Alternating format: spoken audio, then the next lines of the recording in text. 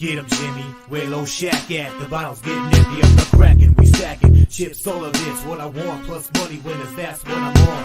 You can say I'm gone, I prefer elevated, pub sports radio. Time to get educated, who get produced, pay the juice, letting loose with so much abuse that the bookies wanna call the truth. They get slaughtered, can't forget Jeff and low baggers in the chat. That's a lethal weapon, cause we need, pubbing.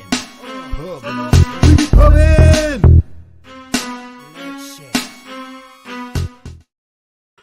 Yo, everyone, welcome to Pub Sports Radio. It's another Tuesday. Jimmy the Bag, myself. We do this every Tuesday. We have a lot of fun. I have a lot of fun. I hope Jimmy the Bag has a lot of fun. I think Jose Bouquett has a lot of fun. I know most people in the comment section have a lot of fun. Jimmy the Bag, since I started doing NHL player props, it's changed my whole prep time and my prep process because it takes a lot of time to price out these props. But in general, I've been doing okay with them. And much more importantly, I really, really friggin' enjoy it, Jimmy the Bag. I love capping NHL with you, NHL in general, and NHL player props. I just love. I've gotten into them. So it takes a lot of time, though. Not that much, but, more than you would think for relative to just capping a whole game. But so I got a bunch of games prepared for NHL player props. We got all the MLB, all the NBA. It's all crazy. I mean, I chose to do Tuesdays with you to avoid huge NBA cards, but I guess right after the national championship, you're going to get stuck with a big one. We got a lot of shit to cover today, Jimmy Bag. How you doing, pal? I'm doing well. It was a fun college basketball national championship live stream last night. 42 games, Pete, that we have to cap today, which is, as you said, extremely difficult. I slept very I don't remember sleeping. I might have got 3 hours at one point. Pete, if we cap 42 games at 3 minutes apiece, and with no time in between and no time off the top, that show would last 2 hours and 6 minutes. I think we can do it. We have a few minutes for jokes here. Yeah, it's just I have prepared 90% of these games. But back in the day when I was doing this for my career, I would never admit that I was not prepared for anything in any situation in any time. I'd be like, yeah, I got every game capped. And I'm not lying right now. I have like 90% of the games capped, but there's like 2 or 3 that I didn't look at. I'll tell you right now.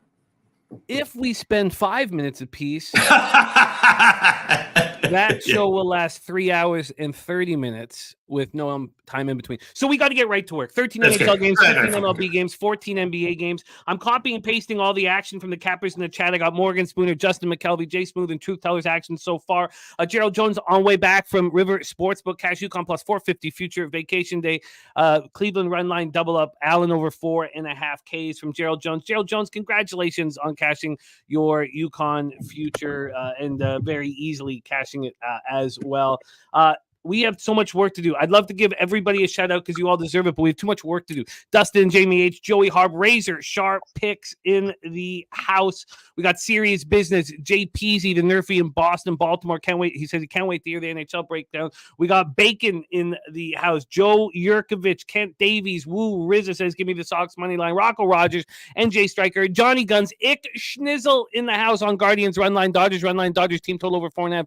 Ick Schnizzle right now stars in our Pub Cup golf championship, Canada versus USA, that premiered last night, and he's so great in it. And it is live and available to watch on our YouTube page under our Pubapalooza events. And shout out to our guy Ick Schnizzle and Jose Bouquett teaming up to represent America against Penny Bombs and Mr. Gokster.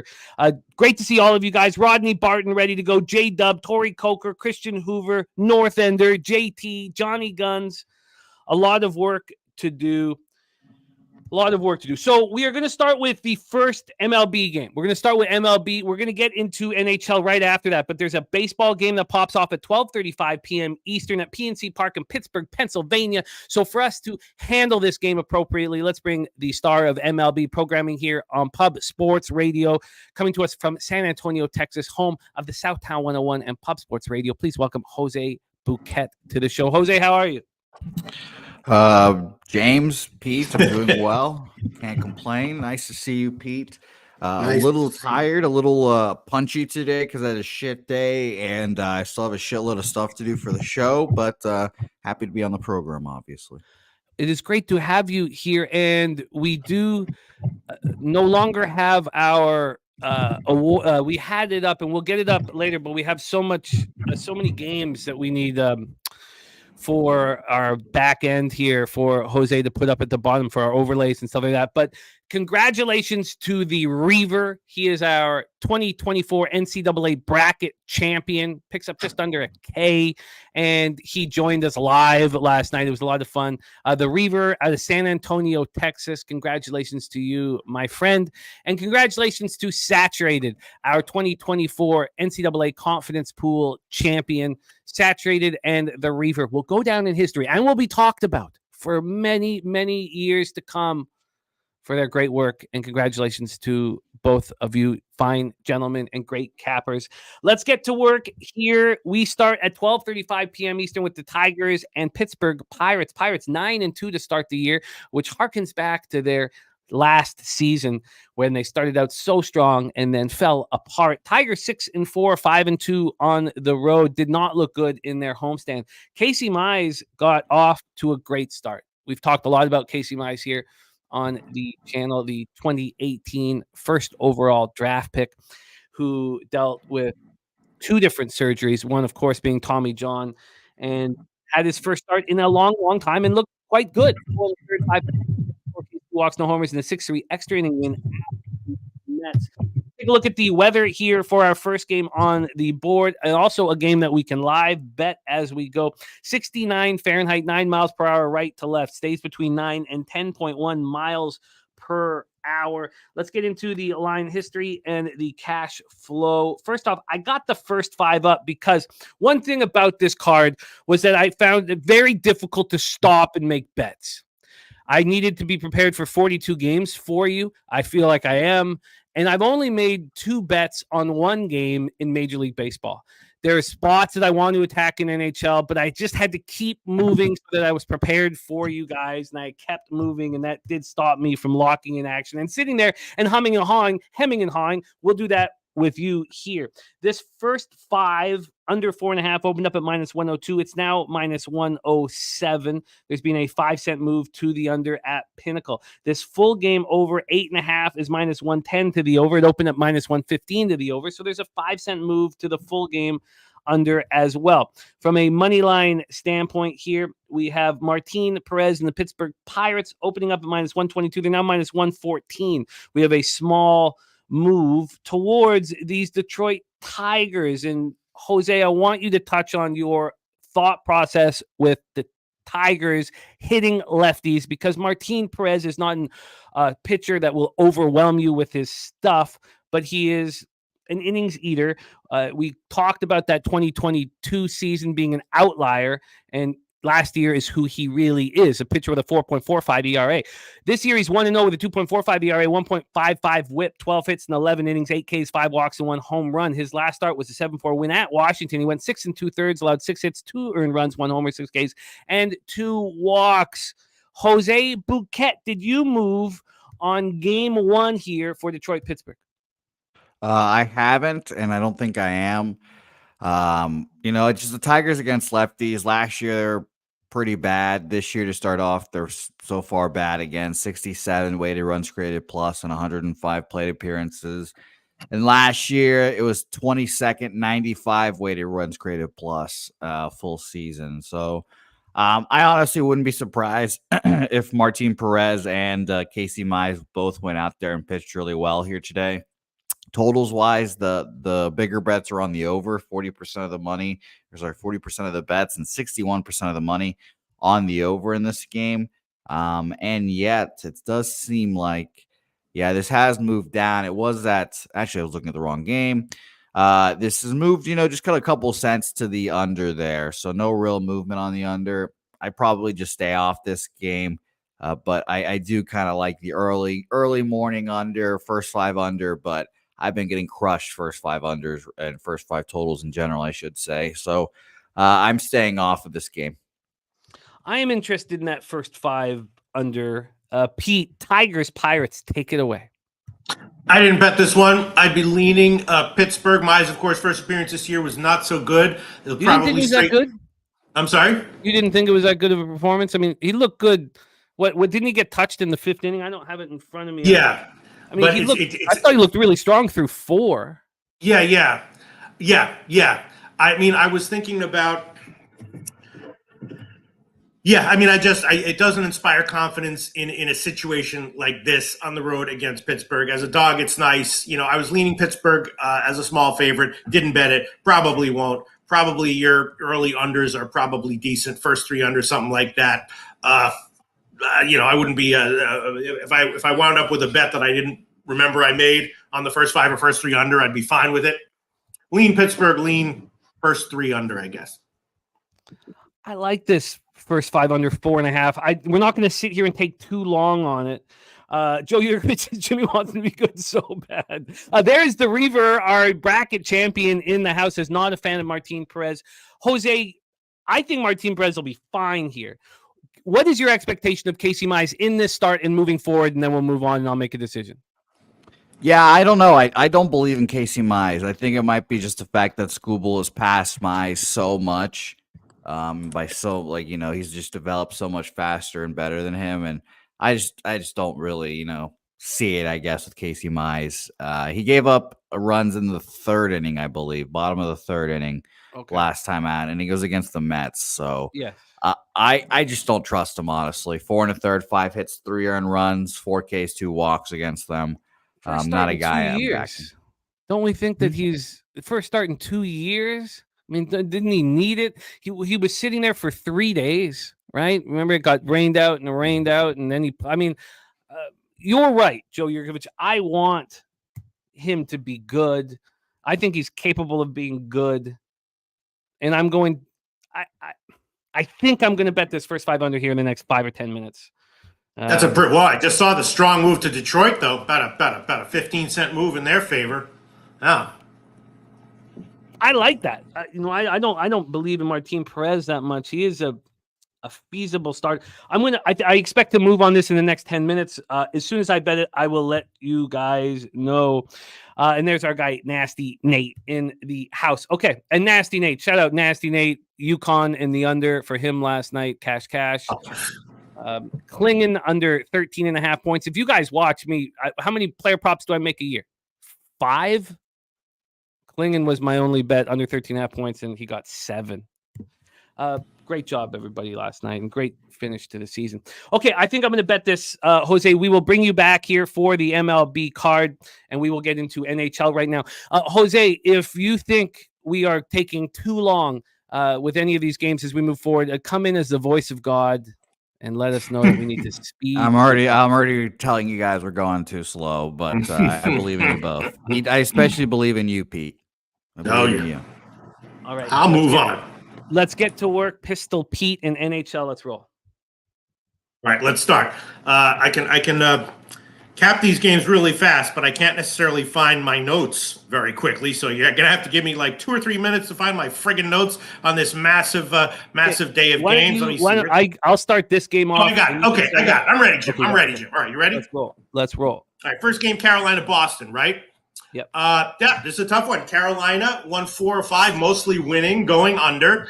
Boston for a while, kind of sub-elite, but now they've won 4 in a row, winning again. They've also been going under.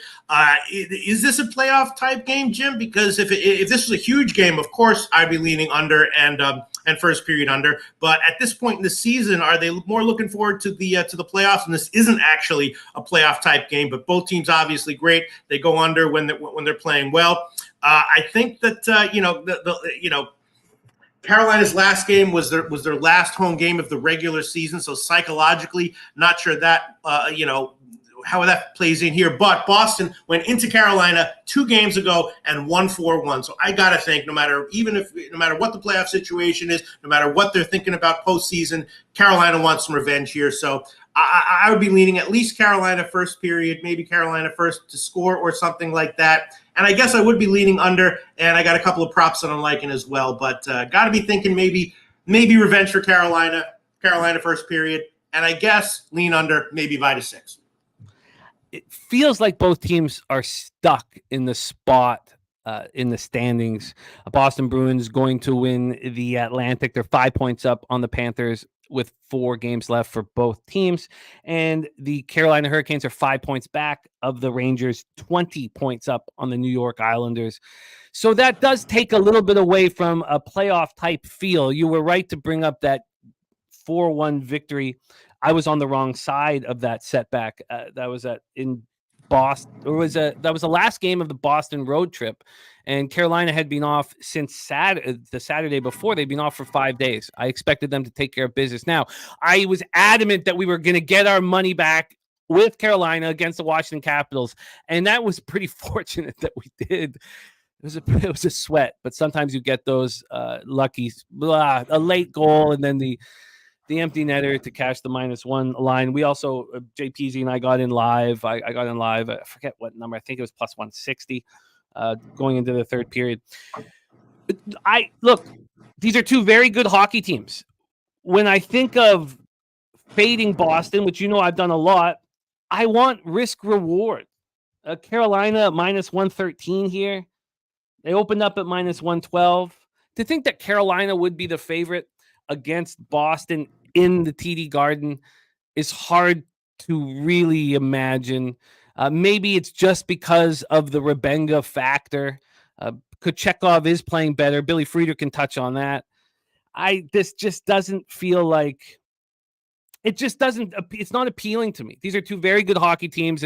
Truth Teller saying a coin flippy type situation. Nasty Nate says Bruins smash. Real Deal Prime says draw. I could get on that draw wagon, but this just does not appeal to me. I do not feel like I have a big enough edge. Sure, Carolina will play hard after that loss and maybe send a loss Boston's way, but this is not appealing to me, Peter. All right. Well, what I'm going to do with these props, you've got to have a great space. I'm just going to quote the Pinnacle line shop during the show, and if I see something like a few minutes after I quote the line, then I'll let you know about that later. But I'm going to start with Andrei Svechnikov, no point, -116. That's a current line at Pinnacle. Svechnikov. I can't even spell this shit. No point, -116, current line Pinnacle. And I was thinking about taking, Otto is playing great right now. So statistically, I love him to score a point at -194 and also the goal prop. But maybe going into Boston, you want to be careful about betting offensive over props, right, Jim? Yeah, I think I would. I think, these are very sound hockey teams. So, we talked about Krejci and Bergeron leaving, but has Charlie Coyle ever stepped up? He's actually become one of my favorite players in the league. I just love watching him play. I love his accountability. I love that he's scored a career high in points. But they're just an accountable group. So are the Hurricanes. I don't feel comfortable with any kind of overs in this spot. Right. Okay. And I am also going to take under. I'm going to buy to 6 though for a little bit of insurance. So I'm going to take Svechnikov, no point, -116. I'll shop around, and I'll take Carolina Boston under 6. I'll shop around for that as well. Right now, Pinnacle has -141, so I'll take that one. And I really want to take Aho point at -194 or so, but I guess I will hold off for now. Well, let's roll on, my friend. That is 2 games. We have 40 to go. Yeah.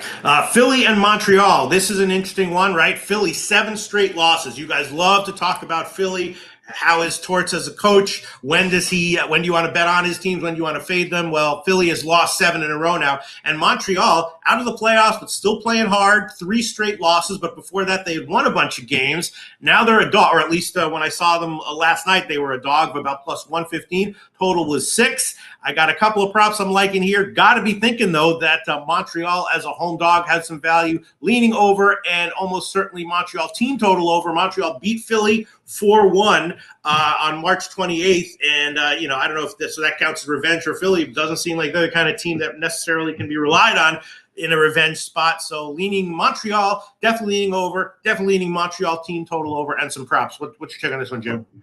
I don't need to drop another monologue on Tortorella. Although that was the best I felt capping in years, fading them Friday and then fading them Saturday with a Columbus team that was missing 8 players, was down to their 3rd string goaltender. It's about as good as I've felt. Seriously, I was just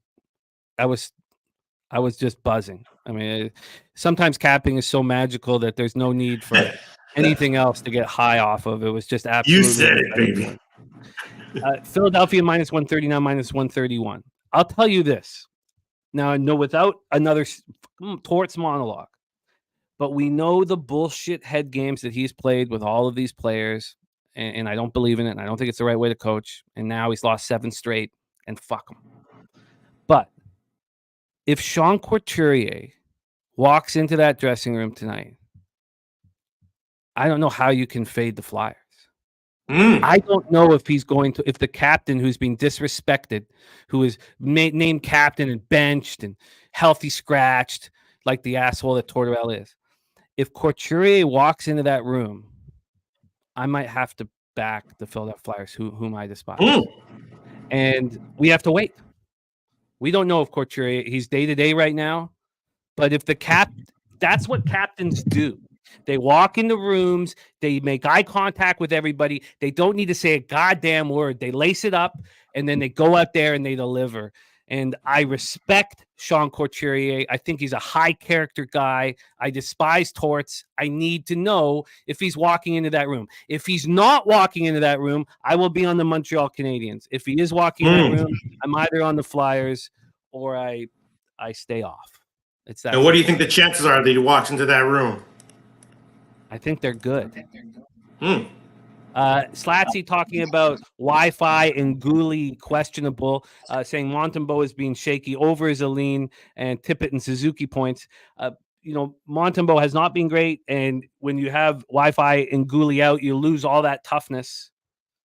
So, that's the fun part about this, Nate Dogg, is that, we're friends and we can have difference of opinions, and that's part of the fun. So you can like Tortorella, I can despise him. That's part of the fun. So that's it. We can move on. But if I think there's a good chance that Couturier walks into that room, and if he does, I don't know how you can fade the Flyers. Okay, I got 4 plays I'm giving, Jim. Stavkovsky assist, plus 163 current line at Pinnacle. I think I like that. As last week, a lot of my big dog leans cash, so I'm going to try to give him this week. That was one of them. Stavkovsky assist, plus 163. Forster for Philly, no assist at minus 354. That's the current line at Pinnacle. I'm going to shop around. I think there's going to be goals no matter who wins. I'm going to take Montreal team total over 2.5 minus 139, current line at Pinnacle. And I'm also going to take the over 6, which is just the full game line there, over 6. I also lean Suzuki goal at like plus 180 or so. Caulfield over 3.5 shots at minus 126 is probably good. But as of right now, I guess I'll just stick to those four bets right there. I love it. And Nate Dogg, he has not had any goddamn success in 20 years. Not any success whatsoever since 2004. But that's part of the fun. Let's roll on here. Pete, I did just bet the first 5 under 4.5 in Detroit, Pittsburgh. First 5 under 4.5 at minus 105. We'll be able to live bet it as we roll through. And Truth Teller is on the Flyers here in this one. There's Subhuman Gaucho, Ken Mizrahi in the house. Steve G says over 6 goals will be scored. Bubberito in the house. Let's roll on, my man. Let's roll on. Okay, next one, Washington, Detroit. This is another interesting one. Both of these teams are battling for the final wild card berth in the playoffs. Detroit is ahead, right? Detroit is ahead of Washington, right, Jim? Yes, the standings I have right here. Detroit's fighting for the spot. Washington, I believe, is technically still in it, but their chances are very low. And Washington, of course, has lost a bunch of games in a row. It's 6 in a row. They've scored 10 goals total in those six games, and they have really collapsed. A week or so ago, they were winning most of their games, and some people were surprised by that. Now they have collapsed. Detroit fighting for playoff spot, won 2 of their last 3, won 4 of their last 5 home games. So it's a high line here for Detroit, in the minus 150s or so, in light of the fact that Washington still is alive and Detroit's one of the teams ahead of them. So obviously Washington didn't come to play. I'm thinking, though, that Washington's struggles are real, and I'd be leaning Detroit at the current line anyway, and maybe a slight lean to the Detroit team total over, and maybe Pat Kane goal at plus 200 or so. Lucas Raymond playing great. His goal props are very low. I don't know why. And his over 2.5 shots at plus 150. But in general, I'm thinking that Washington struggles continue, even though it's a big game for them, and maybe Detroit has some value even as a big favorite. What do you think? Well, here is your playoff type hockey game. The Wings coming off their second win in 3 games, 3-1 home to the Sabres on Sunday. They're playing strong defensive hockey right now. Real Deal Prime says Gallant doesn't win. Talking about Gerard Gallant. Slatsy saying Caps fading 0-6 last 6 and Wings showing life behind Larkin. Wings is the play. It's not that I don't think the Wings are the play. There's 2 spots that come up here. Yeah, Mike, I just moved on it. I just moved on that first 5 under 4.5 minus 105. It's not that I don't think the Wings are the play. It's just at what price do you want the Wings? Right. I don't. This just feels like at this point, and I'll see what my card looks like.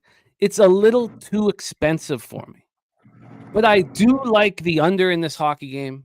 I think that if Washington wins this game, they're right in the hunt. I mean, they're not way out of it. I mean, they're sitting a 1 point back of Detroit right now for the second wild card spot. Now, they're also 1 point back of Pittsburgh. They're tied with the Flyers with 1 game in hand, and they're 2 points back of the Islanders for third in the Met.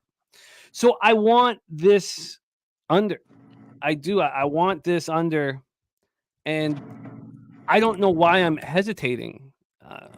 I don't know why I didn't bet it already. Also, there has been no move to it, but I like the under, and I can understand the Red Wings, but I just prefer an under in this one. I think this would be a real close game. I can understand why somebody would be interested in the draw. Steve was saying Lion with uncomfortable with Lion. Lion had that bad run. He's been quite a bit better. Morgan Spooner says, can you bet no goal in the first 10? I could bet, but I could bet first period under 1.5. I do not want to double up on this. And if the score was 1-1 after 1, I still think the under can cash. So or even if it's 2-0 Detroit after 1, I still think the under can cash. So at this point, I'm going to move on the under. I expect to move on the under. And I get the Red Wings. I'll leave the Red Wings here with a question mark here because I would have to take them on the -1 line, and I'm just not sure if I want to do that. But I certainly don't want the Capitals, but I do feel like the under is the play in Little Caesars Arena here tonight, Peter. All right. Cheshire Cat says I'd look to the Caps. Am I getting suckered in here by seeing how Washington has done their past 6 games and being like in a big game where they're the road team? Obviously, you take Detroit. Am I getting suckered here? No, I don't think so.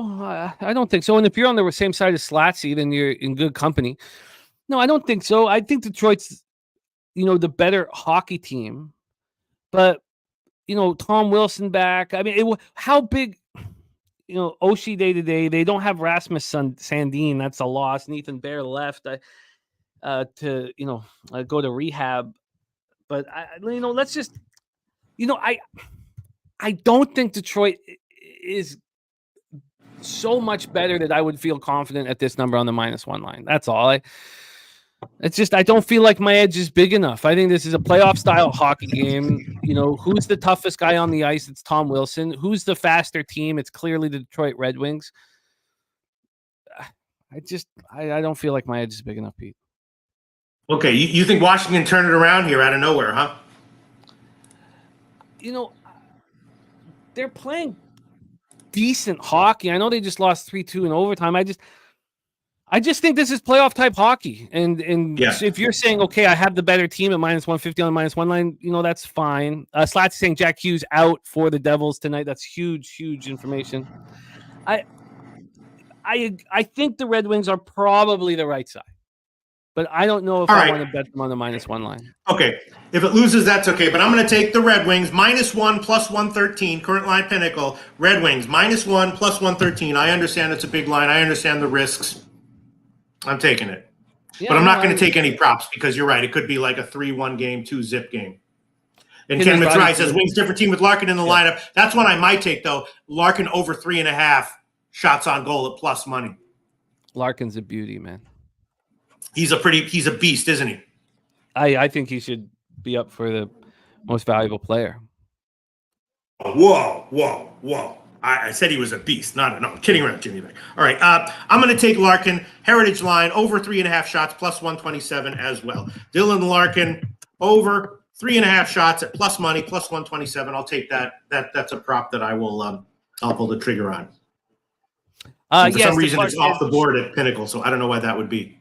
The Clark Edge MLB is next. We have already capped the first game. The Tigers Pirates. I'm on the first 5 under 4.5. Peter and Jose stayed off of that spot, and then right after NHL, we're gonna get right into MLB.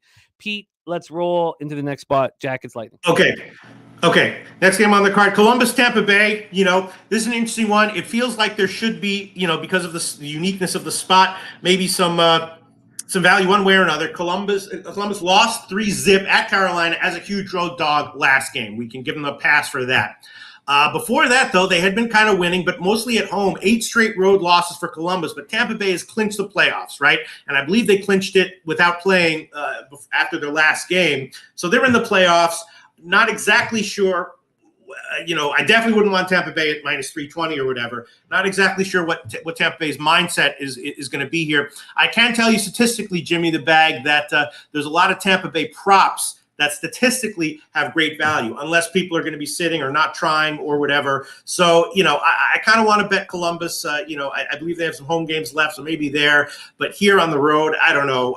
There's no way. Free play, definitely I would take Columbus at the big line. Probably take a shot with the under. And you can tell me more about what the situation is and what the likely psychology is for both these teams, Jim. Well, the Lightning still have the Leafs one more time. So they are 6 points back, with 5 games left for each team. I mean, the chances of them catching the Leafs are minimal. But the Columbus Blue Jackets are an absolute mess right now. And they're playing their hearts out, the guys who are in the lineup. But Boone Jenner has not come back to the team after the miscarriage or the stillborn situation that he's dealing with. And honestly, with Kucherov going for 150 points, initially I thought that the Lightning on the puck line minus 1.5 was the bet. Now it's minus 130, and that's probably too expensive. But this Blue Jackets team is so beaten up, just beaten up beyond comprehension right now. They don't have Tarasov or Merzlikins, so they have Subban backing up Jet Greaves, and Jet Greaves has been pretty good. A Toronto boy, Oakville boy, but the Chinnikov out. Both Jake Bean and Adam Boqvist out. They've been playing without Fantilli, Laine, and Johnson for a long time. It's just probably too expensive. Slatsy says Tampa 5-0 last 5 at home versus the Jackets. 7 of 8 meetings, Bolts have scored at least 4 goals. I don't think we're at the spot yet where the Lightning are going to start resting players. And honestly, I think the Lightning score a bunch of goals and Stamkos continues his run and their power play looks spectacular and Kucherov puts up 4 points. I mean, I want the puck line still. And maybe that's foolish.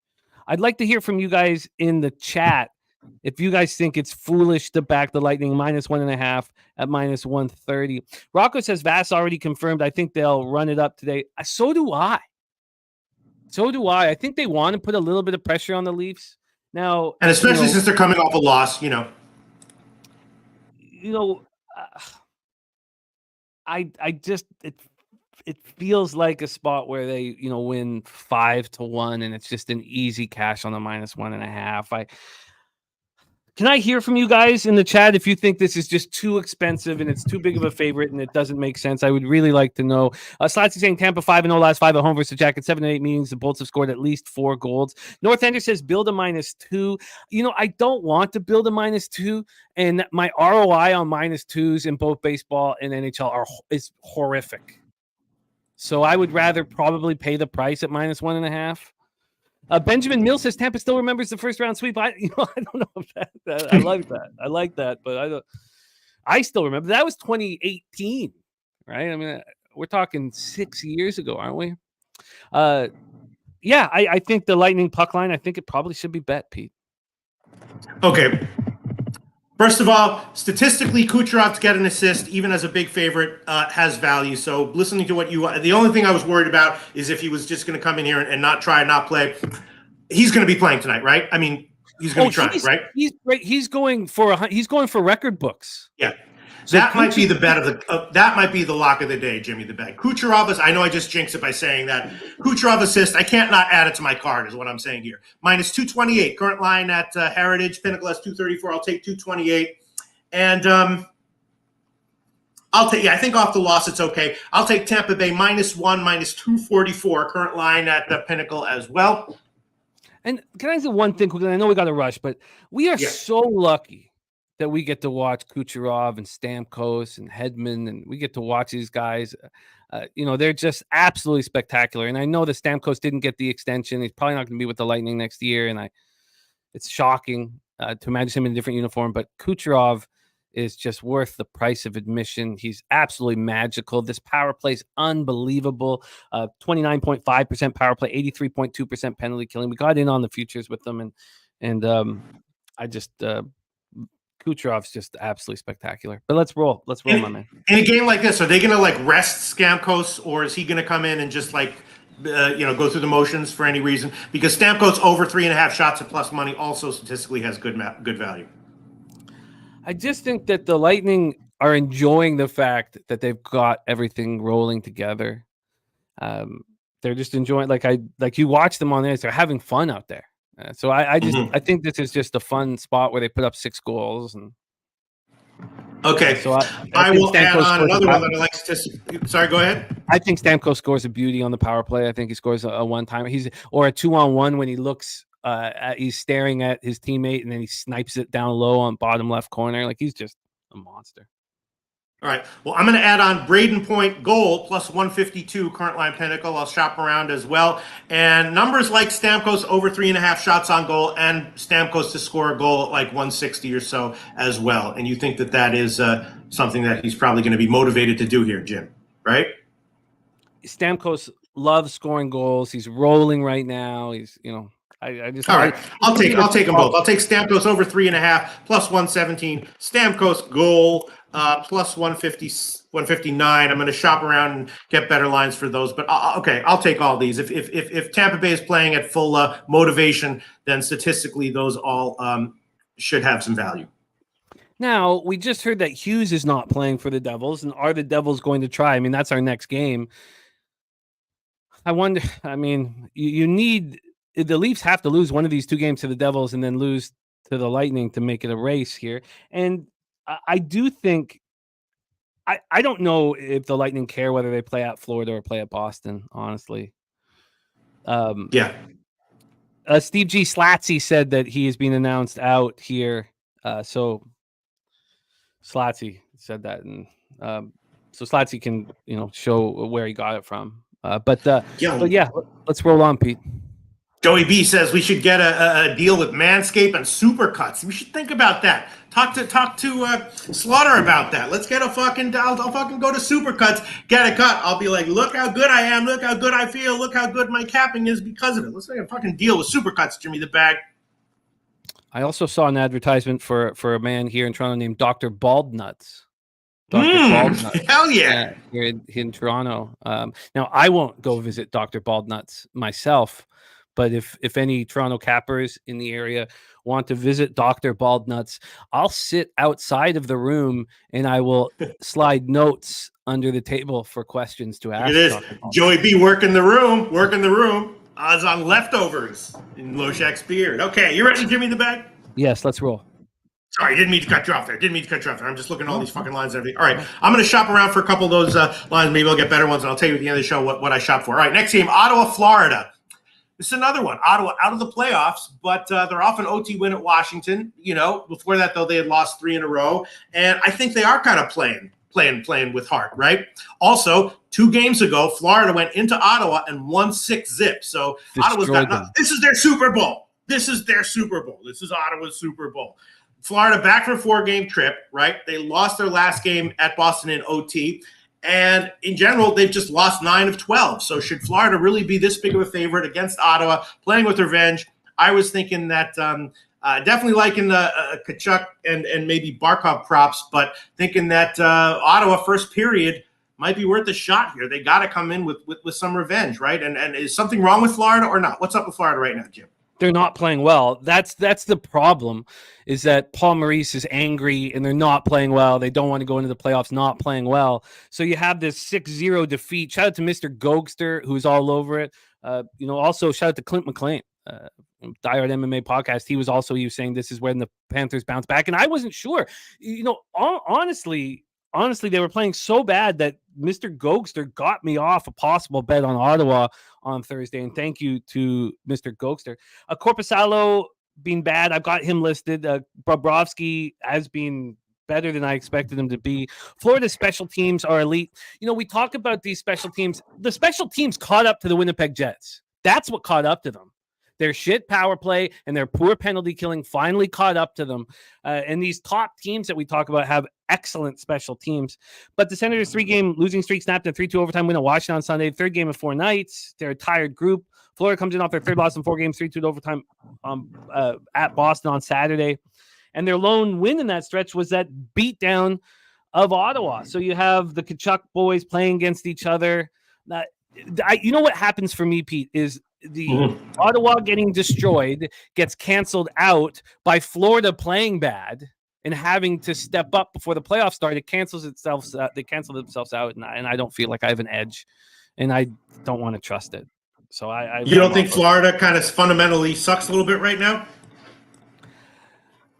I think sucks is a hard word. This is a very good hockey team. They're not playing very well right now. Have they been coasting for a while? You know what? Look, it's a very good hockey team that's been dealing with injuries, and we know what Verhaeghe means to that first line. He's an absolute sniper to the highest degree. So you have Verhaeghe off of that first line, and then you have Ekblad out into the playoffs. We know what Ekblad means to the team defensively. Hedman light. So Steve G saying Hughes is playing. We will get to the bottom of this, Steve. We'll get to the bottom of this. But here, I just don't feel like there's an edge enough for me to move on a 42-game card. It just doesn't interest me. I can't. Is Ottawa going to play with heart when their season's over and they've lost Stützle? So, I mean, you're putting so much pressure on Pinto. So you have Kubalik and Stützle and Hamonic out. You have Angus Cruikshank out. We know that Highmore and North are out. I mean, this is not appealing to me at all. Okay, and my other question is, Alex Barkov statistically has been playing great. Statistically, Barkov to score a goal at plus 200 has great value. Is there any reason to think that is not a good play here? I don't. I mean, if Barkov to score a goal is plus 100, is that what you said? Plus 100, then he's 200, Jim. Okay, good. Thank God. Okay, yeah, at plus 200. I mean, that makes sense. I mean, that's around the right number. And that is being confirmed by a few different people. Slatsy's call on Hughes out of the lineup. So thank you for everybody backing that up, and it's all good. Steve G trying to get to the bottom of it, but when Slatsy says something, it's it's okay. So you think Ottawa is too crappy to take a shot with them first period for revenge purposes against Florida, because Florida is also probably going to be a little salty here coming off the loss to Boston.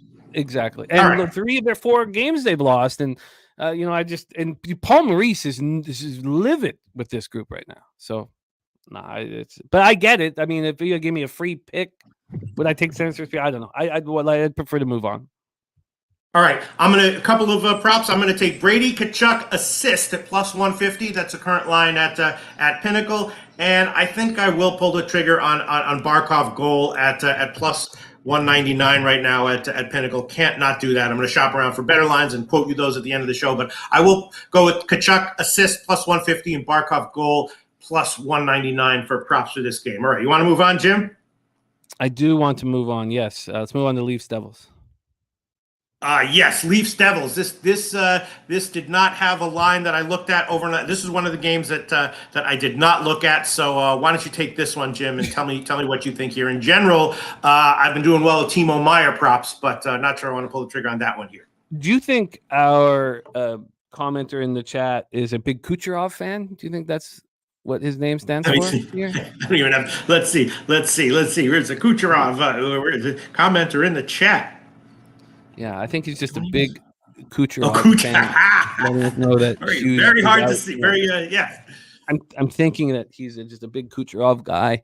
Let's roll on here. Maple Leafs 44-23, 9-23, 9-6 on the road at New Jersey Devils 37-36 5, 17-19 3 at home Prudential Center in Newark, New Jersey. These teams have a home and home Tuesday and Thursday. So, I mean, what is the story with Hughes not playing? I mean, so Marino is out, Lazar is out, Bastian is out. Now Marino could come back today. So, I mean, I'm surprised that Hughes isn't playing. Leafs are on the second half, back-to-back, winning their second straight in 5th and 6 games, 3-2 at home in overtime over the Penguins last night. The Devils coming off their 4th loss in 5 games, 3-2 in a shootout. My note here on the very below the time of this game is: are the Devils going to try? And I think that with Hughes sitting out now, the answer is no. So do you want the Leafs here on the second half of a back-to-back? They probably win this game and they clinch 3rd and head to Florida in the first round of playoffs. God, how magical is that playoff series going to be?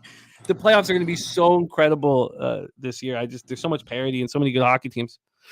So maybe the Leafs are the play on the second half of a back-to-back. Let's just take a look at the line history. Now, Truth Teller saying Devils need this. Are they still trying? I mean, they have 79 points. They have 4 games left. So the most points they can score, they're going to have this year is 87 points, right? That's the most that they can have.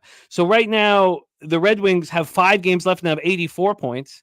If the Red Wings, wins in regulation, I guess the Devils are ahead. So they'd have to win 2 of their last 5 games, or the Penguins need to win 2 of their last 4 games and it's over. I think the Devils have thrown in the towel, honestly. And the Leafs at minus 127, opening up at minus 110. The Leafs are probably going to go in there and win this hockey game and clinch. And I'm figuring this out with you guys. But yeah, I think now one thing about the Leafs on the second half of a back-to-back, where they're sort of, I would wait a little bit just to ensure that everybody's in the lineup for the Leafs. But yeah, I think the Leafs are the play here. I didn't realize that. I think the Leafs you can take them on the -1 line for a better score, which I think makes sense. I think the Leafs roll in the Devils and take care of business. What I think, Pete. Okay, I'm just looking at lines here. I'm looking at lines here. Sorry, Jim. No worries. So I expect to bet the Leafs. Now, do I want to wait a little bit longer to ensure that Marner and Marner's in and nobody's sitting? I don't even know if I need to. I don't think I need to. I think that it's Liljegren and Edmondson are out, but yeah, I think the Leafs take care of business. I think the Leafs are thinking about getting a chance to clinch the 3rd spot in the division and rest. So yeah, I think the Leafs are the spot. But let's roll on, Pete. We got a lot of work to do. Yeah. Okay. Next game, Rangers Isles. This is a tough one, right? Rangers obviously great, right? 1-8 of their last 9, rolling, scoring, overs in most of those games. Isles now, just kind of a disappointing team. I've gotten burned taking Isles player props recently.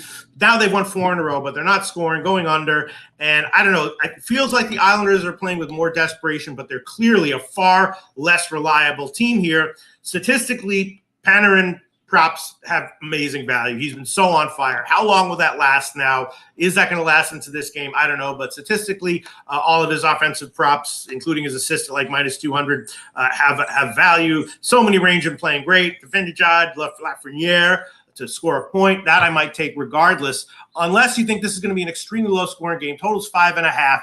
Isles a small home dog, and the Rangers just absolutely rolling. But feels like the Islanders are more desperate. But again, far less reliable team. What's your take on this one, Jim? I love the psychology behind our capping, and I love the cappers that use models and focus on strictly on numbers. I love it all. When Waugh became coach, I said to you guys on this show, Varlamov is going to shine. And there was just, Sorokin wasn't playing very well, and now he's got arguably the greatest goaltender in NHL history watching him, and I was like, Watch Varlamov step up here with no pressure on him and getting Waugh's tutelage. And that's what's happened. Varlamov, I guess, is the starting goaltender for the Islanders if game 1 of the playoff starts right now. Rangers power play 26.4%, penalty killing 83.6%. Coming off their 3rd straight win, 8 in 9 games. This team is absolutely rolling, and they want to clinch the number one seed. They want to clinch the President's Trophy. Maybe they won't get it. Maybe Dallas right now. Do they have the lead on? So yeah, they're right there. They're about to clinch the President's Trophy. They're about to clinch a home ice advantage throughout the Stanley Cup playoffs. That's a big deal. That is a big deal. So they're going to play. And then the Islanders have won 4 straight. They're playing the best they've played all season long. This is another game that, if I was a draw better, this is the time of year to bet them. I think the draw is probably in the cards. Real Deal Prime saying Hasek over Waugh. Well, I agree with that. I agree with that. I mean, you could say Ken Dryden over Waugh. Maybe Waugh's not even the Montreal Canadian goaltender. But Rangers, Islanders, both teams need this game so bad. I mean, then do we want to look at the under? With these teams, and I shouldn't say both teams need the game so bad because the Rangers are going for the President's Trophy. It's not as important as the Islanders trying to get into the playoffs. But this total at 5.5, I think it's the right number. It snuck up to 6 at 253 this morning. It wasn't a real 6. It was plus 105 to the over, minus 118 to the under. I just think this is probably lined correctly, and it's going to be a fun game to watch. But I don't feel like I got an edge. So the Islanders are like an okay team right now. They're not just a crappy team that just disappoints every which way you look. They're not. I'm sorry? They're not a crappy hockey team. I like the way Lamoriello has built them. I like Pullock and Pelican. I like the team. I think they're a good hockey team, and the Rangers are a great hockey team. So the Islanders are a good hockey team. Rangers are a great hockey team, and Islanders need this game so badly. There's our guy Wham Bam 3000 in the chat. Wham Bam. So yeah, this is a no move for me. Rangers Islanders is no move for me. All right, I'm going to add on one player prop here. Matt Barzal over 2.5 shots on goal, minus 122. Heritage Pinnacle has minus 124. And you think it's probably going to be a low scoring game, Jim, because it's such an intense, important game, right?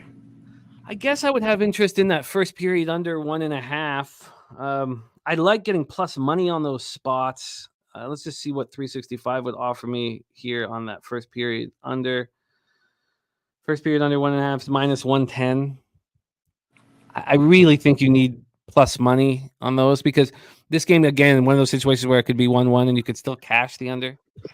I guess I have interest in the first period under, Pete, under 1.5. That might end up making my card. I'm asking because statistically, Lafreniere to get a point at like even money is a good bet.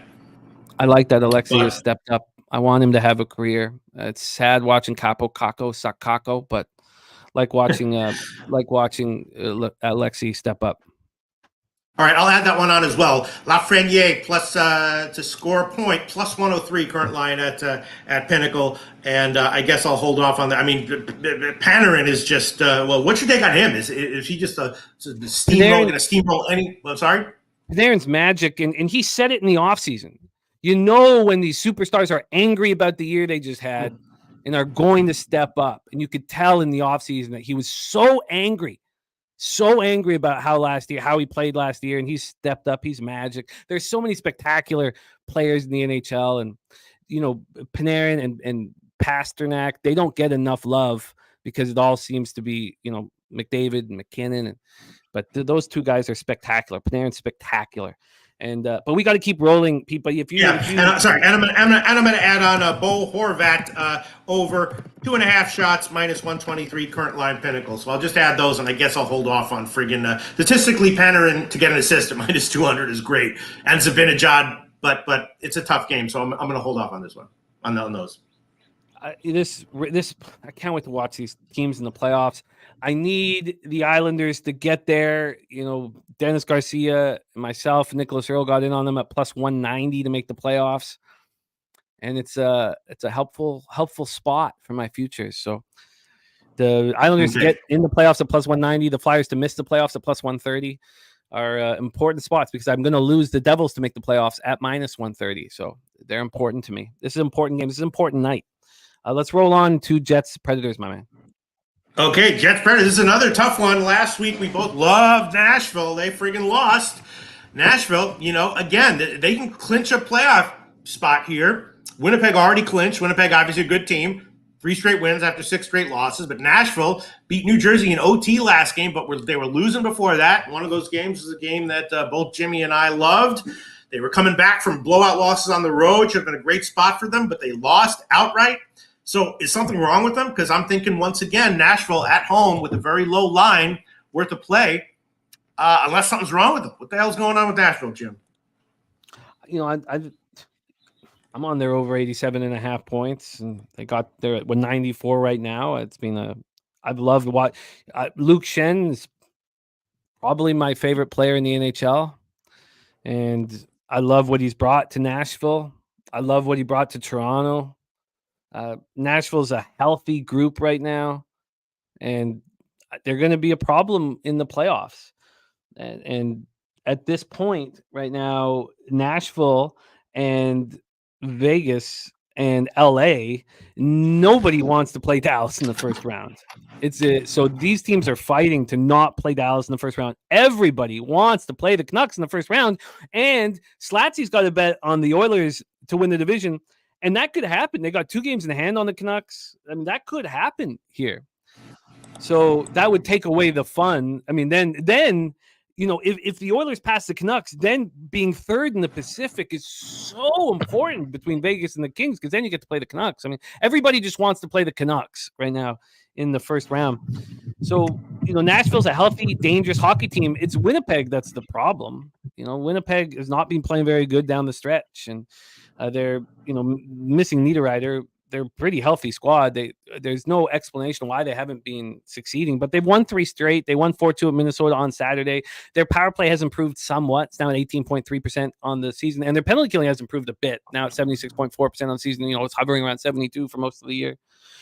I don't feel like there is an edge here, but this will have a playoff type feel to it, and this total opened up at 5.5 minus 119 to the over, which is exactly where it is right now.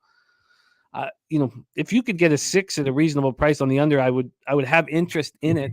Again, Saros, I just don't trust Saros enough. Small goaltender, which I love that he's made it this far, but he's hurt me at times, and I still believe in him. 908 save percentage, 3 shutouts. I don't feel like there's enough of an edge here. It's just going to be a really good hockey game. All right. So you don't think Nashville is once again worth maybe a shot? I wouldn't disagree with it by any stretch of the imagination, but this is a time where Rick Bowness is an old school coach. I mean, he doesn't play mind games with his players and have them, thinking about. I don't want to get into it, but Rick Bowness is an old school coach whom I like very, very much, and he wants them playing very well coming into the playoffs here. Nashville opening up at minus 107, now at minus 108. I just feel like this is lined correctly, money line and total. And Steve G says Fred's going to bounce whoever they play in the first round. God, this playoffs are going to be so goddamn exciting. But yeah, I don't feel like I have an edge here, Pete, personally. All right, I'm going to add on one prop. This kid, Luke Evangelista, playing with some life to him, over 1.5 shots, minus 208 at Caesars. Luke Evangelista over 1.5 shots, minus 208 at Caesars. I'm sorry? Oh, no, that was great. I'm just clearing my throat. Let's roll. All right, next game, Buffalo-Dallas. Once again, Dallas just absolutely stomping people. Buffalo lost to Detroit last game, but, had been winning before that. Buffalo, are they mathematically in? I mean, they're basically out, but are they still in mathematically? Well, they are still in mathematically. I mean, they have the same situation as the Devils, the exact same. So they could get up to 87 points on the season. And so they're not going to make the playoffs, but they're a young group that's trying. Right. And their last loss was very frustrating. It was at Detroit. And that was a game that didn't necessarily mathematically eliminate them, but basically eliminated them. So now they're coming back here on the road, going up against Dallas, who's stomping everyone, right? They returned from Colorado. They won 7-4 at that one. They're just winning most games, not every single game, but I think they've won 9 of 10. And, now I'm not exactly sure. I mean, Dallas is friggin' awesome, but is this maybe a spot? Buffalo coming off a frustrating loss, and they do have some talent and playing with maybe some purpose. Maybe Buffalo first period. What do you think? You're on the exact same wavelength that I'm on. This is the third game in 4 nights for Dallas, which is why I was like, maybe the full game is the better look. Yeah. Really. But I want Buffalo here. I mean, you have the Stars coming off that hugely impressive 7-4 win at Colorado on Sunday. It meant so much to them. It was sending a message to the Avalanche. Who won the Stanley Cup just a year ago, 2 years ago. It's just Sabres are playing hard, and it's one of those tricky spots. There's our guy Tone Miggins in the house. What a move! Our Tone Miggins levels play of the day yesterday. Fast Cash levels play of the day was UConn first half, and took care of business as our guy Tone does. Look, I want the Buffalo Sabres here. My problem is pressing the button and actually betting it. That's been my problem. It's just hard to fade Dallas at home, but this has got to be the spot. I mean, we saw the Stars weren't in a good spot, except the fact against Colorado, like the trends and so much was going against them, but they had just lost to the Blackhawks the night before. So they were going to come out with guns a-blazing. They were kind of overlooking the Blackhawks. I just don't know. I don't know. It's just hard for me to actually bet this, Pete. That's all. All right. Well, is Dallas like a great defensive team? They have a defensive coach, and they have not overdone. Nobody's playing 20 minutes a game forward. Like their top players aren't playing enough. They're going forward deep, and why Johnson's brought them to another level. They have so much depth. They're playing accountable hockey. Even players that I don't believe in that are playing accountable hockey. Players I despise are playing accountable hockey, and they're a very good hockey team. Very good hockey team. Real Deal Prime says Buffalo some positives this year. We have goaltending and defense now. The offense didn't show up like last year. Team Scout you and the Sabres didn't adjust next year. Look out. Yeah, Real Deal Prime. I didn't want them this year, but I've been talking about. I know that Dahlin and Owen Power are going to hold the Stanley Cup over their head, and I think Bowen Byram's a nice addition to the squad. So, yeah, look, I want the Sabres, and full game has got to be the look. I honestly, it's one thing making it a pick or saying I like the Sabres in this spot. I think that the risk reward's right. It's another thing of actually betting them, and I've been staring. This was one of the first spots that jumped out at me, and I haven't bet it yet because it's scary to bet against the Stars at home. Mm-hmm. So. All right. Yes, I like the Sabres. All right, I'm going to give 4 plays here. I'm going to take Buffalo first period. I'm going to take Tage Thompson point at like minus 178 or whatever. Last week, I liked Alex Tuch to get an assist, and that was a lean I mentioned, and I think I'll give it again. And Matt Duchene, no point at about minus 120 or so. That looks good. I'm going to look at Pinnacle right now, get these lines. It is very scary, isn't it? It is very scary, but I'm going to go for it. Hopefully Buffalo – I'm sorry? Go ahead. I think I can get there. I think I would prefer full game. I think I can get there, but I'm going to need to – Buffalo, you prefer full game? I think I'd rather go full game. I know that we want to cut it down to 20 minutes, against great opposition, but this is their third game in 4 nights coming. I mean, how do they not have heavy legs here? Shout out to our guy, Billy Friedrich. Pig Milk Play of the Day is in. So I'm going to be alone after the show in the corner in the dark, and hopefully I have the balls to bet Sabres in some way. It's not an easy thing to do.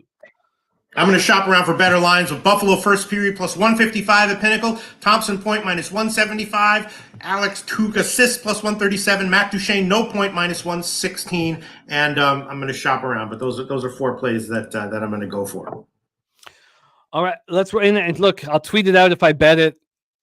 I hope I can bet it, but of course, the other Jamie Benn to get a point statistically is awesome, but I'm just wondering if it's not, and his goal. But I'm just wondering if it's not a good spot for him. I don't think that this is just not a good spot for the Dallas Stars. So maybe Buffalo first period is the right way to do things. Spreadsheet play today, the Detroit Red Wings from our Ron. There you go. Today, Detroit Red Wings. We got to keep rolling, my man. We got so many games. We got to keep rolling. Okay, next game on the card, Minnesota, Colorado. Another interesting one. Minnesota beat Chicago last game, shut them out 4-0. but they had lost most of their games before that. And Colorado coming off of that 7-4 home loss to Dallas, and they've now lost 5 of 7. One of those wins, one of those 2 wins in those 7 games was at Minnesota. So Colorado stinking it up. They're a big home favorite here. Minnesota maybe coming in with revenge, maybe, or maybe they don't care. Mikko Rantanen is in concussion protocol, so I don't know if he's going to be in there tonight. But, once again, what is the motivation? What are the motivational factors for these teams? Colorado coming off a bad loss to Dallas and losing in general. Minnesota off a nice win and going in up against a team that beat them at home very recently. What do you think, Jim? Colorado has to win here because Winnipeg, if they beat Nashville, they've got a game in hand. They're 2 points back. And I need Colorado to not get 5 points out of these last 4 games because I've got the under 106.5 on the season, which I expect to lose. Marc-Andre Fleury and Alexander Georgiev. Is Marc-Andre Fleury? Can somebody in the chat tell me if Marc-Andre Fleury is confirmed going up against Alexander Georgiev? A Minnesota power play 21.5%, penalty killing 74.3%. It's really hurt them this year, their penalty killing. Colorado 24.6% power play, 81.7% penalty killing. Let's get into the line history here for this one. We have Colorado sitting at minus 192. They opened up at minus 195, so there's been basically really no movement here. From a total perspective, let's grab you guys the line history on this total and then roll into the X's and O's here. Avalanche coming off their second straight loss, 3rd in 4 games, 7-4 at home to the Stars on Sunday. They've allowed 13 goals over their last 2 games. I talk about the Avalanche, in my estimation, just not being quite tough enough to go all the way through. And Josh Manson, he'll tell you otherwise. He'll say, look, I'm the tough guy here and we'll be fine. And they have enormous amounts of skill. But Bednar is a tough guy, their coach. And if I just can't imagine allowing 13 goals in 2 games, 4 games away from the playoffs in an extremely difficult division, I would lose my shit. I would lose it on my team. I would freak out. I would kick a garbage can over. I would throw a stick. I would scream at everybody. I would lose my shit before the hockey game. If they're going to play like little bitches, they're going to be treated like little bitches. I would just lose my mind. And I imagine that he's going to do the same thing, which would mean that this total at 6.5 is probably, probably a move to go under this or take the Wild team total under. But can you do that with the way the Avalanche are playing? I mean, Minnesota comes in off having their 2-game losing streak snapped in a 4-0 victory at Chicago on Sunday. And, they've had a bad season and it's about to end. They have no chance to get into the playoffs. They have nothing to fight for, but they don't like Colorado. Brent Cook says Avs coming off a loss, Wild off a win. Give me the Avs. I think you're probably right. I think you're probably right. Steve G, who knows this team inside and out, says goals galore. He likes the over. Avs defense playing sloppy. See, that's where I'm not sure, Steve, because we're too close to the playoffs still. Out 13 goals in 2 games. They better step up defensively if I was coaching them. I guess Colorado on the -1 line is probably the bet here after losing to the sides. Probably the bet, Pete. The Wild have given up. Why wouldn't we just? And this wasn't a part of my plan coming in, but why wouldn't the Wild on the -1 line? This is probably the right line for it. Colorado needs to win. They're coming off a loss. It's fine. I mean, Rantanen is an important piece, but it's fine that he's not in the lineup. And Steve G saying Love and Druin tonight with Mikko out. Yeah, you know what? The Colorado -1, and maybe it takes a little bit of the sting off of losing this under 106.5. Minnesota's given up. I don't see why they care. They bounced back from that losing streak by beating Chicago. Now they have an angry Avalanche team, and they're going to lose to an angry Avalanche team. So, respect, Brent. I learn from you. We learn from each other. That's how we work here. And I'm telling you, I was down 23 units at one point in NHL. I'm down 5 right now. And the black is coming, baby. The black is coming. Mark my goddamn words. The black is coming. I think the Avalanche -1 is probably the look. And I think I bet it. Colorado needs a win here, right? They need a win here. Yeah. And they're going to get one against a team that's throwing in the towel. I didn't realize. Okay, Jim, once again, I didn't realize Go this. ahead. This is the spot. I had not formulated this opinion until I talked it out with you guys. Avalanche -1. So let's. Okay. What did you want? Well, I might tell it, Jim. Once again, I'm like line chopping because there's so many props. I'm not like interrupting you and everything with my line. But at the end of this segment, there's 4 things I like here. I'm going to take Ryan Hartman over 2.5 shots at plus money. He's coming back from an injury. I think he'll be active again. Matt Zuccarello, no point at plus 150 or so, like in that one. No brainer. Nate McKinnon over 4.5 shots at minus 150 or so. And someone said it before, Druin to score a point at minus 185 or so. I'll shop around for the best line, but those are 4 plays that I'm liking. And Druin over 2.5 shots at plus money is probably decent as well. But I'll hold off on that one. I like it. I like this game a lot now. Actually, I think this is one of the best bets on the board now. So okay. I copied and pasted. So move on, Jim. Basketball action here, but let's roll, my man. Okay, next one, LA Anaheim. You know, someone in the beginning of the show posted about how LA absolutely has dominated Anaheim. That might not be fluky because LA's been pretty good. Anaheim has sucked, right? Anaheim mostly losing now. LA won 3 in a row. Kings obviously way, way better, but this is a huge line. I was thinking maybe an over with the high total here. The Kings just always beat and Anaheim is just bad right now. The Kings do need a win here, I believe. And so it's a massive road favorite line here for LA, but maybe it's worth it. I was thinking about maybe the over, maybe LA team total over. I have no props on this one. Didn't price them out. What's your take on this one, Jimmy the Bag? Kings are playing well right now. 3 straight wins. That 6-3 win at home over the Canucks on Saturday was very impressive. Obviously, you guys know I'm invested in them in the futures market, so I need them to step up. They're getting healthier. They're playing good hockey. The Ducks coming off their 2nd straight loss, 7th in 8 games, 6-5 in a shootout at home versus the Blues. Nice to see Zegras, back, but Mason McTavish with the lower body injury, Max Jones is also day-to-day with an upper body injury, and Pavel Mintyukov still out. And then it's going to be Dostal, who 3.47 goals against average, 898 save percentage. I've watched him step up at times, and Slat says useless Saturday. Kings 8-0 last 8 versus Ducks, 5-0 last 5 versus Ducks in Anaheim. Yeah, there's going to be a full arena for an Anaheim game, which is something they don't get, and the Kings deserve to be minus 1.5. Fanatical Jim says my only concern is Colorado 3-0 against the Wild this year and rolled them 5 days ago. Yeah, but they've lost 3 of 4. I mean, it's a similar situation to the Florida-Ottawa game. So I get, but the difference here, I think, and that's why I'm betting it, Jim, but I love that you brought this up. I think it's because the Wild have given up, I think. And I'm going to bet it because that's my expectation here. So, Kings and the Kings probably should be this big of a favorite. I just don't really want them on the puck line here. They've been playing very good hockey, and are they going to come in sharp against this Ducks team that's 11-25-3 at home? I don't feel like this is appealing. I certainly don't want anything to do with the Ducks. So, and we have 2 games left, Pete, before we get into MLB. First pitch popping off for Detroit, Pittsburgh. I'm on the first 5 under 4.5 minus 105.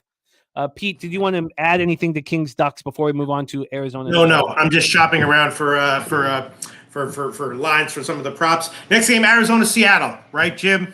Arizona, not too shabby. Better than not too shabby. Won a couple in a row. They've actually won maybe like 2/3 of their last 10 games or so, scoring, going over. Seattle, though, back home for a 3-game trip, won 2 of those 3. And Seattle's playing well, right? They got that guy Shane Wright, who's back up, and he's playing very well. I think there's some good. He's playing with confidence and playing. But there's just a good mojo for Seattle, so they're a big favorite. I don't really know if they're good enough to fade Arizona with that line. Thinking about maybe a shot with the over, maybe Seattle team total over, but I was thinking about taking, Arizona not too shabby, but maybe they'll come in here and Seattle's mojo will steamroll, and maybe Seattle is worth a shot. What do you think, Jim? There's one key for this hockey game. Sorry, let me just get this in here. There's one key here. I do want to mention here, because you bring up Shane Wright, that Landon DuPont has been given the exceptional status to enter the WHL in 24-25. We're not going to be able to. He won't be draftable till 2027. But Landon Dupont is the next great defenseman, the next superstar defenseman. And it's not always a guarantee when you get the exemption that you're going to be a superstar, because look at Shane Wright. Now we have Michael Misa, who's going to be the number 1 overall pick this year. He was given the exemption. Joe Valeno in 2015, and he's not showing, if you go back further, Shane Wright's showing nothing. Sean Day was given the exemption in 2013. He's in the AHL. He's not going to get it. So it's not a guarantee, but Tavares, Ekblad, Connor McDavid, and Landon Dupont. You are going to hear that name again, Landon Dupont. The big key for this hockey game is Jared McCann, Vince Dunn, and Adam Larson. So they all missed the last game. They're all day-to-day, but they haven't played since Saturday. Since Friday. They haven't played since Friday. So, and now they come back home. Are all 3 of them going to be in the lineup? Jared McCann, Vince Dunn, and Adam Larson. You can't get more important 3 players to this hockey team. And Adam Larson was gone for a personal reason. So are all 3 going to be back here? Because if all 3 are out, I'll be on the Coyotes immediately. And I watched the last 2 periods of the Vegas Coyote game, and it was absolutely the craziest shit I ever seen, watching Vegas put up 4 goals in the second period. Then the Coyotes' answer was 6 in the third. They're coming off their second straight win, 5-2 at the Sharks on Sunday. They're playing hard. They're trying. Slatsy says Yotes at plus money. I will join you with Yotes at plus money if Vince Dunn and Adam Larson and Jared McCann are all out. Without a doubt, I'll bet it as soon as I can. If 2 of the 3 are out, that has to be including one of Vince Dunn and Adam Larson, and then Jared McCann. I need one of those defensemen out. So it's all about the injuries here, and we got to wait, because if these guys are out, Arizona's clearly the play. If they're in, Arizona may still be the play, but I don't know if I can get to the window. That's my feeling here. It's all about those 3 players, and we've had a long break, and now we're back home, so they could all be in the lineup. That's the most important part here of this cap. Okay. Rod Zawacki on Coyotes money line. Cheshire says kind of like the Coyotes. Slatsy on Yotes at plus money. I hope that I can join you guys, but I will not do that if all 3 of those guys are back in ready to go.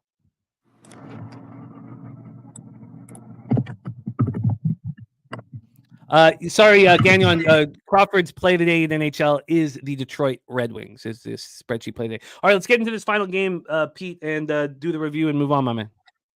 All right, final game on the card, Calgary, San Jose. San Jose, a massive dog. Calgary, of course, they could have saved their season, and they didn't. Lost 8 of 9. San Jose, awful. They won 2 of last 5, both against St. Louis, but they're a shitty team. Calgary has to be pissed, but I just don't see how you can. I don't know. Who's more awful? Who's more disappointing? Who do you want to fade more? Calgary, San Jose, free play. I guess I'd chuck it on San Jose. Total free play would chuck it on the over. I guess no props because I didn't have time to price it out, and that's my take on it, Jim. Shillington and Hanley are day to day. They 2 defensemen that they want out there. And now Hanley was picked up off of the Stars. I knew he was going to be picked up. I think Hanley should have probably gone to a playoff team, really, when he was put on waivers by the Stars. And Mangiapane as well. I would love to back the Sharks here. I'd love to. And again, it's sort of like fading the Stars with the Sabres. The problem is you have to press the button and actually bet it. This opened up with Calgary minus 212. They're now minus 215. They come off their 3rd straight loss 4-2 at home versus Oilers on Saturday. They probably win this game. They probably do, but I would like. I've got question marks beside the Sharks. The Flames just. I don't see how they care. I mean, you want to watch Huberdeau be more invisible. I kind of like the Sharks here, and again, it takes big balls to actually bet these dogs like the Sabres and the Sharks. And I hope I can get there. I want to get there. I want to get there after the show. I want to. Rod Zawacki says Sharks money line, big balls out. Calgary sucks. I respect that. And so I'd like to get there. I want to get there. I'm going to try so hard to bet this after the show. And, we're talking about real money and real consequences. And I've got to get over that hump. But I don't want anything to do with the Flames. So, yes, I'm interested in the San Jose Sharks tonight at home. Very interested in them, Pete. You moving on this Sounds one? Good, Jim. Sounds on good. This one, or do we review? No, I didn't have time to look into it as deeply as I would like to because there are 13 fucking games and MLB and NBA, Jimmy the Bag. Let's review all action here. I will go first. By the way, Ron Crawford's spreadsheet play of the day is in, and it is the Detroit Red Wings. Shout out to our guy, Mr. Ron Crawford, Detroit Red Wings. Slatsy's on the Red Wings. Peter's on the Red Wings. Maybe I should be on the Red Wings too. I do have the question marks beside the Red Wings. I will think about it a little longer. Shout out to Ron Crawford.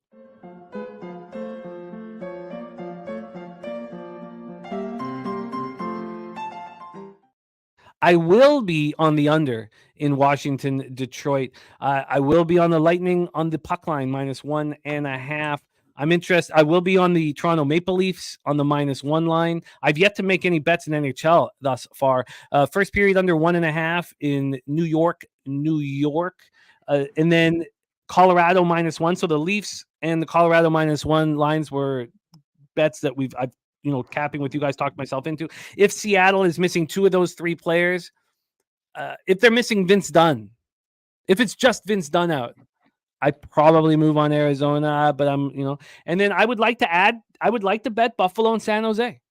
And I expect that I will. We've talked about it enough. I expect that I will make those bets after the show, but they're, big dog spots. Pete, review your action, my friend. Okay, everything is Pinnacle. It turns out BetOnline has a lot of the best lines for these props. Everything Pinnacle, unless I say which book it is. This is just for people who are like sticklers for everything, making sure I'm not cheating on a point here or there. Okay, Svechnikov, no point, -116. Carolina, Boston, under 6, -141. Stavkovsky assist, +175, BetOnline. Forster, no assist, -320, Heritage. Montreal, team total over 2.5, -139, and the Philly-Montreal game over 6, -105. Detroit, -1, +113. Dylan Larkin, over 3.5 shots, +136, BetOnline. Kucherov, assist, -228. Tampa Bay, -1, -244. Braden Point, goal, +152. Stamkos, over 3.5 shots, +118, Heritage. Stamkos, goal, +160. Brady Tkachuk, assist, +150. Alex Barkov, goal, +199. Matt Barzal, over 2.5, -118. Bo Horvat, over 2.5, -118. And Alex Lafreniere, point, +106. All 3 of those are BetOnline. Luke Evangelista, over 1.5, -201, BetOnline. Buffalo, first period money line, +160, BetOnline. Tage Thompson, point, -167, BetOnline. Matt Touche, no point, -113, BetOnline. Alex Touch, how do you pronounce that, Jim? Tuch, right? Tuch, right. +137. That's Pinnacle. Ryan Hartman, over 2.5 shots on goal, +120. Zuccarello, no point, +152, BetOnline. Jonathan Drouin, point, -167, BetOnline. And Nathan McKinnon, over 4.5 shots, -150. That's a market line. I will I'll text all these to you, Jimmy the Bag, so you can have the exact lines that I got. And man, you guys know that I don't bet to win. My unit size is $300, and it leads me to in NHL. It's $250, and the others I came up January 1st. It leads me to wanting dogs because I get paid out more. And it's just my own thing. But I'll tell you what I'm going to do, just as you guys know, just so you know, because they're all counting as one unit. I'm only going to put 200 on the Sabres and 200 on the Sharks money line. So I'm going to do it. I'll bet it after the show, but it won't be at 300 a pop. It'll be at 200. Okay, Pete, let's get into MLB. We've already capped that first game. North Ender saying super interested in the results of Pete's props after the year. We have them all, so I'll bring them. I'll bring the record in for you guys next week. We'll include these games, so I'll bring them for you guys. It's been fun, as it has been tracking Bobano's draws. I've moved on this game that's popping off in 9 minutes. Tigers, Pirates. I'm on the first 5 under 4.5 at -105. And now it is time to break down the rest of the MLB card. Lower Alabama, Hooper in the house, Real Deal Prime, all these great cappers. Thank you guys for joining us. We got Rod Zawacki rolling with us as well. The Truth Teller, Cheshire Cat, Morgan Spooner, Steve G. It is time to get back into MLB and bring on the star of Say Hey Plays of the day. Please welcome back Mr. Jose Bouquett to the show. Jose, my friend, are you ready to rock? Yeah. Exciting games today. I'm excited to talk about them. I have one bet in and only 2 other bets to looking at right now. So short card, but big day.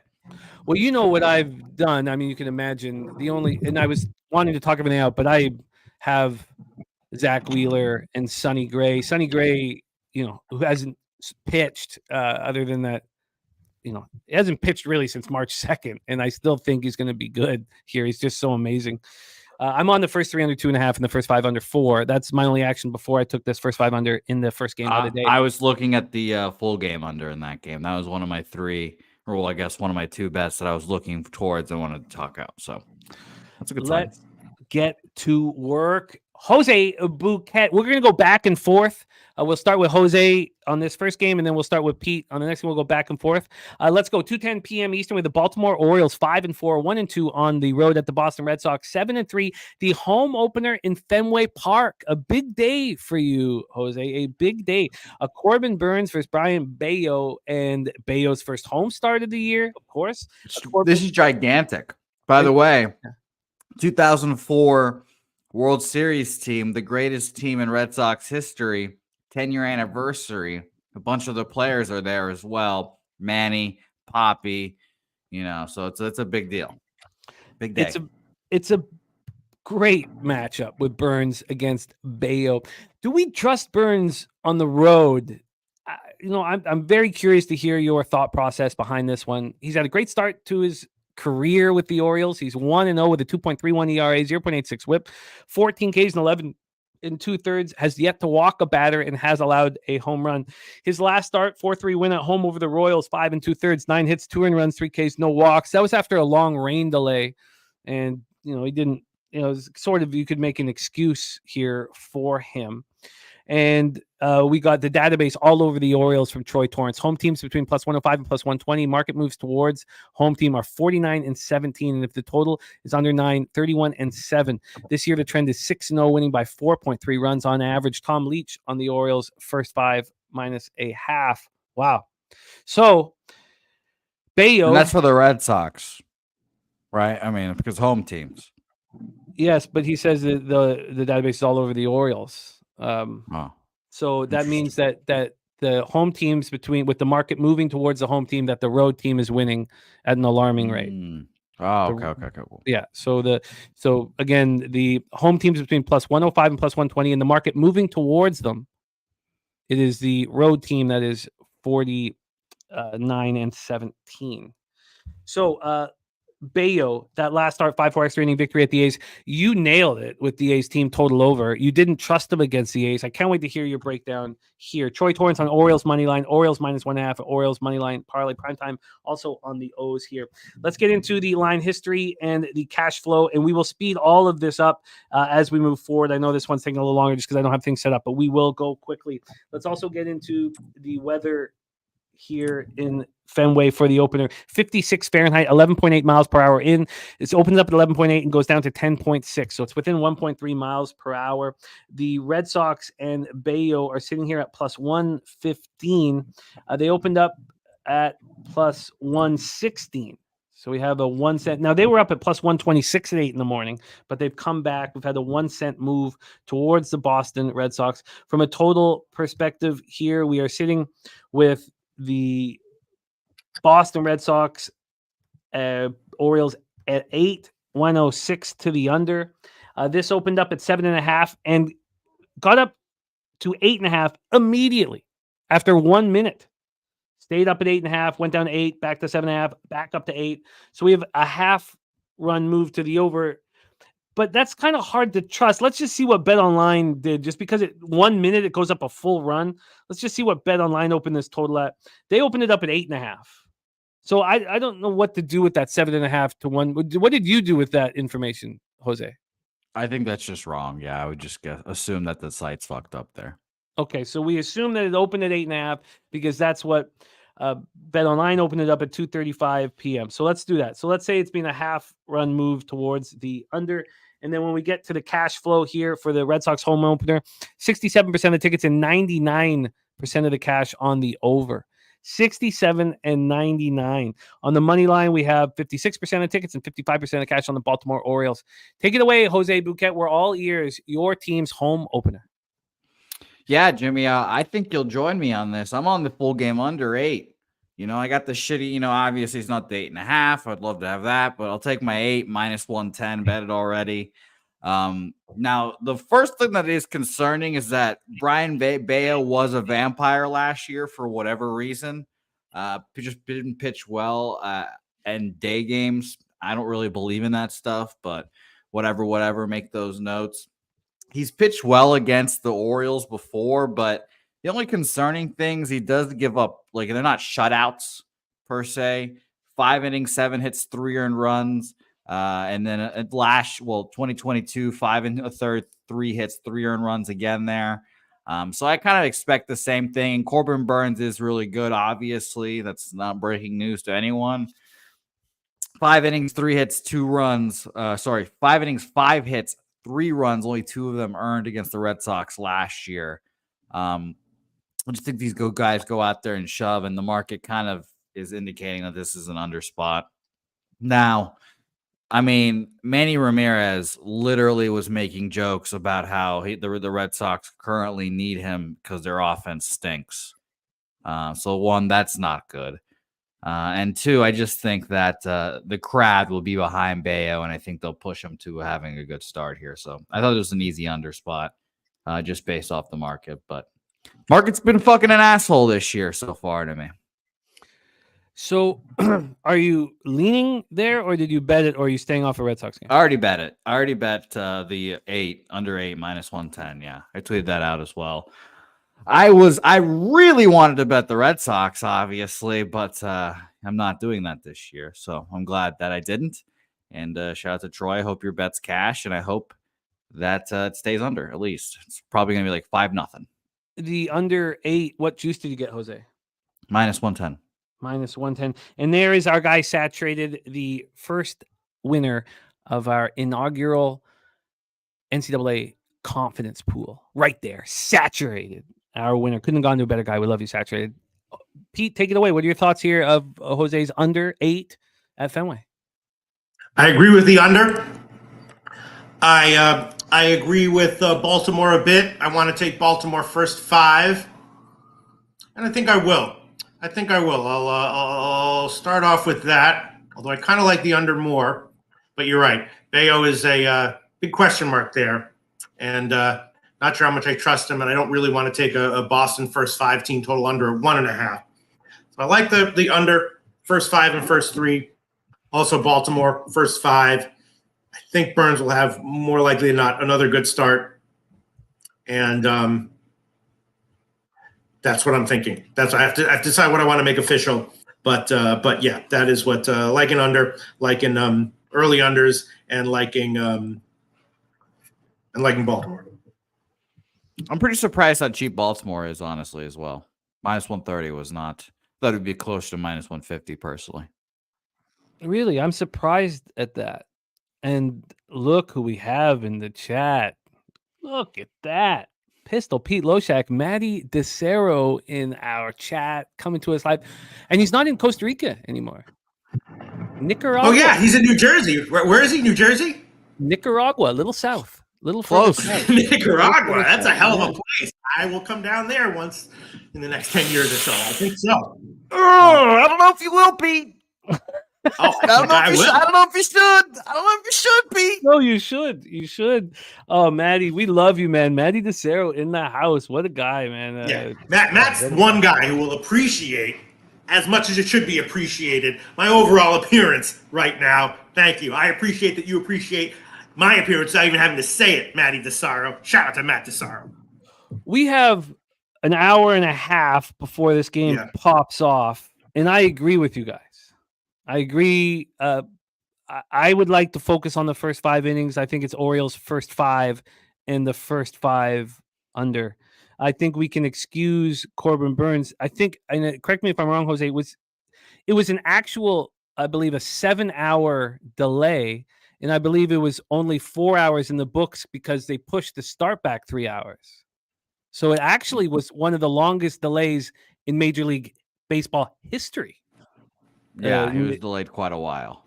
So I think there's an easy excuse here for Orioles first 5. The Clark Edge says New Jersey here wins the Atlantic City trip. Look, we have $3.5K in that account, untouched, sitting there for an Atlantic City trip. The Clark Edge. So we want it. We want it, and we want to do it. So thank you for bringing it up. And I promise you that money is sitting there waiting for us to do it up in Atlantic City. But yeah, I think the first 5 and the first 5 under for me. I think that Corbin Burnes is very good. I think that Bayo is capable of being very good as well. All right, officially, I'm just going to do first 3 under 2.5 minus 135 current line Caesars. I like it. So, sorry, can you give me that line one more time, Pete? For first 3 under 2.5 minus 135 current line Caesars. I'd like to do just a very quick test, and I know we need to keep a faster pace, but I'd like to do a very quick test on these first 3s because I just feel like I'm getting ripped off at 365 and I need a different book. So the first 3 under 2.5 minus 135 for you at Caesars. And for me, if I wanted the first 3 under 2.5, it's at minus 150. I know I'm getting ripped off on these first 3 under 2.5s. I know I am. I need a different book for these bets. I'm going to bet the first 5 and the first 5 under here in the next 10 or 15 minutes. Jose on the under 8 minus 110. Loshak on the first 3 under 2.5, and our guy Troy Torrance all over here. And Troy saying, I've learned not to take first 5 when the database is this strong on full game. You know, that's something that Jose and I have talked about as well. But that's why I'm not on first 5 under here. My first 5 record for totals is fucking garbage this year so far. It's quite atrocious. So yeah, full game for me. Let's roll on. 6:10 p.m. Eastern with the Chicago White Sox 1-9, 0-5 on the road at the Cleveland Guardians, 8-2, 1-0 at home. We're at Progressive Field in Cleveland, Ohio. Let's get into the weather here. We have 78 Fahrenheit, gorgeous, 12.1 miles per hour to the right. Field drops down to 9.5. Supposedly it's beautiful out here too. I have no idea, as I haven't been outside in a long time as we're capping nonstop. Soroka versus Logan Allen. Soroka 0-1, 4.91 ERA, 1.45 whip. He's throwing 11 innings, 2 strikeouts for Mikey Soroka. 2 strikeouts, 3 walks, 2 home runs allowed. His last start, 10-1 loss at the Royals, wasn't on him. He only allowed 2 earned runs over 6 innings. He pitched fine. Logan Allen coming off a beauty at Seattle. That was a spot where the market was screaming at us that the Guardians were the bet. 6 2/3, 4 hits, no earned runs, 6 Ks, 3 walks. Now, this is his first home start of the season. Let's get into the line history here in the cash flow. Pistol Pete will be starting this one off. We have this total right now sitting at 8.5 or 9, depending on where you shop. It's 9 at Pinnacle, minus 113 to the under. This opened up at 8. 4 hours later, moved to 8.5, and now we're at 9. We've gone up a full run on this one. And then from a money line perspective here, we have this sitting right now at minus. God, sorry about this. Minus 207 for the Guardians, expensive. They opened up at minus 201, so we have 6 cents of movement towards them. And then when we get to the cash flow here for this one, we have no help on the money line at all from the Action Network and no help on the total. They're giving us no information. Good old Action Network. They'll accept our money and give us no information. Pistol Pete, take it away. Your thoughts on White Sox Guardians. I think I'm going to pass. Soroka, of course, I think we covered a lot of his games when he was with Atlanta. Great when he came up. A lot of time he was kind of on my auto bet on list for a while. Then he got injured. First start wasn't that great. Last start, a lot better. Got a lot of grounders, which is what he does. So I think I'm going to have to hold off on this one. Obviously, the White Sox are horrible. First thought is don't even worry about Soroka. Just take Cleveland once again at whatever line. Not going to do it. Pass for me, Jim. Jose might be leaving money on the table. Jose Bouquett, your plan of action. Yeah, I passed here as well. I do like Soroka. I think he can be, a value pitcher, but I think the Clark edge is indicating why I'm kind of off. The White Sox offense has been horrific, and there's no Luis Robert there anymore, so it's only gonna get worse. So no action here for me. I wouldn't hate another under here as well, but I mean the Guardians have just murdered me with unders this year, so pass here for me as well. Keep it short. I think I'm going to have to. Going back to, I think the Orioles are too expensive on the first 5, and I'd rather just take them on the -1 line full game. I don't know if I want them on the first half, -0.5. So I'm just saying that out loud. I'll figure that out. 1-0 Tiger, says Benjamin Mills. Not what I was hoping for here to start the day. So I've still got first. Just started.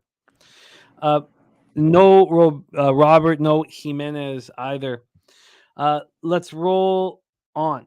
And Mr. Heat saying the wind is blowing out. Yeah, 12.1 out to right between 12.1 and 9.5. I also don't hate the Troy Torrance. Maybe it's square, but the Guardians Orioles parlay there. I don't hate that as well if you're doing something. There is our guy Lucky Lefty in the house, says Tata said hello. Shout out to Tata Booker. We love you guys, Lucky Lefty and Tata Booker. Love you guys. Get that cash. Let's roll. But I always smile when I think of you guys. Respect. Let's roll. 6:40 p.m. Eastern. Milwaukee Brewers 6-3, 3-1 on the road at Cincinnati Reds 6-4, 4-3 at home. Great American Ballpark, Cincinnati, Ohio. Speaking of Tata Booker, man, her cousin has been going off. Booker playing some good basketball right now. We have Joe Ross here at Great American Ballpark in Cincinnati, Ohio. We were Jose was surprised to hear 30 years of age. Just that's 30 still crazy. Years of age. In his first start, 3 2/3 to its no runs, 3 Ks, 5 walks in that 7-3 loss at home to the Twins. Then Frankie Montas has been absolutely spectacular. He's been the best pitcher in baseball this year. How long will it continue? Is he on PEDs? Your guess is as good as mine, but he has been spectacular. He allowed his first run of the year. He's thrown 11 2/3 first run, solo shot. At Philadelphia, he is just playing so well. Billy Friedrich says you're leaving money on the table by not betting Chicago White Sox team total unders. So let's roll here into the line history. Here we have they got out of the inning. Okay, so Perez got out of the first inning. Thank God. Here we go for line history for this one in Cincinnati, Ohio. We have Montas at -134, opened up at -149. So we've had this big move towards the Joe Ross and the Milwaukee Brewers. I mean, it's a surprise after how Montas is playing from a total perspective here. And Jose Bouquett will be starting off this one from a total scenario. We are sitting here at a 9.5. 9.5 -114 to the under, opened up -116 to the under. So we've had a 2-cent move to the over. And then when we get to the cash flow for this one, we have 36% of the tickets and 85% of the cash on Joe Ross and the Milwaukee Brewers, 67% of the tickets on the under. And when we get to the weather in here, we have 67 Fahrenheit, 13.7 miles per hour, right to left, goes down to 11.7 miles per hour. Can you make sense of this market move towards Joe Ross, Jose Bouquett? Yeah, I can't. I stayed off this game. I was on the Brewers last night, and it was extremely frustrating. A very high-scoring game. They have 4 errors, I believe. It's quite disgusting. But I honestly, again, if I gunned ahead, I'd pick the Brewers here. By the way, I did just look at Joe Ross's baseball reference again. Debuted at 22, so that makes sense at why I think he's an old ass fucking man. And then he disappeared for 2 years after 28. But yeah, I can't trust Joe Ross, but I will continue to say that the Brewers are a pitching factory, and they continue to be bet on, because at the beginning of the season, for whatever reason, they just start out well. So I honestly lean Brewers, but I was being a little pussy today, I guess, and just didn't bet them. But I definitely lean that way. We have a lean towards the Brewers. Jose, would you say this market move towards the Brewers says that Joe Ross is going to have a good start? We can expect now. Joe Yurkovich says Montas screams regression. He's been so good Do you think that if the market's saying that Ross is going to pitch well here and that the first 500 could be in play?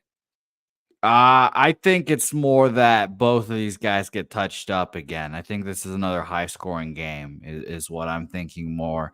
Obviously, like you mentioned, Axon being skunts about money flow on this total, but 67% of the bets on the under, and seemingly this has gone up here. I want to check another website here. Well, Action's openers can never be trusted here. Yeah, I have it opening up at a 9.5. And then, kind of a 5% or 5-cent tick up to the over juice wise. I think that 9.5 does, though, indicate that both these guys get touched up a little bit. Peter Loshak, Brewers, Reds, fascinating one. I don't know. I was thinking, the old sucks versus awesome matchup. You bet the awesome guy. You'd think I do. Huh? Remember when Brett Saberhagen was like minus 500 every friggin' game? I don't know. How do you not? I don't know. I know, sure, Frankie Montas is not that good as he's been in the first 2 games, but how do you not take at the current line Cincinnati first 5 or first 3? Why? Well, the market is telling you that at the opener, there was an edge for a implied probability on the Milwaukee Brewers. Now, here at this line, you're saying with this move, there is now an edge to the Cincinnati Reds. Is that what you're saying? I'm asking how could there not be? Yeah, and I was also leaning under on this one as well. I understand that Jose is looking at the market and thinking that under is a soccer play, which it might be. Yeah, I don't know. I mean, it's Great American. These teams put up 18 runs together yesterday, so yeah, I get it. Thank you, Captain Obvious. I get it. All right. Pete, by the way, Saturate's asking you a question. I'll do it. I'm sorry? Saturate's asking you a question, Pete. Isn't it like 70 degrees? You a little hot, Pete? Let me see. Well, I'm cool, baby. There, I don't know. I'm internally cool. When your coolness comes from the inside, I'm like a freaking amphibian or a reptile. My coolness comes from the inside. Oh, no, mammals. Mammals regulate their own temperature. I'm like a super mammal. My coolness comes from the inside, not from the outside like everyone else. I create my own air conditioning. My bones, baby. Speaking of New York City. Jim's like, all right, can we move on? All right, we can move on, Jim. 7:05 p.m. Eastern. We have the Miami Marlins 1. Wait, Jim. I will throw on officially. I'll start with the first 3 on Cincinnati, and I'll get you a line. Okay. Sounds great. Saturated says Pete Super Mammal Loshak, new nickname for old Lodals Loshak. Miami Marlins 1-10, New York Yankees 9-2, 3-1 at home. We're at Yankee Stadium in the Bronx, baby. We just talked about the weather there. 69 Fahrenheit, 8.1 miles per hour, right to left. Stays between 8.1 to 9.0, and it's slightly in. So it's not just straight right to left. It's slightly in, right to left. Let's get into the line history here for this one. We have the total sitting at 8. It is juiced to the over at Pinnacle. It did get up to 8.5 between 7:47 a.m. and 9:35 a.m., and it got right back to 8. We've had no movement at this point on this one. When we get into the money line, we have the Yankees right now sitting at minus 191, opened up at minus 181. We've had a 10-cent move to the New York Yankees. When we get into the cash flow here, Kong's Clip says the Final Four is in San Antonio next year. Yeah, and we're talking about doing it then in San Antonio for Publix, but it will, even at the Alamo Dome, it's going to cost what, $400 a ticket? Would you say, Jose? Not if you get sponsorship. Get them to sponsor that shit. When I'm at the Southtown 101, I want that $400 being bet, and I want to be eating chicken wings. So, I'm not sure how it's going to grilled cheeses too. Well, Slaughter's got to know someone down there who's be willing to sponsor it. So we have AJ Puck going up against Carlos Rodon, two lefties on the hill. When we go to the cash flow here, 96% of the tickets are on the New York Yankees. We don't have an actual cash flow, it's just the tickets. For the total, though, we have 33% of tickets and 95% cash on the over. AJ Puck has not looked good. He had that spectacular spring, and he's not looked like a starter in the show. 4 innings, 5 hits, 4 runs, only 2 of which were earned in that 10-2 loss at home versus the Angels, 5 Ks and 3 walks. So he's been bad, and now he goes out on the road. Carlos Rodon has looked quite good, coming off a spot where he allowed 2 solo shots in a 6-5 extra inning win at Arizona over 5 1/3, 7 hits, 2.79 ERA, 1.76 WHIP to start the season. So we went Jose, Loshak, Jose, and this one is Loshak. We're in the Bronx, baby. Pete, take it away. Yeah, this is a tough one. I don't want to buy low on, or whatever it is, sell low on AJ Puck. But for me, before I hear what you guys have to say, it'd be Yankees or nothing, even at the current line. Rodon's first 2 starts, not bad, not great. But, I think that the Yankees' superiority over Miami right now is for real. So starting pitching here, maybe a little bit of a wash, and the uncertainty is okay. Leaning Yankees, definitely haven't bet it yet though, and probably won't. But want to hear what you guys have to say. Jose Bouquett, take it away. Yeah, I mean, obviously the Yankees will probably end up winning this game. I think it was Joe Yurkovich putting he's on team total over 4.5 for the Yankees. That makes sense. I'd just be a little worried about having the Yankees score like over half the total here by themselves. It's always a little scary for me. I don't know. That's just a me thing, I guess. But I'd probably lean under here. I'm still the only guy that believes in AJ Puck. I think he can still be a decent pitcher. He's just going out there and figuring that shit out on the fly, obviously. So I pass. I'm interested in the under, but no thanks here. And shout out to Carlos Rodon for bouncing back. Unfortunately, I hate it as a Red Sox fan, but it's made me money this year, so I appreciate it. Young Spa says, don't overthink it. Take the Yankees run line. Yeah, I mean, if you instead don't like the Guardians on that money line parlay, you can take Orioles Yankees here. Jose, are you making anything official for this spot? Nope. Pistol Pete Loshak, are you? No. Either am it's I. Interesting though. Yeah. We move on. 7-0. Oh, by the way, I just moved on the Orioles full game -1 and the first 5 under 4. So I'll tweet that out at some point here, but I did move on both those spots. So let's roll on. And speaking of which, live action here, we have the 1-0 Tigers in the top of the second, 2 out and nobody on. Javier Baez up against Martin Perez. Billy Friedrich, Pig Milk play of the day is right here. Fiji says, what's keeping y'all off the Yankees? I also, we saw Puck be spectacular in spring training. Now he gets out of Miami. 96% of the tickets are on the Yankees. Yes, the Yankees are likely to win, but I don't want to be on these major public sides. Now we have the cash cow play of the day. Are you surprised, Jose, that this isn't part of the cash cow play of the day because the line's moving towards the Yankees? They're not over 200. So that's the thing, I guess. I think it's from -205 to minus like 220 or something like that.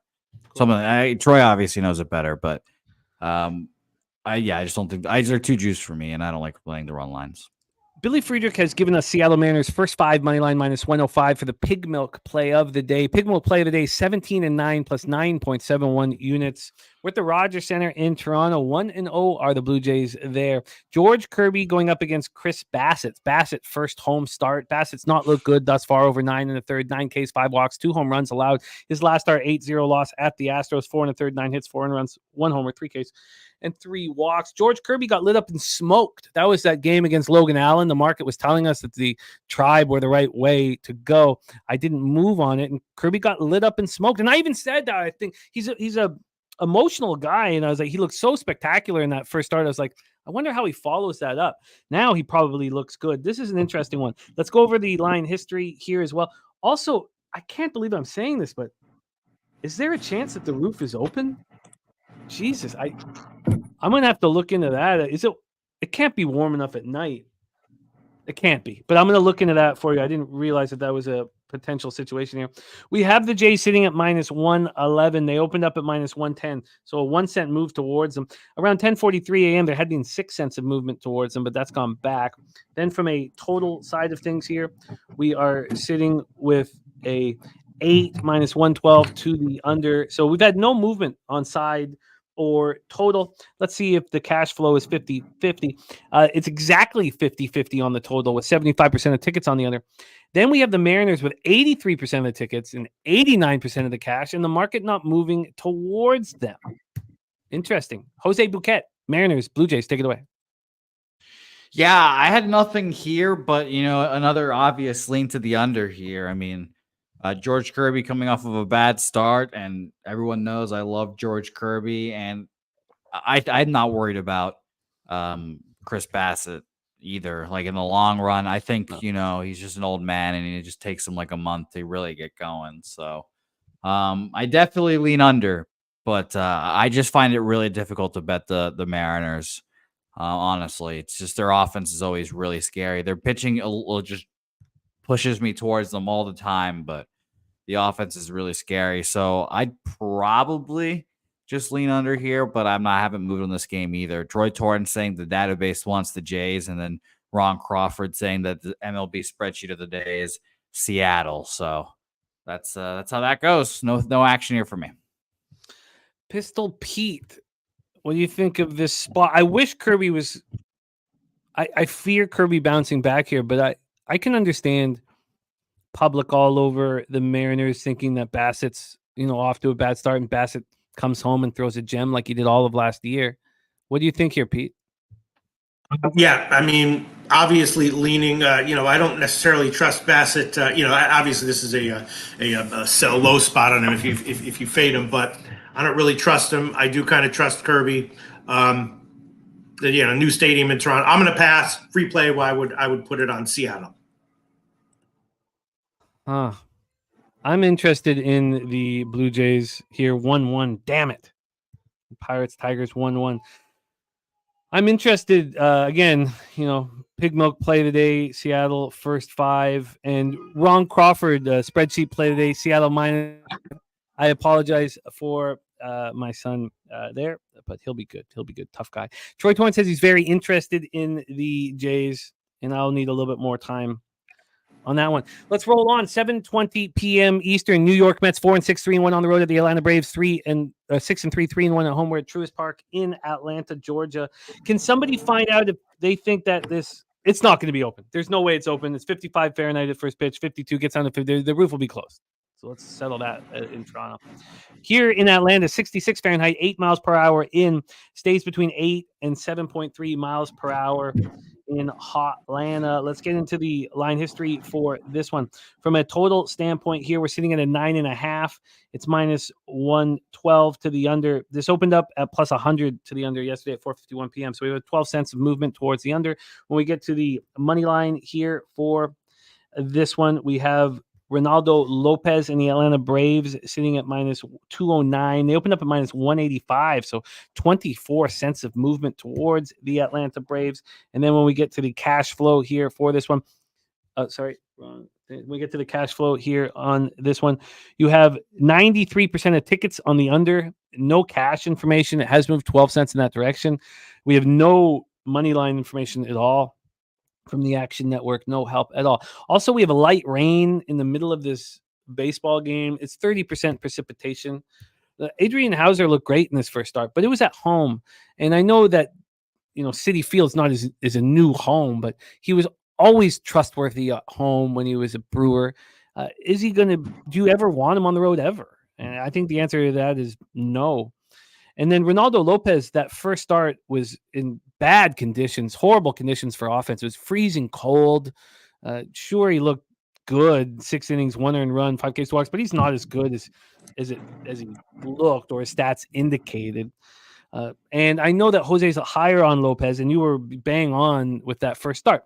Pistol Pete Loshak, take it away, Mets Braves. Yeah, I wanted, pretty much overs and early overs, running the first yes or first 3 over or first 5 over. I know it's not great hitting weather in Atlanta necessarily, but, I want to pull the trigger on maybe over, early overs, Atlanta team total over. Free play, I'd put it on Atlanta, even at the high line for the money line. But if I'm going to bet it, I'm going to bet, like an Atlanta team total over as opposed to their money line or run line. But leaning overs, and I'll probably make 1 or 2 of these official. Jose Bouquett, Mets, Braves. Yeah, it's quite funny. The Braves are going to be a super over kind of team to this year. Strider is, well, I hope not, but probably done. Max Fried's been horrible this year. And then after that, it's like, okay, who do we have left? So their offense is going to have to make up a lot of the ground here. I mean, yeah, I liked Reynaldo Lopez in his first start. I don't love him here today. And as a 190 favorite, especially, I just want nothing to do with it. So I'd probably lean over here. Want to mention the market real quick one more time for everyone here. 93% of the bets on the under. No ticket or no money information, but 93% of the money on the under. Still kind of surprising. So nothing here yet, but shout out to Troy Torrance and the cash cow play of the day. I still need to make that, but it might be the Guardians here. So we'll see. Shout out to him. I agree with this. Look to the over. These two pitchers are coming off starts where they looked excellent. We know that's not the case for either of these two individuals. I mean, Lopez had everything working for him weather-wise. Now, he looked great, but it was against the White Sox, his whole team. I mean, he had to, and then Hauser. I mean, who wants him ever on the road? Pete, are you moving on this over? Well, I'll start with running the first yes at minus 125. By the way, Reds first 3 money line minus 135. That's the line I got. That's Caesars. Pinnacle has 126 for this. I'm going to take the Caesars line. Mets Atlanta running the first inning yes minus 125. And also leaning like, first 3, first 5 over as well. I'll also mention, Jimmy, one of the reasons why I liked him was the fact that he was kind of like battling for a rotation spot. He was that like 5th guy. And now that Spencer Strider's there and Max Fried's been bad, there's not as much leeway, or he has more leeway, I should say. So nothing here for me, like I said. I'm interested in this over. I'm interested in this over. Very interested in this over. I'm sorry, Pete. What did you get for the Reds first 3? 135 Caesars. Minus 135. And I got plus 101 on the Orioles minus 1 at Pinnacle. And then I used 365 for my first 5 under 4 at minus 115. It was minus 118 at Pinnacle. So 3 cents better. And I send it in and don't have to worry about being liquid for that one. So I don't need to bet it right now, but I certainly want the over in this one. I'm going to bet it. I think that we're going to we benefit off of these first starts from these two guys. I like the over. Jose, how about both of you guys very quickly? We'll go with Pete and then Jose. If I give you a $500 bet to bet on the over, would you do a first 5 over or a full game over? Peter, in Mets Braves. First 5 or full game? I'd take the full game, actually. Full game as well. All right, let's roll on. Next up for us, 7:40 p.m. Eastern, we have the Houston Astros 4-7, 2-2 on the road at the Kansas City Royals, 6-4, 5-2 at home at Kauffman Stadium in Kansas City, Missouri. Let's take a look at the weather here in Kansas City. We have 67 Fahrenheit, 6.5 miles per hour in, drops down to 4.9 miles per hour. Let's get into the line history here for this spot. We have Cole Ragans and the Kansas City Royals sitting here at plus 115. They opened up at plus 109, 6 cents of movement towards them. I can't wait to see what he does in this start. I can't wait to see him going up against the Astros who smash lefties. I am very excited about this game. And we have the total at 8.5 minus 116 to the over. So we've had 10 cents of movement towards the over. Pete, Jose in the offseason put together a list of pitchers that he wanted to fade and pitchers that he wanted to support. But the fading, he's been lights out. So everyone was right except for Javier, whom he wanted to fade. And I'm very interested to see how that's developed, Jose, because you nailed all of the other ones, and this one you didn't. And this is his first road start. I really wonder. So we're going to start with you, Jose. Then we have Cole Ragans on the other side, who's been spectacular, coming off that 4-3 loss at the Orioles. Now, we've talked about that game already. Again, 7-hour rain delay. It only counts as a 4-hour rain delay because they pushed the game back 3 hours. So here we go. One quick look at the cash flow for this one. We have 42% of the tickets and 58% of cash on the over. And then we have 64% of tickets and 99% of the cash on the Kansas City Royals. Jose, this is fascinating market. Take it away. Yeah, I actually do like the over in this game. I have not bet it yet. This is one of those games I wanted to talk out. I want to fade Javier. And I initially was like, okay, well, obviously this is like a back Cole Ragans spot, but like you just said it, everyone wants to back Cole Ragans here. This is just like probably a very popular dog here today. With the Astros team, like I said, looks vulnerable this year, especially pitching wise. And by the way, fucking pitchers are dropping like flies left and right. Nick Pivetta, a guy that we wanted to back this year, elbow strain. He's done for a while. So it's going to be interesting to see how all that develops pitching wise. But I think the Astros are vulnerable here. I think that Christian Javier is vulnerable. I mean, he fucking hasn't given up a run in his first 2 starts. He's added a new pitch, which definitely has helped him out. But I'll mention that his, last few starts against the Royals, last start was last year, 5 innings, 5 hits, 3 earned runs on 2 home runs, 6 Ks, 1 walk. That was at Kauffman. So liable to give up runs. And Ragans has seen the Astros 3 times, once with the Rangers too. Gave up runs in all those contests, 6 innings, 3 hits, 2 earned runs, 6 innings, 6 hits, 5 earned runs there.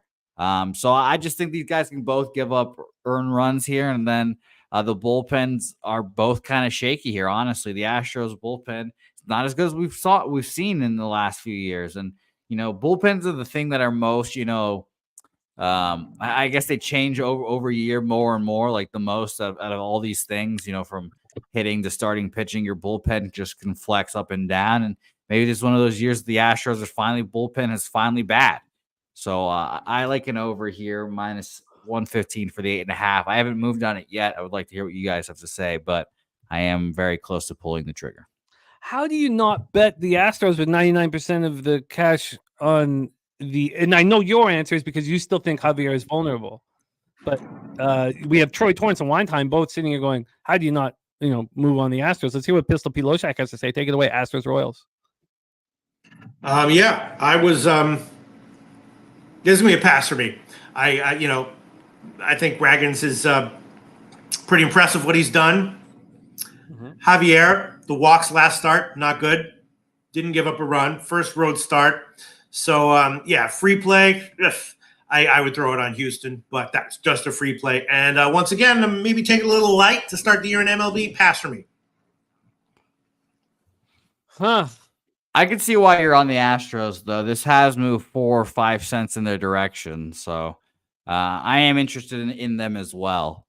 It just feels like this is like your most popular home dog of the day. And didn't we just hear Troy Torrance like 2 minutes ago talk about how the home dogs in this price range are just getting slaughtered right now?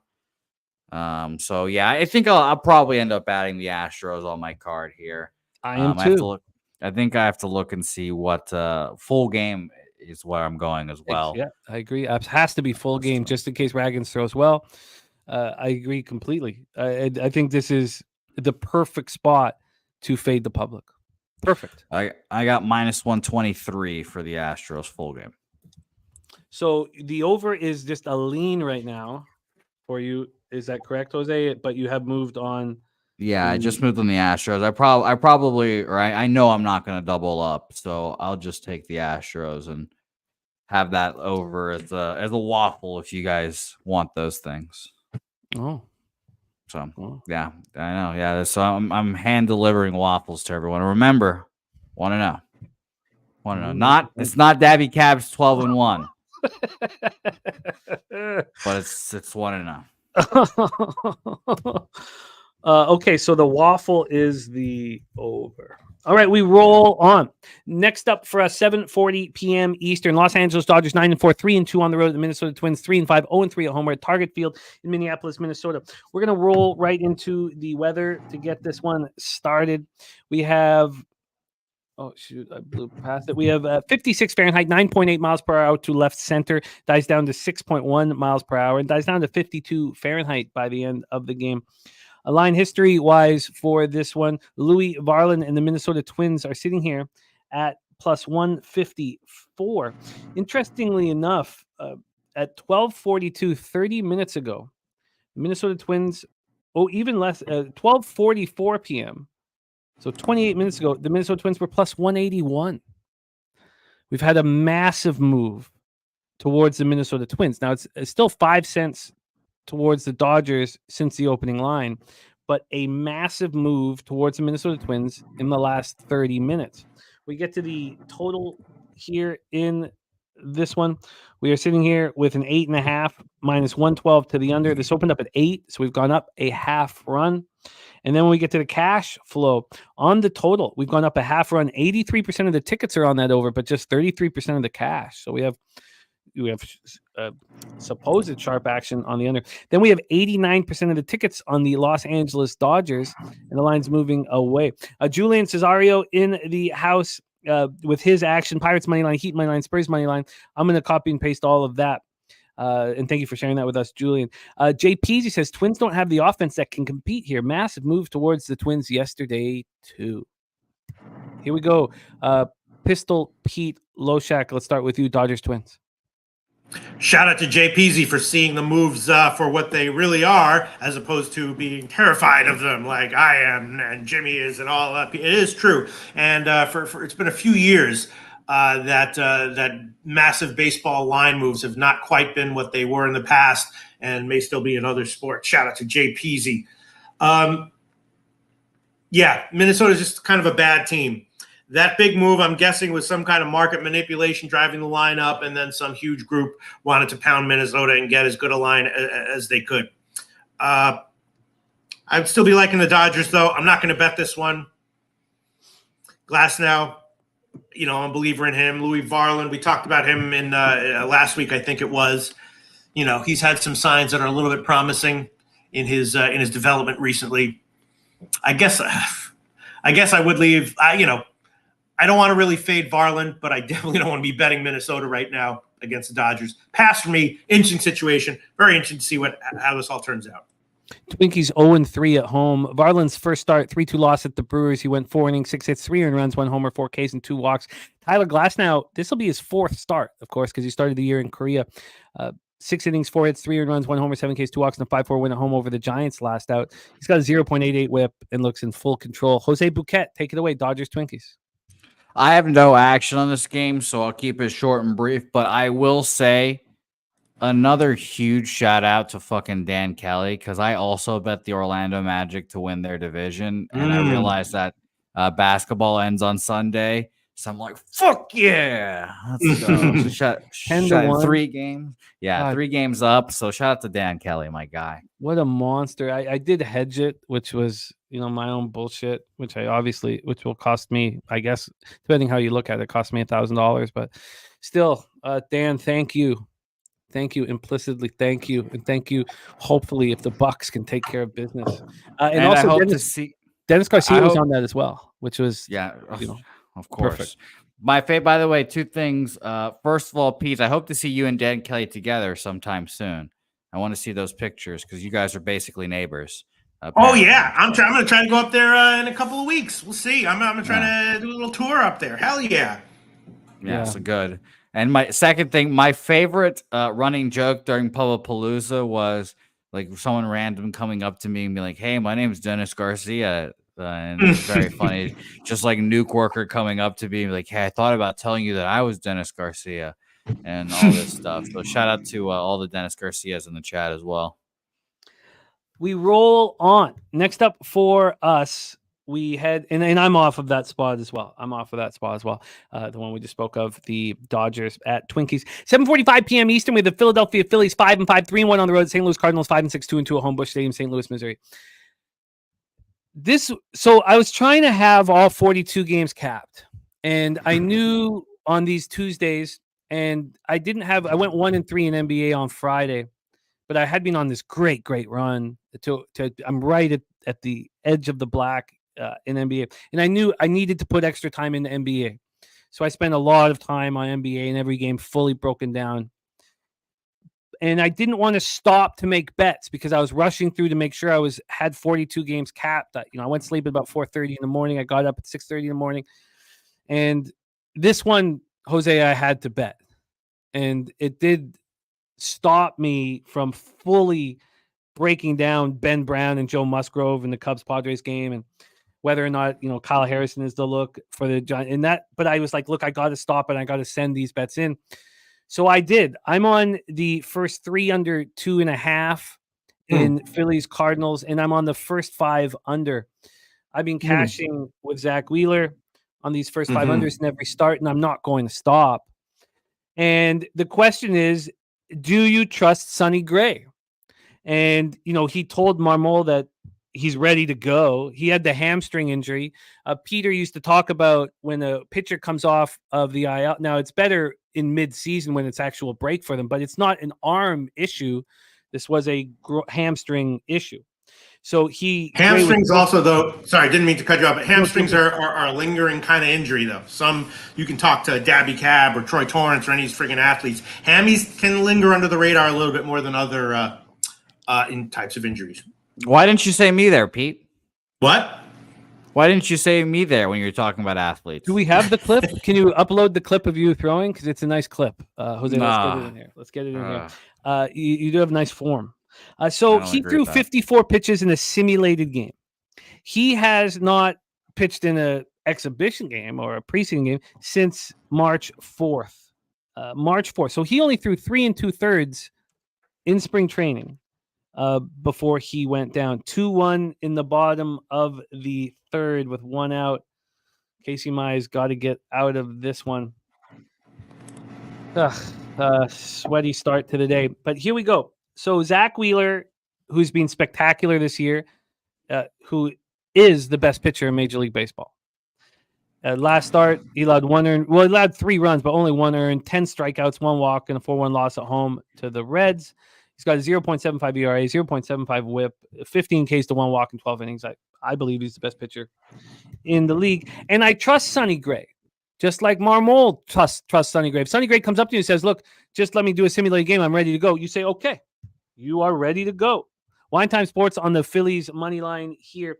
Let's take a look at the situation weather-wise. 72 Fahrenheit, 6.5 miles per hour left to right across the diamond. It dies down to 5.2 in the middle, ends at 5.8. Let's get into the money line here for this one. We have Gray and the total is at 7.5 minus 115 to the under. It opened up 7.5 plus 101 to the under. So the line has continued to move in the direction of the under. I got the first 5 under for it minus 105 at Bet365 this morning. So I love all about everything that's happening here with this line moving. Now the first 3 under 2.5 cost me a lot of money, and I almost didn't bet it because 365 they get you right in the drink hole with these lines. So it was expensive. It's minus 130. It's expensive, but I paid the cost. Be the boss. Pull up the money line spot here for this one. We have Sonny Gray and the Cardinals at plus 120. They opened up at plus 118. 2 or 3 cent move towards the Philadelphia Phillies. And then when we get to the cash flow for this one, you have 70% of the tickets and 86% of the cash on the under. You have 92% of the tickets on the Philadelphia Phillies. Jose Bouquett, we start with you. Wheeler, Gray, what are your thoughts? Yeah, I was on the under in this game as well. I wanted a bit of full game under. But I think I'll join you and bet a first 5 under. What did you get yours at? Minus 105. Well, you're a skunt for that because I'm betting minus 120 right now. First 5 under 4 here for me. My first 5 totals have been horrific this year to start. It's been disgusting. I can actually tell you specifically 2-7. 2-7 to start the year on them. Fucking horrible. And it's been very frustrating to say the least. And I told myself I was not going to bet one today, but here I am.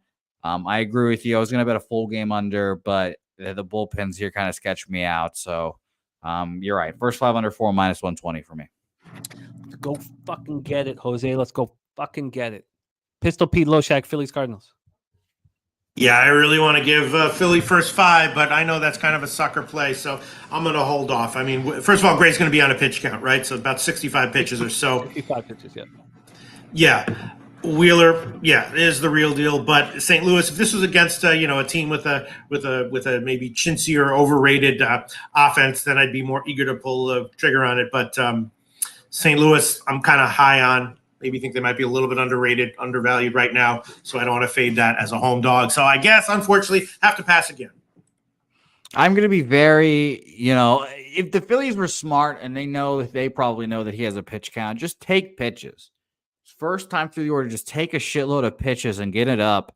And Sonny Gray will probably be out of there in 4 innings. And then we'll have to sweat out a 5th inning with some slapdick reliever. But we'll see how smart the Phillies are in this game. I remember that from Little League. Pitchers couldn't throw strikes. You'd take everything until you had 2 strikes on you. We'd be like walking in 8-0 leads by the 3rd inning. It's awesome. I was the guy throwing those walks. Do we have the clip?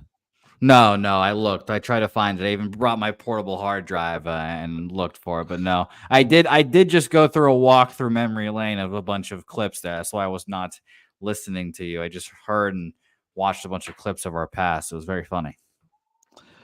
Let's roll on, my friends. We move on to 8:05 p.m. Eastern. I'd like to start with Jose on this one, go back to back, Pete, because he's had a really good read on these Oakland Athletics. When to fade them, when to back them. 3-7, 2-1 on the road. At the Texas Rangers, 6-4, 4-3 at home. We're at Globe Life Field in Arlington, Texas. 67 Fahrenheit, 6.5 miles per hour right to left. So the roof will be open. Right? Anytime between 65 and 80, it's a black and white thing, they tell us. It's between 65 and 80. It doesn't dip below that at this point, and the roof will be open. Let's get into the setup here. Alex Wood against Nate Eovaldi. Eovaldi's looked spectacular this year. That first start at home against the Cubbies, 6 innings, 4 hits, 2 earned runs, walk, 3 Ks, and then he looked great at Tampa last out. 7 innings, 4 hits, no earned runs, 8 Ks, and 1 walk. Going up against Alex Wood. What the hell are we going to get from Alex Wood is the question here. Alex Wood has not looked good through 8 1/3. Not looked good so far this season.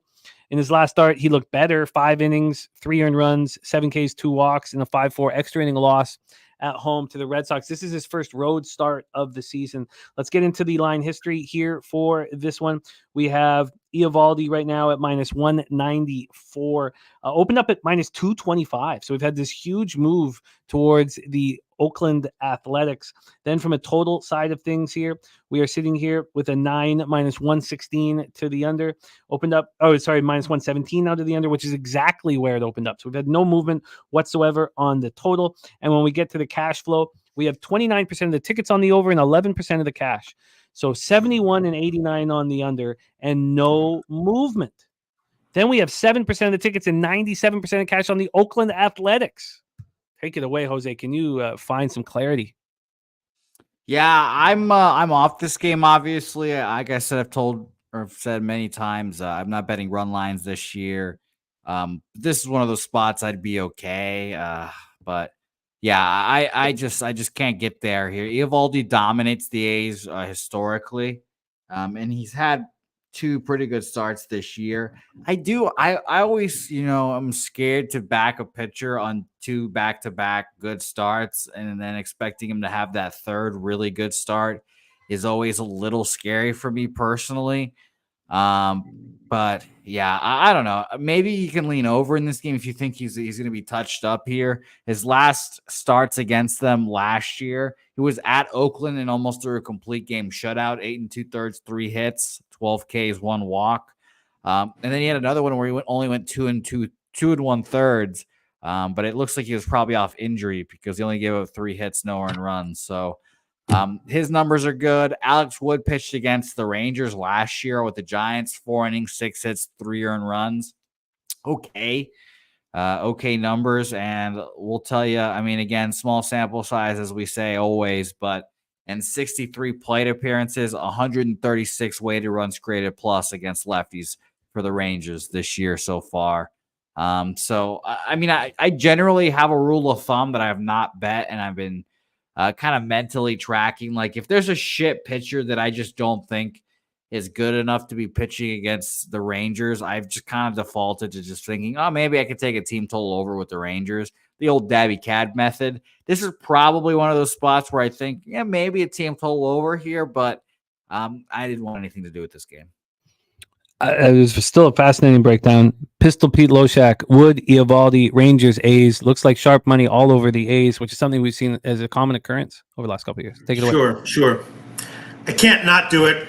Texas, first 5, team total over, 2.5 minus 120. That's the current line at Heritage. Pinnacle actually has 132, which is nice to see. Heritage still with 120. So Texas Rangers, team total over, first 5, 2.5 minus 120. If it loses, I'll be okay with it. If I don't take it and it wins, I'll be like, I've been doing this for how many years? I still haven't learned my friggin' lesson. Yeah.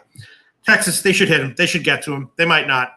First 5 team total over, 2.5 minus 120. Also like the full game team total over as well. But if they don't hit the first 5 team total, I guess I wouldn't want to be doubled up with the full game. So there you go.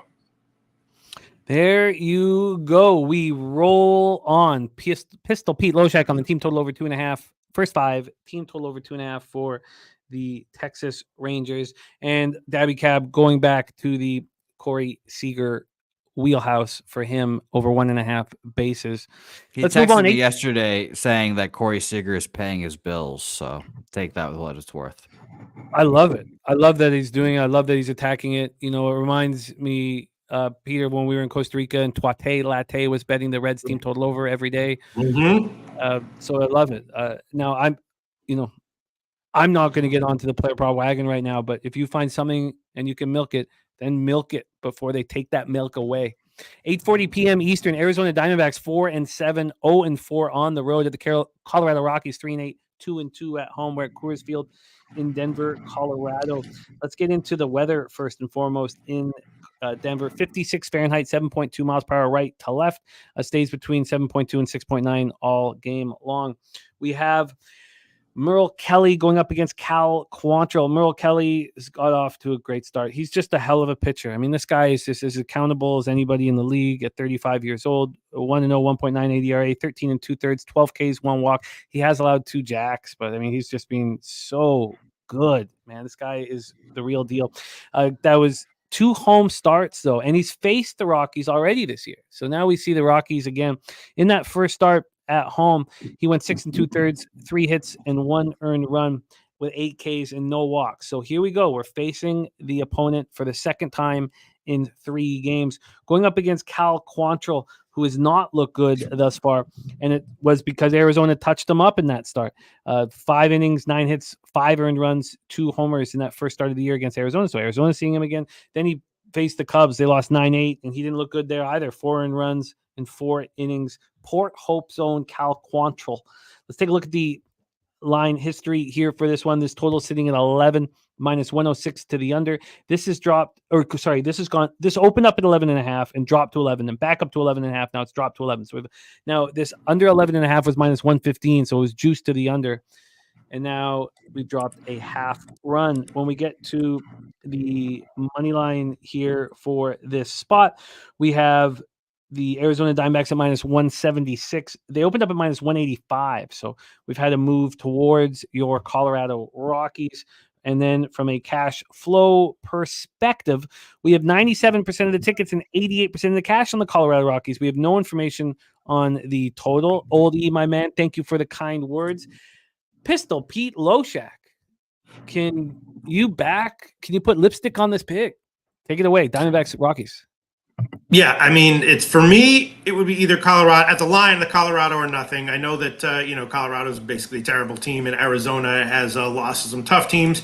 But at the line, at Coors, it would be Colorado or nothing at this line. Quantrill's terrible. I wouldn't be at all opposed to waiting, and if Quantrill gets hit hard, maybe a live bet on Colorado in some way. But I don't know if I want to pull the trigger full, to make it official. But Colorado or nothing for me. Jose Bouquett. We have Peter with a lean to the under and Colorado or nothing. Did you move on this spot? Nope, nothing for me here. I passed. Wanted nothing to do with it. Just keep it short and sweet. All right, we roll on. Next up for us, we have 9:38 p.m. Eastern. 3 games left on the MLB card before we attack NBA. Tampa Bay Rays 5-6, 2-2 on the road. To LA Angels 6-4, 2-2 at home. We're at Angel Stadium in Anaheim, California, and we have Wine Time Sports in the chat. We'd like to hear what he thinks of this spot and his Angels. Let's get into the weather first and foremost in Los Angeles.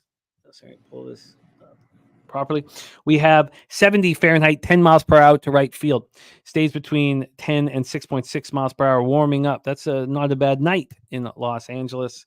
When we get to the information from the pitcher, Savali looks excellent. So, he last year was like 2 different seasons. He looked so good for the Guardians, and then he didn't look very good with the Rays. His strikeouts went way up, but his whip and ERA ballooned as well. He's looked great through 2 starts this year against tough competition, but both of those starts have come at the Trop, and now we are on the road in Los Angeles. He faced Toronto in that first start, looked great. He looked very consistent in both starts. 6 innings in both starts, 4 hits allowed in both starts, 1 earned run. They were solo shots. He's got 14 strikeouts and 3 walks. He has been excellent. Going up against Patrick Sandoval, I do not know what we're going to get from Sandoval from start to start. He looked much better at Miami, and now he's home. Now he comes home. Maybe maybe does he shove here? Let's see what Wine Time says. He says, I'll be at this game tonight. I'm on the under 8.5 -110 in this spot. I think Sandoval is going to absolutely shove against this weak Rays lineup, and I expect Savali to pitch well against the Halos. There you go. That's from Wine Time Sports, who knows this team inside now. Also, Wine Time Sports up double-digit units already to start the year in baseball. So he's a must-follow on Twitter at Wine Time Sports. A must-follow on Twitter. And he hasn't been putting up his record. I'm like, dude, your record's so good. Put it up on top of your action. And he's going to start doing that. He's an absolute killer and a great friend of the show. So let's get into the line history here for this one. From a money line standpoint, we have Sandoval and the Angels at +109. They opened up at +115, so we have a slight move towards them, 6 cents of action towards them. And then from a total side of things, we are sitting here with an under 8.5 at -107. This opened up under 8.5 at +103. Wine Time, can you touch on your feelings about this Angels bullpen? Because I don't feel that comfortable backing him, and you're choosing full game over first 5. So can you please touch on that? And then when we get to the cash flow for this one, we have, here we go. We have 56% of the tickets and 33% of the cash on the Tampa Bay Rays. So it seems like the Angels are the sharp side. 67% of the tickets on the over, and this line is moving towards the under. Take it away, Jose Bouquett, Rays Angels.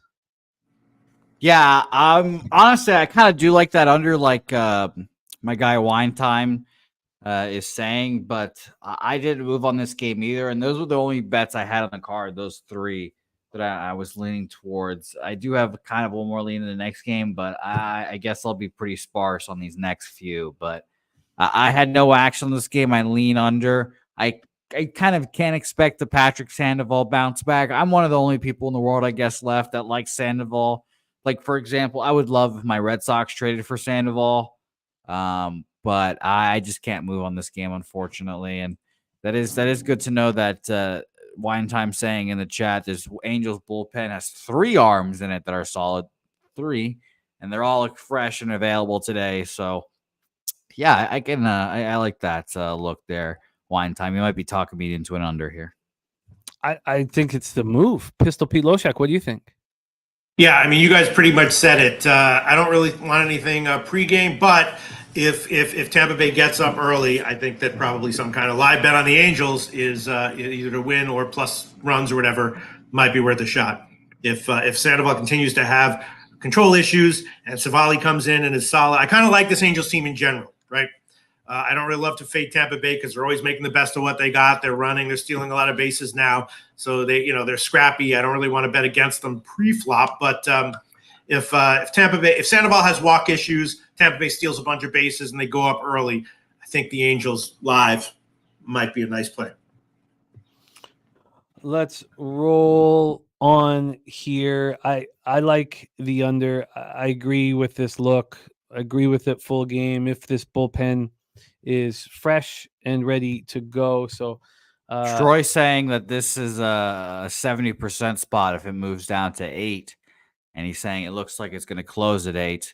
And yeah, I had this, Jimmy, I'm sure you said this already, but I had this open up at over juiced at minus 125 for the 8.5. And now I've got minus 110, which I'm looking to bet. And like some places already dropping minus 118s. There's another with a minus 120. So yeah, I think I am going to move on this under full game, under 8.5 minus 110. I like it. Dominic Marrow saying Tampa Bay first 5. That's tempting as well. And Perky saying, with all due respect, you guys don't realize how sharp the chat is because people get ignored and labeled. Perky, good God. That's the one thing that we are all in agreement on here is that the chat is what makes this show special. Well, it's you guys in the chat. We know that, man. And respect to you, Perky, my guy. And keep the weather reports coming, my guy. We move on to 9:45 p.m. Eastern. Washington Nationals 4-6, 2-2 on the road at San Francisco Giants. 4-7, 2-2 at home at Oracle Park in San Francisco, California. Let's get into the weather to start off here at Oracle. Sorry, I got too many things up here. At Oracle, it is 59 Fahrenheit, 10.7 miles per hour out to right field. Stays between 10.7 and 9 miles per hour. Let's get into the line history here for this next spot on the board. Josiah Gray versus Kyle Harrison. Gray's being horrific through first 2 starts, and I lost money on him in his last start. This total, though, is sitting at 8. It opened up at 8. It got up to 8.5 last night, and it was there for 9 hours. Actually 10 hours before it moved to 8, back to 8 again. Sorry, Scott, I'm sorry, I was not reading. I was 12 hours. This was at 8.5. Now we're back at 8. So we have a 1 cent move to the under all of a sudden. Then from a money line standpoint here, we have the Giants at minus 171. This opened up minus 161, so we have a 10-cent move towards them. We talked about the Nats' ability to hit lefties. I in my head, I had like a bias that they could hit them last year, but I guess they were very average, which isn't bad. It's average.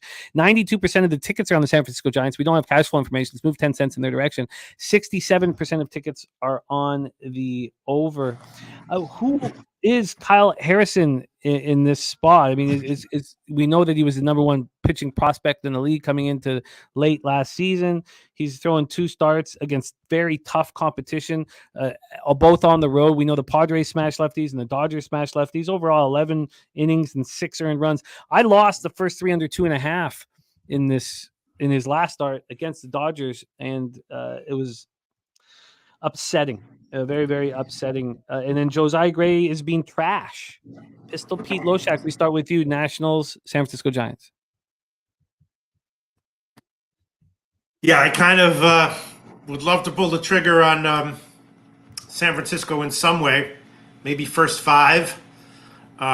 It's a high line, though, so I don't think I'm going to be able to go through with it. Kyle Harrison, probably it's a decent spot for him. Josiah Gray should be better. So I'm also leaning under. And leaning Washington. But again, I only have 5 plays so far. It seems like not that many. Taking it very carefully to start the MLB season. Leaning Washington. Sorry, leaning San Francisco and under. And first 5 San Francisco. Jose Bouquett, Nats, Giants. Do you see an angle here? No, I was thinking about fading Josiah Gray, but nothing here for me. Someone just knocked at my door as well, so I'm going to go get shot by someone here in a second. But yeah, nothing here for me as well. When you are an adult, Jose, you know never to answer doors. So my door gets knocked on all the time. You think I fucking move an inch? I couldn't give a fuck. Yeah. Even when I'm just sitting there right in front of the door, I don't look and I don't open it. Let's move on. 10:05. What do you think the chances are it's good news? Like less than 1%? 0% chance. Knock on my door all you want. That door's never going to get fucking open. Chicago Cubs 6-4, 1-3 on the road at the San Diego Padres 6-7, 4-5 at home. This is the final game here on today's card. We're at Petco Park. Oh, in baseball because we get in the NBA. Petco Park in San Diego, California. By the way, Lower Alabama Hooper says the numbers say take Washington in that Nats Giant spot. It's a wild spot here. Justin McKelvey says he's a camera. Never even move when someone knocks on the door. I don't move either. I don't move either, but I don't have a camera. I just know it's nothing that I want anything to do with. This total opened up at 8 minus 107 to the under. It's now 8 minus 112 to the under. This has gone to 7.5 a few times. Jose, can you get the Ben Brown breakdown ready? Because this is when I chose to bet the Phillies game instead of getting my Ben Brown info right. And then we have Joe Musgrove. We talked, Moose Money told us that he looks hurt. He came back with a much better start. This money line for the Padres is at minus 130. Wow. This opened up, at minus 160. And that was at 8:49 a.m. At 1:38 p.m., this line is minus 128. I didn't have a starter for this game to start off, and then they put in Ben Brown late. So that might be. Okay. You're right. That would explain it. Thank you. Okay, perfect. That would explain this monster move. Then from a total... But weird that it moved for Ben Brown, though. Yeah. And I'd love it if you touched on that. 50% of the tickets, 86% of cash on the over, 52 and 55 on the Chicago Cubs. This is wild. Take it away, Jose. Our final MLB game on the board, Cubbies, Padres. Yeah, and I feel like I should call Troy Torrance and ask him about Ben Brown, or at least get Troy Torrance's father on the phone. I don't know much about Ben Brown. He was a late addition, like I just mentioned. This will be his first start in his career. He pitched at the Rangers and got crushed, 6 earned runs and 1 2/3 innings pitched, but the Cubs actually kept him up. 33rd round pick out of high school in New York City at Ward Melville High School. Wow. Yeah.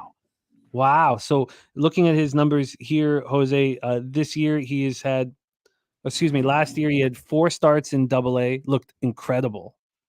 They moved him up to AAA, had 15 starts there, and he got lit up.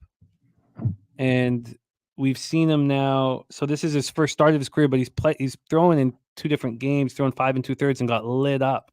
Wow, sorry to interrupt, but keep rolling. Well, you say that he got lit up in one, really, and then the other one against the Rockies, he dominated in quotes, 4 innings, 3 hits, 1 earned run, 5 Ks, 1 walk. So correct me if I'm wrong, Troy. That's probably the game they used a bullpen day. I forgot who opened that day, but yeah, he was probably the follower. Honestly, it is really surprising that there is such a big move for old Ben Brown here. I don't know much about him. This will be my first time watching him pitch. But I'll say that, I've got him on the mind now. Joe Musgrove, he did look back. He looks like he finally, got his shit together last start and got enough innings to make himself feel good. But this Cubs offense, it is good. And I keep saying, I expect the Cubs to win their division. And if you just look at it, on the face of it, this is a division winner against a Padres team that probably is not going to make the playoffs. I know it's the NL Central, but when you look at it like that, it's like, it's a number 1 team versus like a number 3 or 4 team in their division. So I lean Cubs here, honestly, still. Maybe a team total over, so you don't have to worry about them and Ben Brown. But yeah, I lean Cubs here, but no action. Pistol Pete Loshak, our final game on the board, Cubbies, Padres. Yeah, definitely leaning Cubs. Full game, though, not first 3, first 5, any of that crap. But as a dog, leaning Cubs. Ben Brown, not great, but jury's still out. Musgrove, good, but how good? I think jury's still out a little bit. As Jose Bouquett said, Cubs have a nice lineup. San Diego, maybe not so much. Leaning Cubs. Lean to the Cubs. This one makes me uncomfortable. I can understand the lean towards the Cubs. I have no idea what Brown's going to do, and I'm curious to see if Musgrove is ready to roll. Let's review all action here on the show. Please let me know if I've missed anything. I'm on this first 5 under 4.5 here. Runner on, no out in the bottom of the fifth, and something just happened, and that I believe is a strikeout. Tell me it's a strikeout. I believe we got a strikeout. I'll tell us in a second. 2:10 p.m. Eastern, Orioles, Red Sox. We are all over this game. Jose's on the under 8 at -110. Loshak's on the first 3 under 2.5 -135. I took the Orioles -1 at +101 and the first 5 under 4 at -115. Then 6:10 p.m. White Sox Guardians, we stayed off. 6:40 p.m. Loshak is on the Reds first 3. Marlins Yankees, we stayed off. Billy Friedrich Pig Milk play today. Seattle Mariners first 5 money line -105, and the spreadsheet play today is the Mariners. Then Loshak in the Mets Braves first run, yes. First inning run, yes. And I am on the what's going on is the people are talking. Okay, sorry. Ground out. Okay. I'm going to be on the over in that spot. Jose leans to the over in Astros Royals, and he moved on the Astros -123. I'm joining him. Dodgers Twins, we stayed off. Jose's on the first 5 under 4 at -120 in Philadelphia, St. Louis. I'm on the first 3 under 2.5. That was expensive at -130, and I got the first 5 under 4 at -105. Loshak's on Texas first 5 team total over 2.5 at -120. We stayed off of Arizona, Colorado, Tampa, LA. We are on the under. And Jose, did you bet it yet? Yeah, I bet everything that is in there. You said the Tampa Rays Angels one. You said under 8.5 -110. Yeah, under 8.5 -110. I'm going to be joining him. There's our guy Joe Rich in the house. Thank you for supporting us, my guy. Troy's on it as well. So shout out to Troy, and obviously so is Wine Time. So gonna be a good day. I hope Wine Time just like screaming for strikeouts, and there's probably no one gonna be there. So we'll be hopefully be able to hear him. 1 out away here. Brian Hayes.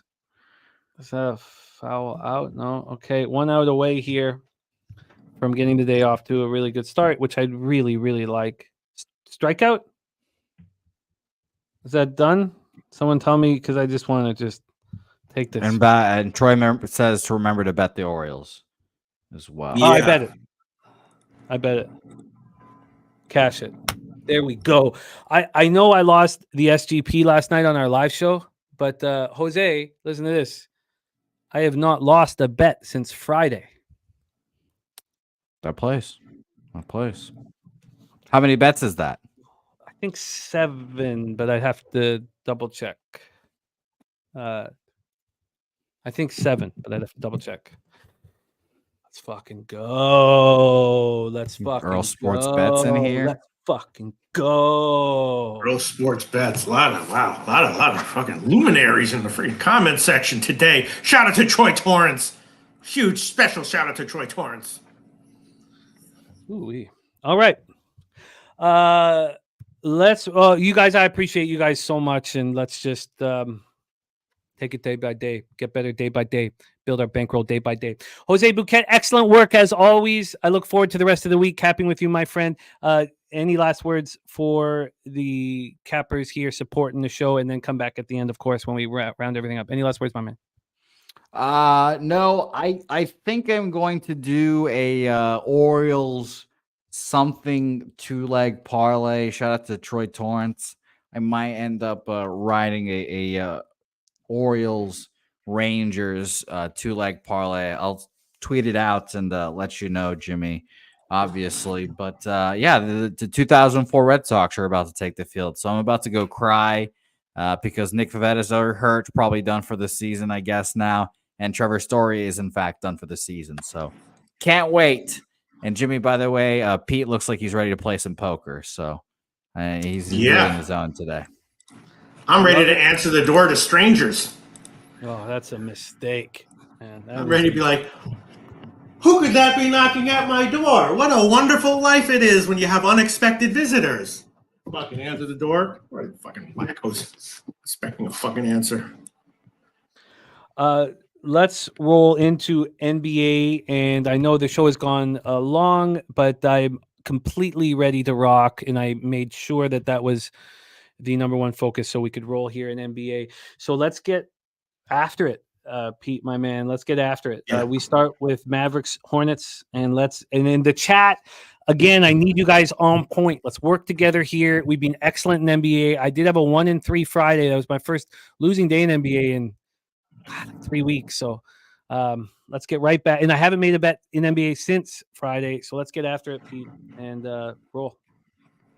Okay. First one, Dallas, Charlotte, right? There were a bunch of these. I looked at these early, and there were a bunch of lines that I had expecting them to move. A bunch of them did, so we'll see. Dallas, Charlotte. Obviously, Dallas, rolling, winning almost every game. Although the last one was OT, ATS win as a 9-point fave. So that was a close one. And of course, they're going under recently. Charlotte, not winning, but kind of covering recently. I was leaning Charlotte a bit and thinking about the under. Didn't bet either of those. At 10.5 and 219.5 was leaning Charlotte and the under. And but I didn't bet it, and I guess I will probably pass on those as well. And I haven't bet anything yet, so we're going to be doing this all in NBA. So we're going to be doing this all together here. Charlotte. Well, we know Lively out for Dallas. Josh Green and Kleber are game time decisions for Charlotte here. This is their last home game of the season here, so I don't know if anybody cares, but it's their last game at the Spectrum Center here. Let's get into this line history. This total right now, we're going back to Pinnacle moves. This total is sitting at 223, opened up at 221.5. We have a 1.5 point move to the over. And then when we get to the spread in this one, we have Dallas as 13-point favorites at -106. They opened up as 11-point favorites. We have a 2-point move towards them. Lower Alabama Hooper is on Brandon Miller for 25 points in this one. Let's get to the cash flow for this one as well. Get over to NBA. We'll be moving very quick as soon as this is all up, and it's all up now. For this one, we have 90% of the tickets on Dallas. No cash flow information, but we know that this line has moved 2 points towards the Mavericks. From a total side of things, 73% of the tickets are on the under, and this has moved 1.5 points towards the over. Dallas 4-1 over their past 5. That's the 5th fastest pace in the league, 101.39 possessions a game. During that stretch, they're shooting 47.4% from the field and 40.2% from three. They're shooting the ball very nice. Both teams are on the first half of a back-to-back. We have a lot of that going on today, and we'll discuss all those spots where we see that happening. Charlotte 1-4 over the past 5, the slowest pace in the NBA, 95 possessions a game, 49.8% from the field and 38.4% from three. They're shooting much better as well. Mavericks coming off their third straight win, 147-136 at home in overtime over the Rockets on Sunday. Got in on them at +3.5 in the first quarter. They were down like 25-9 or something like that. Kyrie went for 48. Luka went for 37. This Mavs team's coming together. I mean, we watched them win 14 of their last 16, but they play at Miami tomorrow night. And I know it's not a divisional or anything, not even the same conference, but, you know, it's Miami. Charlotte comes in off a 121-118 loss at home to the Thunder on Sunday. This is the final game of an 8-game homestand, their final home game of the year. They've gone 2-5 through the first 7. Nick Richards is back after he missed 3 games. He's very helpful. And Grant Williams is still in the starting lineup, and he's playing well. He put up 19 points. So, you know, and he was acquired in the trade with Dallas. So is there any kind of, you know, Rebenga for Grant Williams? I mean, would we have any interest in a Grant Williams player prop? I mean, possibly. Trey Mann went 7 of 7 from the field on the way to 18 points. Now, the problem is this is the first half of back-to-back for them as well. They play at Atlanta tomorrow night. I don't want this 2-point move. I will respect at this point. I'm a little surprised that anyone thinks Dallas is just going to shove here, but that's what the market's doing. I don't want to get in the way of it. And so the question is, do we think Grant Williams is going to play his best basketball against the Mavericks who ditched him? What do you think, Pete? You know, I don't know. I'm glad I didn't bet this because my leans were Charlotte in the under, and it's gone the other way. Maybe I'll bet something. Oh, it's got to be Charlotte here. I don't know, man. Oh, it's got to be Charlotte. Are you going to go up against a 2-point move in this market? Maybe I will, yeah. I mean, I'm not going to officially, but that's what I'm thinking of. Okay. As Astute Chaos in the house, he is on Dallas Charlotte first half over 113.5. Well, I'm interested in Grant Williams props. I know that I shut them down, and obviously I cashed my lone one yesterday on Klingon under, but the prop I bet before the Klingon prop was Miller points over the game after he got ejected. I mean, if you can figure out the spot where you expect a player to play with a ton of heart, this is Grant Williams. I'm going to be looking at the Grant Williams player prop here, and I'm going to go over some numbers and stuff, but I expect that to be my play here, or my bet, I should say. Grant Williams, and then I've got to decide whether I'll do points and rebounds or just points. So I've got some work to do, but I think Grant Williams is. The fact that he remained in the starting lineup, I think that made him feel good. This is the final home game. I'm very, very interested in this one. So let's roll on Pete. Next up for us, Pistons Sixers. Okay, Pistons and Sixers. What do I got here? Yeah, once again, I leaned Detroit at the line, and I did hit. When I saw 15, I didn't bet Detroit. I did bet the under at 219.5. I swear I'm not like bullshitting. It could be like 225. Let's see where it is right now. Detroit and Philly. There you go, 223. So I'm not lying. I bet the under at 219.5. Thought it would be lower by the show. It's up to 223. That was obviously the wrong move. Leaned to Detroit at plus 15, but that I didn't bet it, and that is also moved in against me. Philly, of course, rolling ATS, right? Rolling ATS. And Detroit losing, straight up at covering some games. My under bet was obviously the wrong one. We'll see. Maybe I'll add on officially the 223. But yeah, I'm a little bit surprised to see that. And I guess I'm going to pass on it officially. I think what happened with this total is Cade Cunningham at the shoot-around. Right. So Cade Cunningham's missed 3 straight games. He was at the shoot. Well, why wouldn't that? Well, then how come the line has moved a half point in Philly's favor? Because Detroit is just terrible. Well, no, I think that's because we're sitting here with everybody. So Embiid is expected to be back. I'm sure that's part of it. That Embiid is going to be back. There was no Tobias Harris, no Kyle Lowry, no D'Anthony Melton, no Robert Covington. Melton and Covington are going to stay on the sidelines, but Embiid, Harris, and Lowry are all going to be back in the lineup, and that must be what has happened here. So this total has gone from 220 to 223, and then let me get over to the spread for this one. Sorry, here we go. On the spread here, we have the Sixers at minus 15.5. They open up at minus 15, so it's a half-point move there. And let's set this up. So, let's take a look at the cash flow before I set this all up. Excuse me. We have 83% of the tickets on the over, no cash flow information. Where we do have cash flow information is on the spread. 84% of the tickets and 88% cash on the Sixers here. Brent Cook's got the Sixers winning by 10. Pistons off a loss, 76ers off a win. Pistons should cover, but not betting this. And Astute Chaos is definitely looking like an under. So Detroit 1-4 over the past 5, playing at 17th fastest pace, 44.8% from the field over that stretch, and their 3-point shooting continues to be poor, 34.4% over the last 5 games. Philadelphia feeling good about themselves, 5-0. They're playing at the 12th fastest pace, 99.07 possessions a game, 49.6 from the field, and 41.9% from 3. Pistons coming off their 4th straight loss in 12 and 13 games, 113-103 at Brooklyn on Saturday. I mean, Maytu led with 20 points, Sasser 18, Ivy 16, Troy Brown 15, Noel 12. But Cade Cunningham, we expect at this point to be in the lineup. Troy Torrance says, whichever way this total moves, take the other side. Coming up from Troy Torrance right there. Sixers I was literally about to give it anyway before I heard you read what Troy Torrance wrote. And all right, I'll give it 223 minus 110. That's a market line right now. Under Detroit, Philly, 223 minus 110. It's an interesting look, man.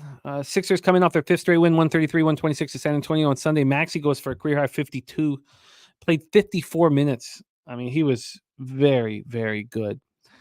And they're trailing Indiana Pacers, who have the 6th seed to stay out of the play-in tournament. They're trailing Indiana by 1 game with 3 games remaining here. Lil Doma says, just need the Sixers to make the playoffs so I can drive to Philly and watch a game. Great city of Philadelphia, man. I love it there. I'm interested in your under. I'm going to need to sit with it. There's nothing that really jumps out at me, except, I would have interest in the Pistons, honestly.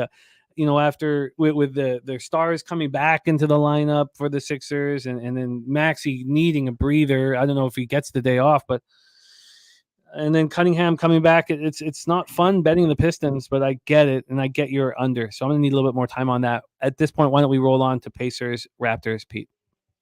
All right, so of course the Raps a big home dog here. Pacers doing well, ATS. But the Raps actually, 2 straight nice covers. Before that, they had a hard time buying an ATS win. And now maybe the Raps have turned a little bit of a corner at this point in the season. Maybe you want to take them as a home dog here. This is the home finale for the Raps. Does that matter?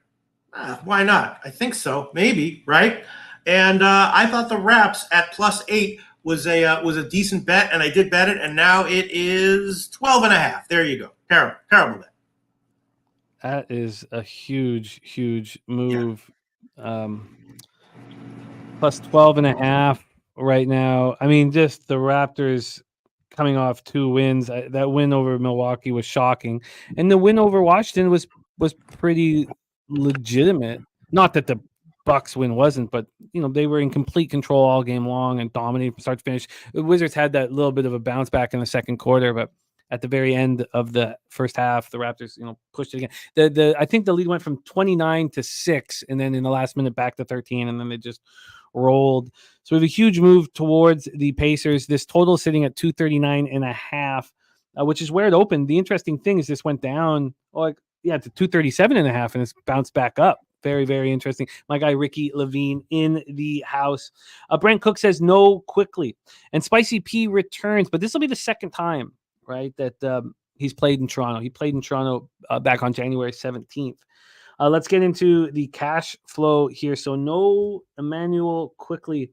We have Quickly out, and of course Pirtle, Boucher, and Barnes out. Grady Dick, a game time decision, but Quickly out is a huge problem. Huge problem, especially with the Pacers rolling right now. Let's take a look at the cash flow then for this one. 60% of the tickets on the Pacers, then 51% of tickets on the over. We have no cash flow information. Pacers 4-1 over the past 5. Again, 60-1 to win the Central Division 4 days ago. Now 14-1. They have to win out and have the Bucks go 1-3, which is very feasible. Pacers 4-1 over the past 5, playing at 10th fastest pace, 99.2 possessions a game, 49.5 from the field. Interestingly enough, shooting the ball poorly from 3. Bo saying that Dick is out. He's got a groin strain for Dick. I don't know if that's all gags. Let's click on old Dick. Yeah, groin strain. Questionable to go. I should have believed it immediately, Bo. Believed it immediately. Toronto 2-3 over the past 5, playing at second fastest pace in the NBA, and they're flying. But are they going to be flying without IQ on the floor? Gary Trent is not a point guard. I mean, if we watch Gary Trent running the show, I mean, they're going to lose by 25. And Gary Trent is just not somebody you want with the ball in his hands whole time. You want him to sit on the perimeter and shoot when you pass it to him. 33.3% from 3, and that's with IQ in the lineup over the last 5 games. Pacers coming off their second straight win in 4th in 5 games, 117-115 at home versus Miami on Sunday. Shout out to TJ McConnell. I mean, this guy is just such a character player. I mean, does so much for this Pacers squad. Put up 22 off the bench. Turner had 22 and 13. And as we said, Spicy P back in Toronto for the second time since he was traded. Raptors are on the first of a back-to-back. They play at Brooklyn tomorrow, so IQ going to be in that one, we expect. They're coming off their second straight win, 130-122 at home over the Wizards on Sunday night. And that was the first time since Scotty Barnes got hurt that IQ, RJ Barrett, Gary Trent Jr., Kelly Olynyk, and Bruce Brown were available in the same game, and it showed. I mean, they played much better. IQ goes for 31 points, 13 assists, 7 rebounds. Now you pull him out? I mean, the Pacers are going to destroy the Raptors tonight. I mean, Gary Trent is not. Are you kidding me? Gary Trent going to play the point in this game? And when the Pacers, and you think Toronto's going to D up at all, or just going to be an offensive exhibition for their home fans' last home game? North Ender says it's called tanking. I can't. I don't feel like that. I mean, it's their last home game. Are they going to step up defensively? I mean, I can't. I don't know, Pete. I don't know, but I do know that they're going to get annihilated. So, I mean, this has got to be Pacers first half. Is this a Pacers triple up with Gary Trent? Maybe I just chuck on Pacers money line minus 794, current line Pinnacle. Troy Torrance says the Pacers downtrend will begin tonight, in my opinion. But Troy, have you watched this Raptors team without IQ on the floor? I mean, it's horrific. I mean, it's beyond that. I mean, god damn, like, you know, this lineup they've got listed with RJ Barrett at the 4. I mean, this is just. Sorry, Pete, what did you decide to do? Indiana Pacers money line minus 794, current line Pinnacle. No, I'm kidding around, Jim. You know I can't do that. Thank God. I was going to write it down. We don't need the juice segment pop up. Oh, yeah. Uh-oh. Huh? Yeah, just for that, I fucking should chuck it on there. In fact, maybe I'll take the Heritage line minus 911.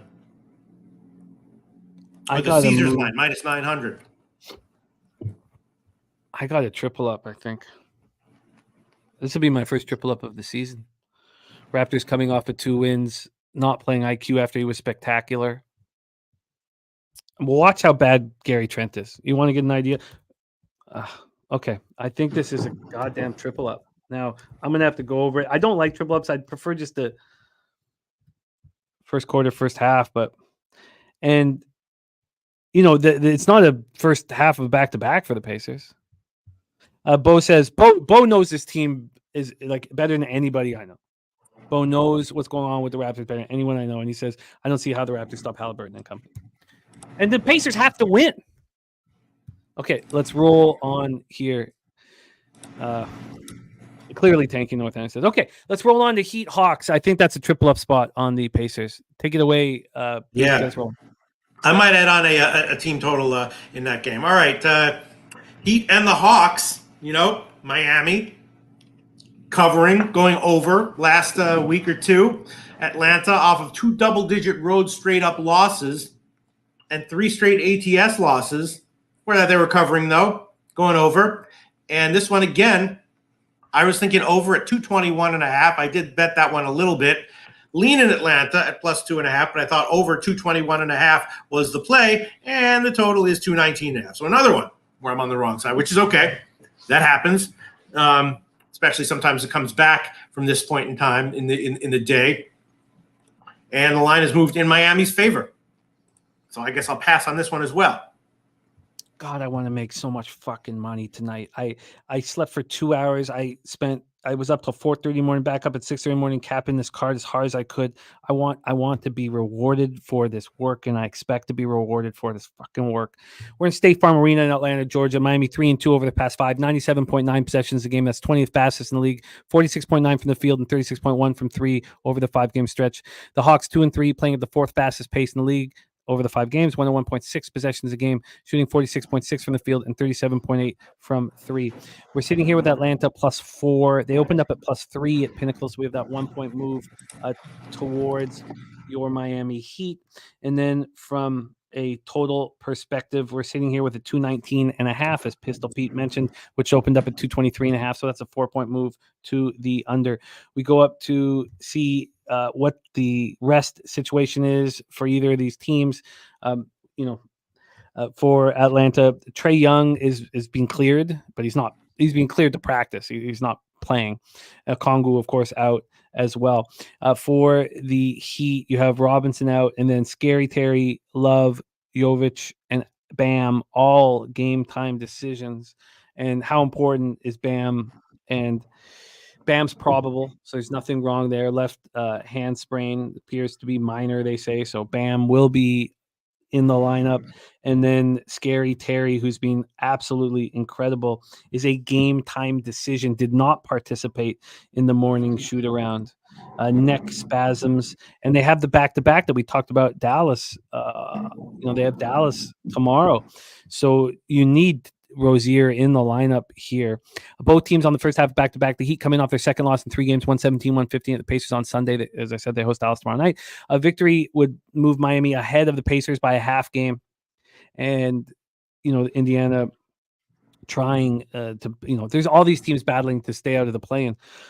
So also the victory for Indiana gave them the head-to-head tiebreaker edge over the Heat. So the Heat are going to be in the play-in game. I mean, they're that looks like it's happening. And the Hawks coming up their second straight loss, 142-110 at Denver on Saturday. They host the Hornets tomorrow night. So Nuggets shot 23 threes, shot 60.2% from the field. I mean, they just dominated that game. Capella at 19 points, 12 boards, looked good. DeJounte looked bad, 4-15 shooting for 14 points. He did get 12 assists. I wonder if this is a DeJounte bounce back spot. At home, we don't know. We probably don't think that Scary Terry is going to be in the lineup. Why wouldn't DeJounte, after a bad game, step up here? I need to know what's going on with Scary Terry at this point, and have the Heat. The Heat can't have let go of this, effort to try to get out of the playing spot, or if they're in it, be at least the 7th seed. So I don't know. Nothing is comforting here, but I think this total from 223.5 to 219.5 says that Scary Terry missed the shoot around. That's so then why? Sorry, let's just go back to that spread here. Then why would the Heat have gone from -3 to -4? I mean, it's just confusing. Oldie like in Miami here. I'm looking at DeJounte bounce back spot. Again, why would I be looking at player props? I've been trying to stay away from them, but I've been hitting them. Astute Chaos on the first half over. And Saturated said, I thought Bulls and the Hawks were locked into the play. Well, of course, Saturated, there's 4 teams playing. Oh, you're saying that I think the Hawks are. Oh, okay. I feel you. The Hawks can't move, but the Heat can move. I hear you. Okay. All right. Okay. Take it away, Pete. I guess I'm interested in Murray bounce back, and I need more time to sit with this game. Troy Torrance says the spread movement says Terry plays. It does. It does. Okay. Obviously, we need more time. Pistol Pete, do you want to make anything official, or do we move on to Celtics Bucks? No. Okay, let's move on to Celtics Bucks. You ready, Jim? Remember, Ron Crawford spreadsheet play of the day is the Boston Celtics. Take it away, Pete. Now, why would that be? Because Boston, right? They're locked. Correct me if I'm wrong. They're locked into the top seed. It's over for them, right? They're Milwaukee lost 6 of their last 7. I know they're playing their guys and keeping them whatever, everything, and they've won 5 in a row and everything. Not necessarily covering, but they're going. They're playing their guys. But now you got Milwaukee, who's lost 6 of 7. They got to want to win here. They're going to fight to get a win here, even though it doesn't really mean anything. You think Boston's going to throw their guys in to, make sure Milwaukee doesn't win on their home court? No. So I took Milwaukee -1. The spreadsheet play of the day is what it is. The lines have moved against me, and the current line is, Milwaukee's a 2-point dog. Now, why would that be? Chris Middleton out? Well, first off, they've been absolutely horrific. But Middleton is probable, so the quad injury is not going to do anything there. Giannis Antetokounmpo is questionable with the hamstring injury, so maybe there's a thought that he doesn't play. It's clear that even with all that, is Boston really going to come in here and scrap to get a win? Saturated says maybe Bucks they will. Are so bad. It says Bucks are so bad. Glenn is a joke. Like I said, when they hired Glenn, they deserve everything that happens to them this season. So Brent Cook says we need Horford or Porzingis. One of these guys has to come in. And look at that. This is where you get the confidence. BJ is coming, and he is on best bet Bucks money line. 5 units all over it. Says line stinks. Gift. Wow. BJ, what a hell of a capper he is. big boy bets, and he catches them at an alarmingly high rate. Wow. Okay, but this is very, very interesting. So the total is at 228. That's where it opened. 4 cents of movement towards the under. Nothing of any interest there. And then on the spread, we have Milwaukee +2. They opened up at +1. So we've had this 1 point move towards the Boston Celtics. Troy Torrance says he agrees with BJ unless they're closing at 3. And Randall Sheffield says, Loshak, you my role model, bro. Just cool as fuck for no reason, man.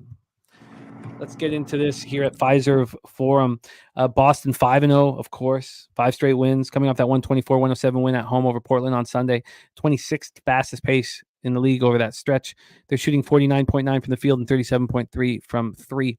Milwaukee 1-4, 15th fastest pace, 45.4 from the field, and not hitting anything from the 31.1% from 3. Stu Chaos says, I see that someone could sit for Boston. We have Porzingis and Horford as game time decisions.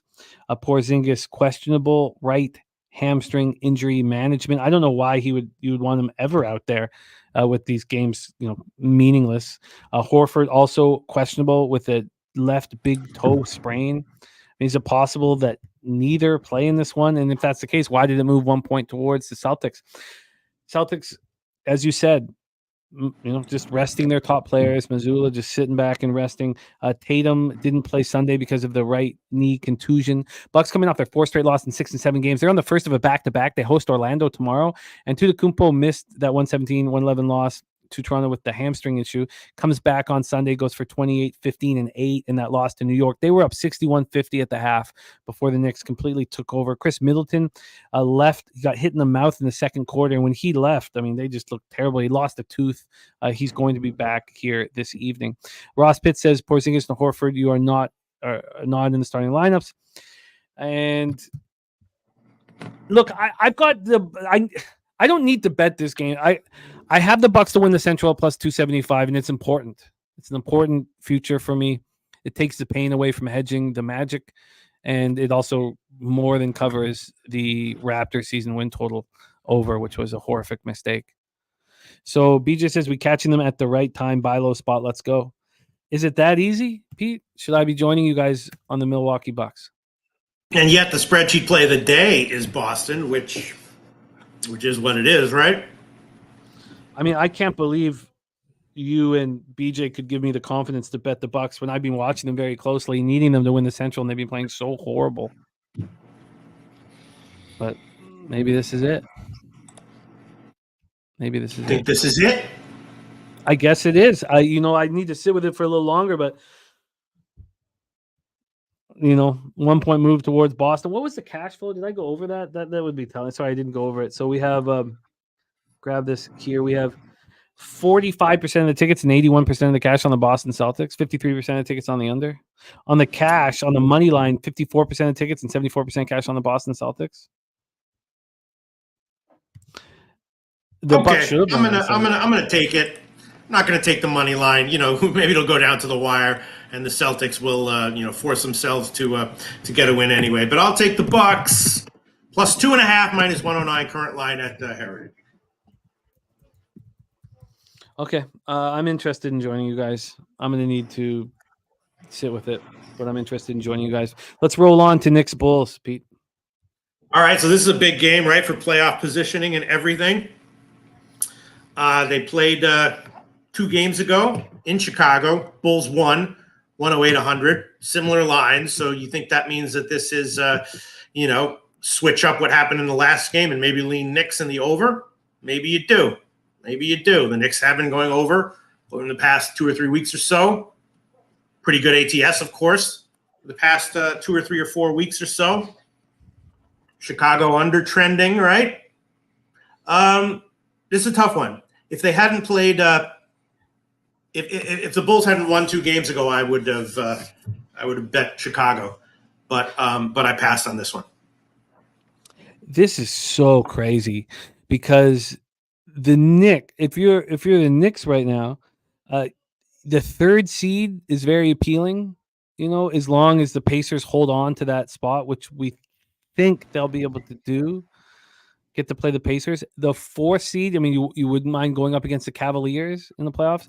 What you don't want is the Philadelphia 76ers. You don't want to face them at all. So it's going to be, so right now you have the Bucks a game up on both the Magic and the Knicks. That 2nd seed, not very appealing right now, unless the Sixers move into the 6th seed. There's so much interest here. So let's talk about Knicks Bulls here. BJ saying that the Bulls last 5, win 1, lose 1, and Troy Torrance says Knicks blow out the Bulls tonight. Let's take a look at the line history here for this one. The Bulls sitting at +4.5. They opened up at +4, now at +5. So we've had a 1-point move to the Knicks. Knicks have gone from 4 to 5. Let's take a look at the expectation of who's going to be sitting. Caruso, game time decisions. Same with Ayo and Kobe White, all game time decisions. God, that's important. So Kobe White probable, so we can get past that one. Caruso is questionable. So there would be a 2nd straight game with this left ankle bruise. And then Ayo is questionable right now. And he's been playing in all these games. So he's been playing hurt. Wow. Okay, so Knicks 2-3 over their past 5. 95.1 possessions game. That's 28th fastest in the league. Chicago playing just barely faster, 25th fastest, 95.8 possessions a game.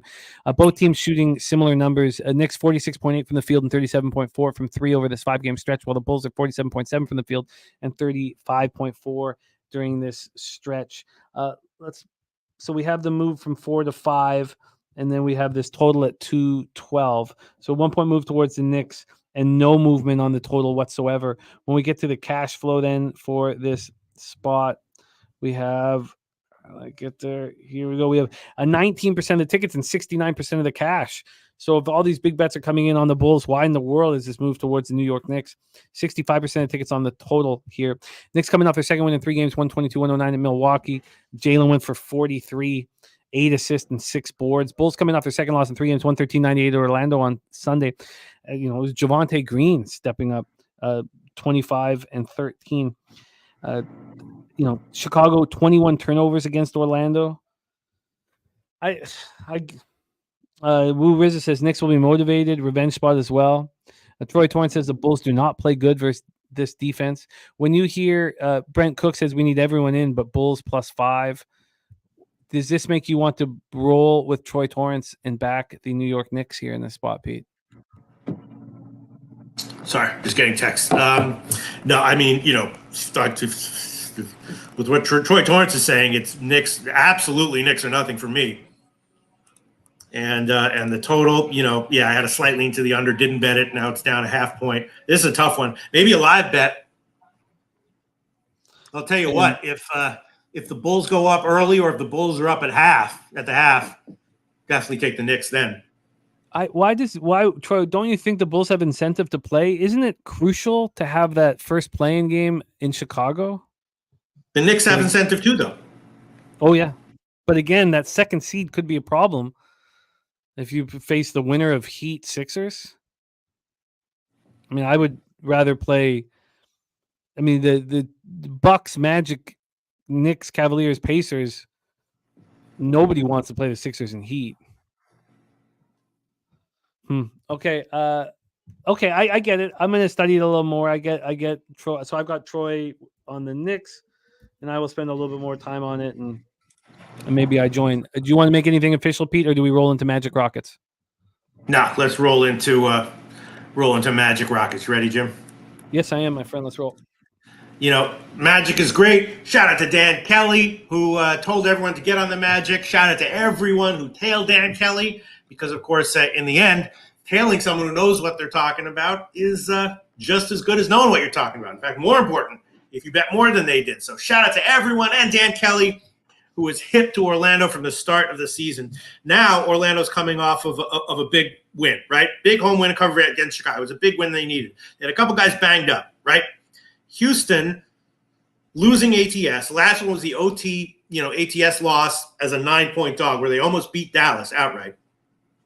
Lost ATS again. Now this is their last home game, and I I hit Houston at +2, and I hit the over at 212.5. We'll see where it is right now. Now it's 3 and 216.5. All right, so finally I beat a move there big. Yeah, the over was the one I really liked at 212.5, and I also hit Houston a little bit at 2, and now it's up to 3.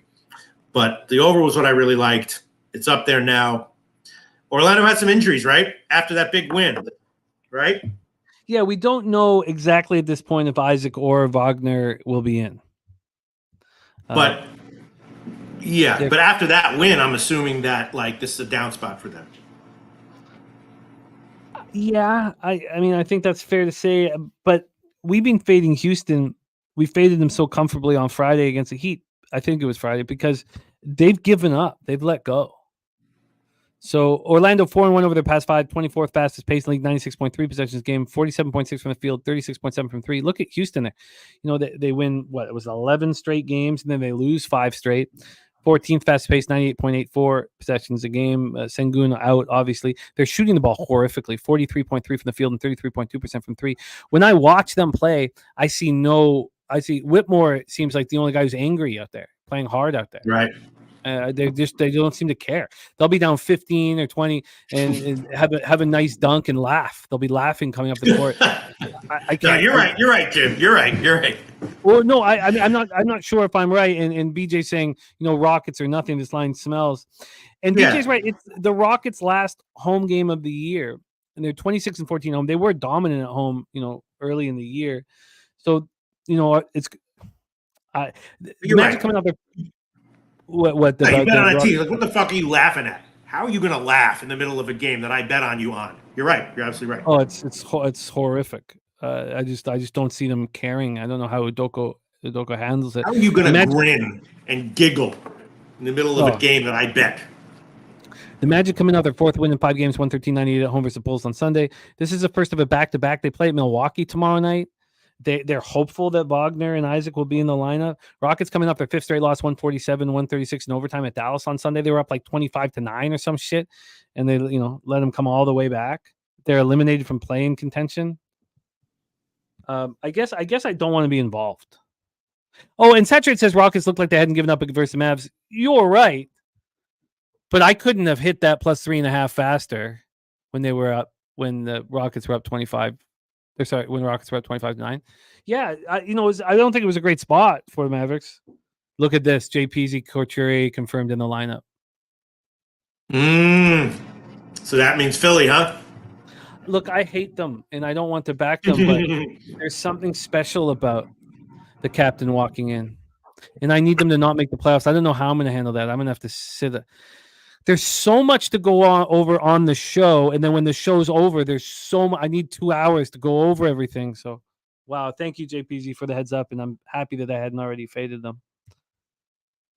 All right, Banchero being vocal about aiming for the 2 seed.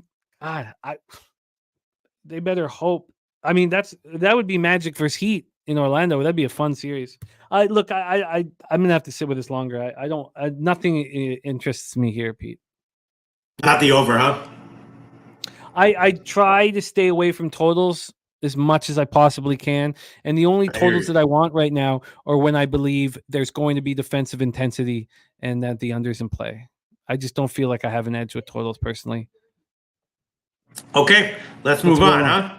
Yeah, let's roll on. All right, here we go. Spurs and Memphis. This is another one. I don't know. Is this a weird one? I don't know. The Spurs off an OT ATS loss as a dog, but before that they were covering just in general at the end of the year. Not a surprise at all. You see this with teams like the Spurs in all sports, especially basketball, a team that was kind of crappy but fighting, bad all year long and losing ATS at the end of the year starts to cover despite not winning straight up. And that's exactly what has happened to the Spurs. Memphis, blowout home loss to Philly, all the injuries. They've only got 8 players and all this.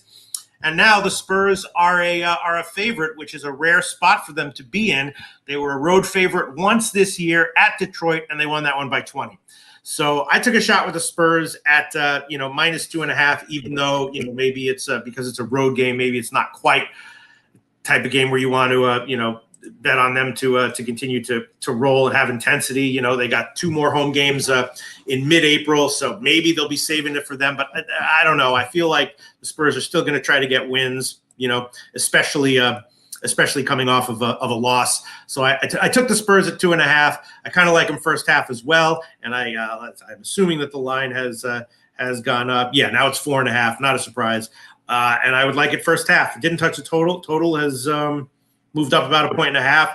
It just seems like the Spurs are really playing for real now. Probably they're going to continue to do it on the road. And is there any reason to think that Memphis won't again be decimated and in bad shape here?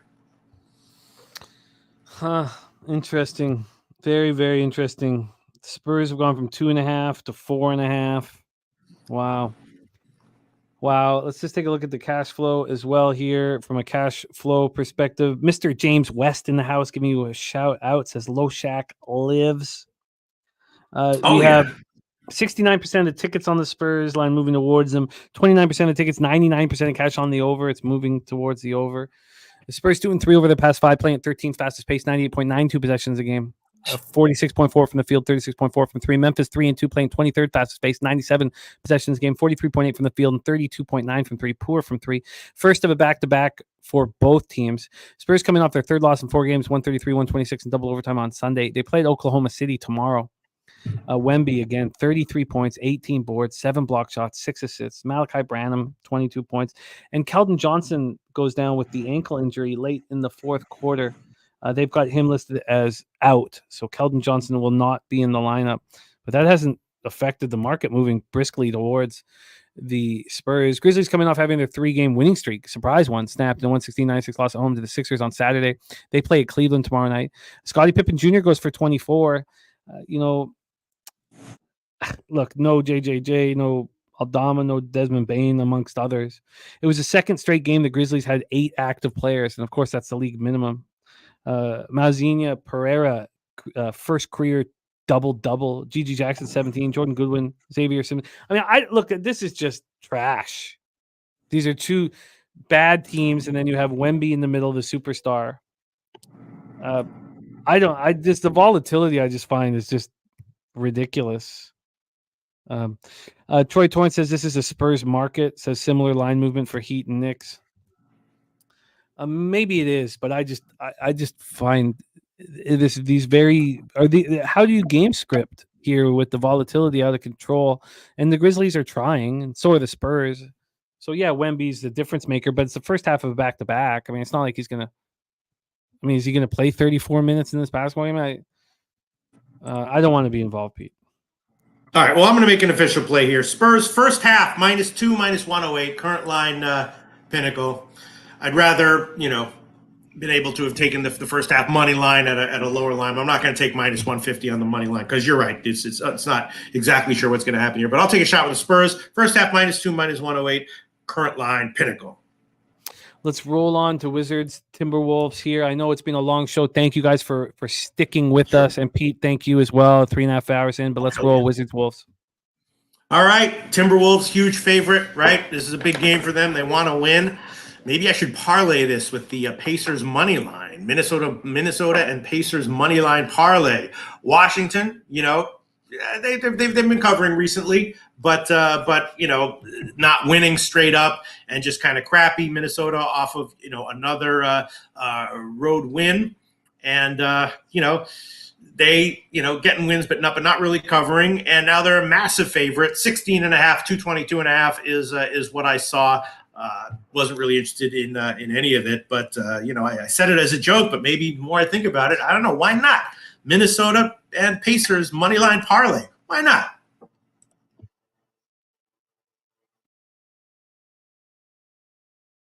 Hey, Jim. Sorry, my bad. Wizards 16.5. You want to see if it goes down? Play on your iPad, bud. Okay. Sorry, the wife has gone to pick up Ella. So Carter, if you want the iPad, you can roll with me, my man.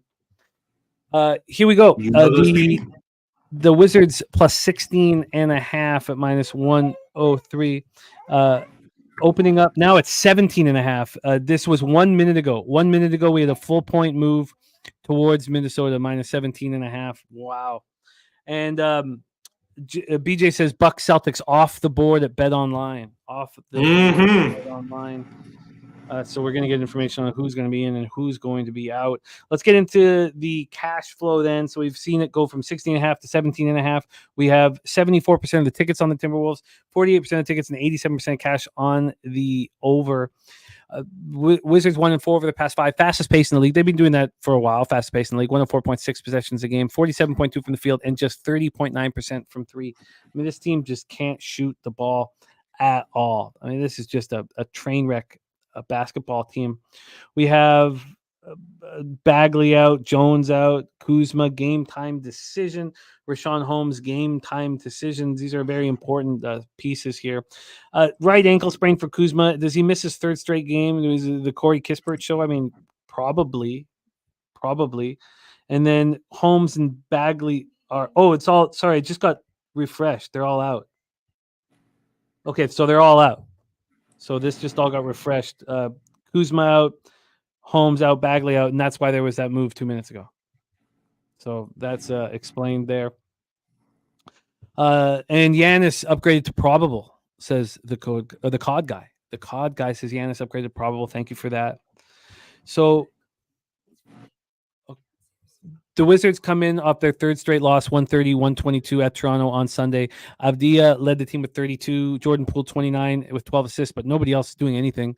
The Timberwolves coming off their third win in 4 games, 127-117 at the Lakers on Sunday. This is the first of a back-to-back. They play at Denver tomorrow night. The Timberwolves entered the week tied with the Nuggets for the top spot, both sitting 1 game ahead of the Thunder. Edwards goes for 26 and 8 assists. Naz Reid, 31 and 11. I mean, Naz Reid's just been so good. Big push for the 6th Man of the Year award. I mean, 17.5 points. I mean, that. God, I just don't. Does anybody want anything?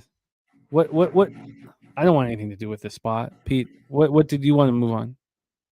I know. I just want to say, North Ender. No, your comments are not blocked. Very much appreciated. What do I want here? Yeah. I don't want to say what I want because Jose's gonna fucking slam me. But I want, I want Minnesota at minus 1,500 or whatever the fuck they are. What do you got here? Oh, yeah. Uh-oh. Huh? I want Minnesota minus 1435. Current line pinnacle. That's what I want. Okay, sorry. I just gotta, but I would love to. I would love to. Okay, no, you got to do this, buddy. Just do this here and use. Okay, sorry. Let's. I don't want anything to do with this. I'll be right there, bud. Okay, sorry about that. As we hit the 4-hour mark, I always someone has to pick up Ella from school. Okay, I don't want anything to do with Wizards Timberwolves. Let's move on here to the next spot on the board. Kings Thunder, 8 p.m. Eastern. Pete, you want to set it up? Yeah, this is a tough one, right? Both these teams are fighting for the playoff hunt, but it also matters what other teams do. And this one, I hit, OKC, 5 straight ATS losses. Not doing well ATS recently. OKC is an interesting team. I actually, to get a promo, I had to make a preseason NBA championship bet, and OKC is the one I chose. I got him at, I think, plus 7,000. So it's nice. I'm probably going to have to hedge out several times, but I think they're only like plus 2,000 now or something like that. Shai is injured, I think. Going to be out again. I'm not exactly sure. I'm assuming he'll be out. Sacramento's been covering. We're not sure if Shai is going to be coming back, before the season ends at this point. Yeah, no, I mean, I'm assuming he's out, although he probably could come back if he. He's not even on the injury report. Shai will be in the line. Isn't on the injury report. Missed 4 straight. Okay. Shai will be in the lineup tonight.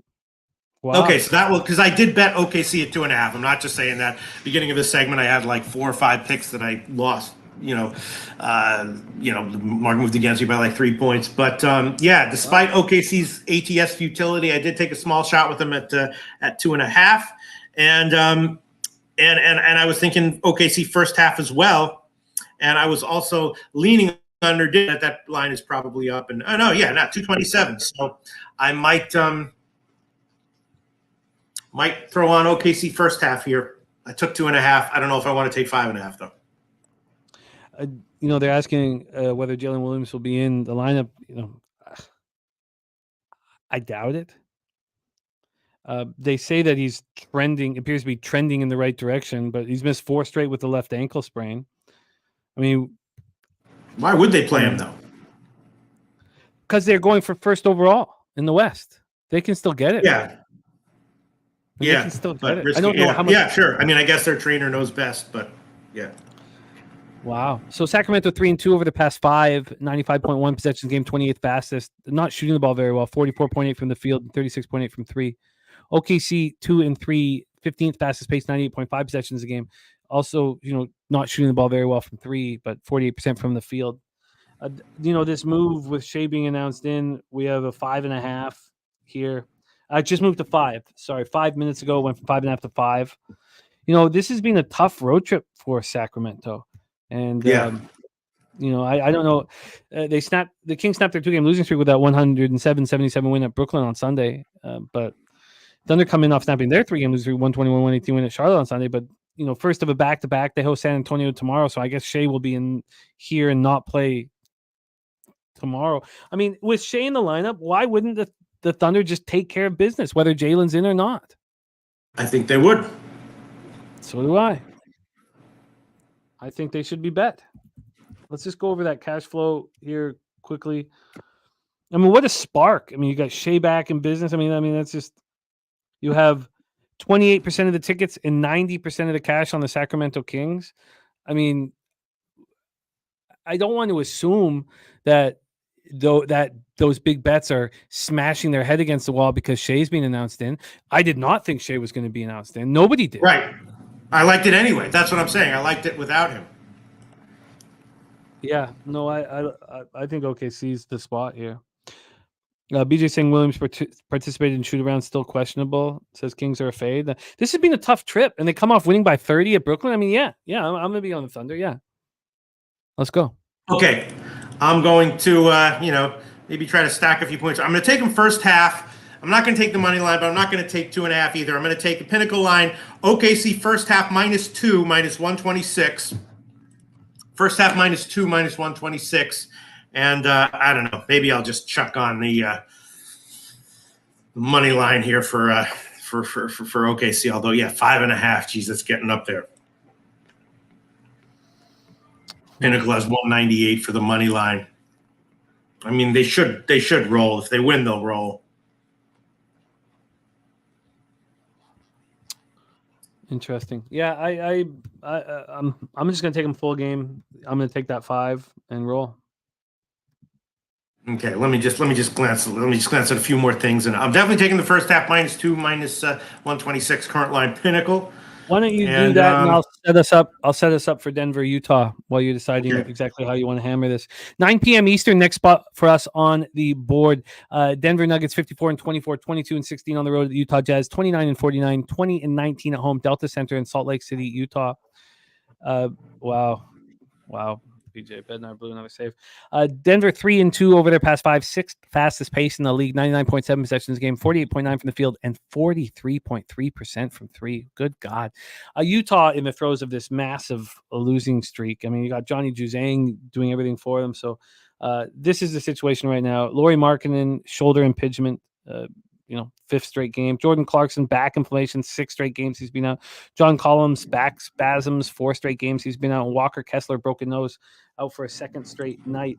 Take a quick look and see if there's any of these guys that could possibly come back from Utah, because I don't like this spot for Denver. I don't see why they'd be going all out here. Everybody is a game time. The whole starting 5 is a game time decision. Those guys are all out, by the way. Markkanen, Kessler, Dunn, Collins, and Clarkson all out. So it's your 7, Hendricks, Senzabog, Sexton, and Keontae. I mean, And then is there a chance that you could, face Denver without Nikola Jokic? Jokic is probable, so Jokic will be there. Maybe that's all you need. Let's just quickly go through this. It's so important. Aaron Gordon still questionable, so we don't have. I would expect him to miss this game. MPJ is probable, so MPJ. Let's say MPJ's in, Jokic is in, Gordon out, Caldwell Pope right now, KCP probable. So at this point, let's see if everybody is probable except for Aaron Gordon. And look at this. So Jamal. So I bet you everybody's in and Aaron Gordon's out. Saturated says Nuggets. Trifecta says, don't the Nuggies want the number 1 seed? I don't know if they do.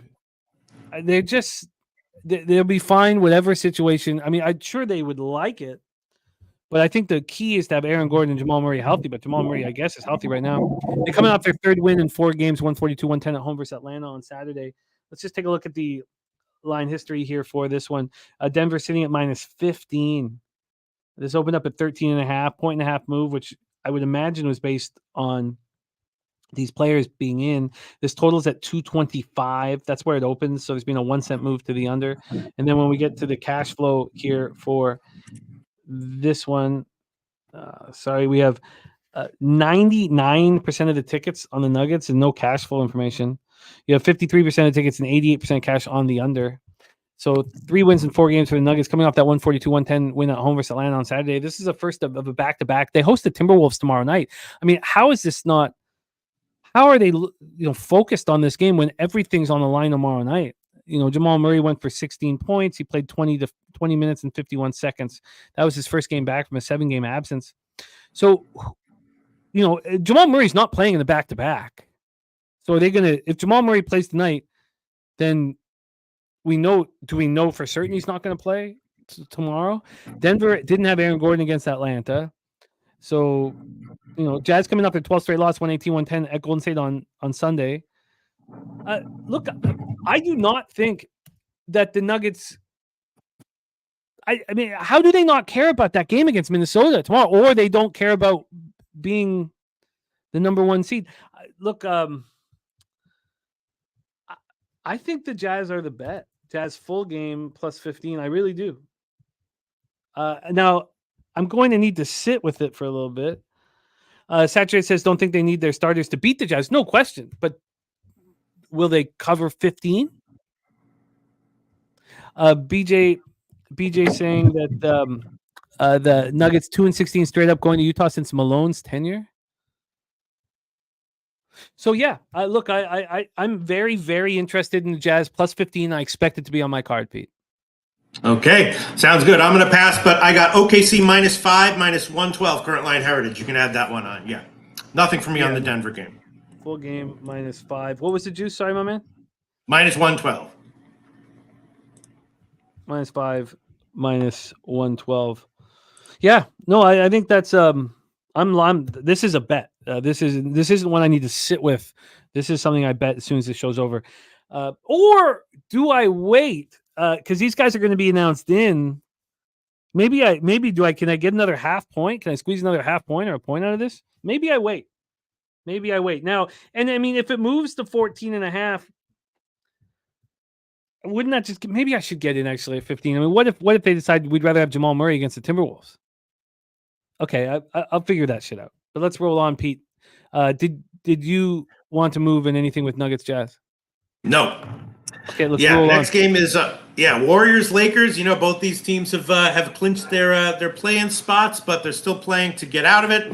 And this is another one where I did beat a move. I hit the over, and my note here says guessing 234.5 by show. It is now 235, which is nice. But again, I had a bunch of totals where I was totally on the wrong side of things earlier in the show. So about 50-50 there. Lakers. Let me see. Lakers Lakers about 2.5 point favorite here. And the last time they met, Golden State beat them 128-121. So that was a high scoring game. Not exactly sure what I think about the spread here, but I did hit the over at 232.5. Not sure if I want to give it now, though. What is it now? 235. So, of course, 4.5, 5. Yeah. LBJ still experiencing flu-like symptoms. Could he miss his second straight game here? The market says he's playing with the 1 point move towards the Lakers. And then AD questionable with the eye. I mean, God, it's tough making moves in these situations when you have no idea what the hell's going to happen. And then Wiggins is probable. So Wiggins is going to be back. I'm a little surprised. Both teams 4-1 over the past 5, and both teams playing at a pretty fast pace, especially the Lakers. 104 possessions a game. That's third fastest in the league. 51.7 from the field, 38.4 from 3. The Warriors, 49.9 from the field and 42% from 3. Just playing good basketball. So here we go. Lakers and Warriors are in the play-in tournament, and so Golden State has confirmed that the last of the 10 spots. And right now they're a game and a half back of the Lakers. And Home court is so important. Now, I don't even know, they could win this game and still not get home court, but good God, you'd like to be at home if these two teams play in the play-in, and how much fun would that be knowing one of them gets knocked out? But the Kings are just a half game up on the Lakers, and the Kings are probably going to lose tonight. So I think that you would do whatever you can to get out of this 10-9, and it's both feasible that they can do that. So the Warriors coming off their 7th win, 8 games, 118, 110 at home versus the Jazz on Sunday. Clay goes for 32. I mean, just reinvigorated. 7 games back as a starter. And Curry was given the day off. So Curry ready to go. Kuminga returned from the knee tendonitis. He went for 21, 9 of 11 from the field and 10 boards. So they had no Wiggins and no Saric, but we know that Wiggins will be in. Lakers come in off having their 4-game winning streak snapped, a 127-117 loss at home to the Wolves on Sunday. So they were leading after the first quarter. Then they lose Anthony Davis, and now LeBron not playing with flu-like symptoms. Davis is expected to be available. I mean, how do you not move on the Warriors here? I mean, how do you not move on the Warriors here? I just what was the cash flow? Let me say, let's go back to the cash here in this one. We have 62% of tickets on the Warriors and lines moving towards Lakers. I mean, that's a red flag. Troy Torrance says, I'm almost positive that the money line cash flow is what's moving in NBA lines as long as the spread is within 2 possessions. So there you have 81% of the tickets on the Lakers money line, but just 47% of the cash. I don't understand how this line could be moving to the Lakers, and I guess that should be a red flag. Brent Cook says Lakers Warriors are scoring the same. Lakers are off a loss and Warriors are off a win, so flip play the Lakers. Lakers are also at home like the Lakers. Okay, well, I'm certainly not betting this when the show ends, but I'm going to put some asterisks and question marks beside the Warriors. Anything you want to make official here, Pete? Nope, not really. All right, let's get into game 41 of 42 games that Peter and I, with the help of Jose Bouquett in MLB, have capped. Game 41, Pete, set up Clippers Suns, my guy.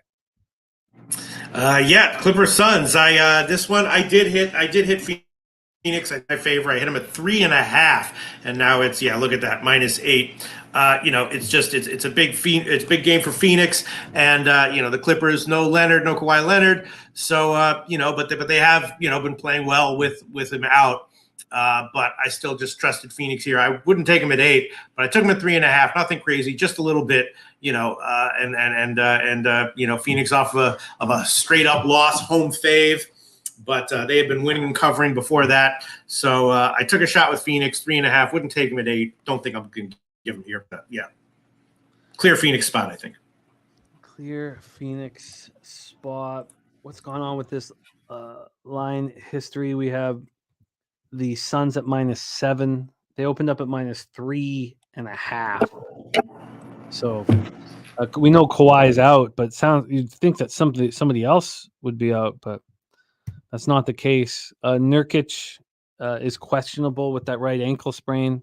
God, it's a big move. Just a big move. So we have Clippers 4-1 over their past 5, 18th fastest pace, 48.1 from the field, 37.1 from 3.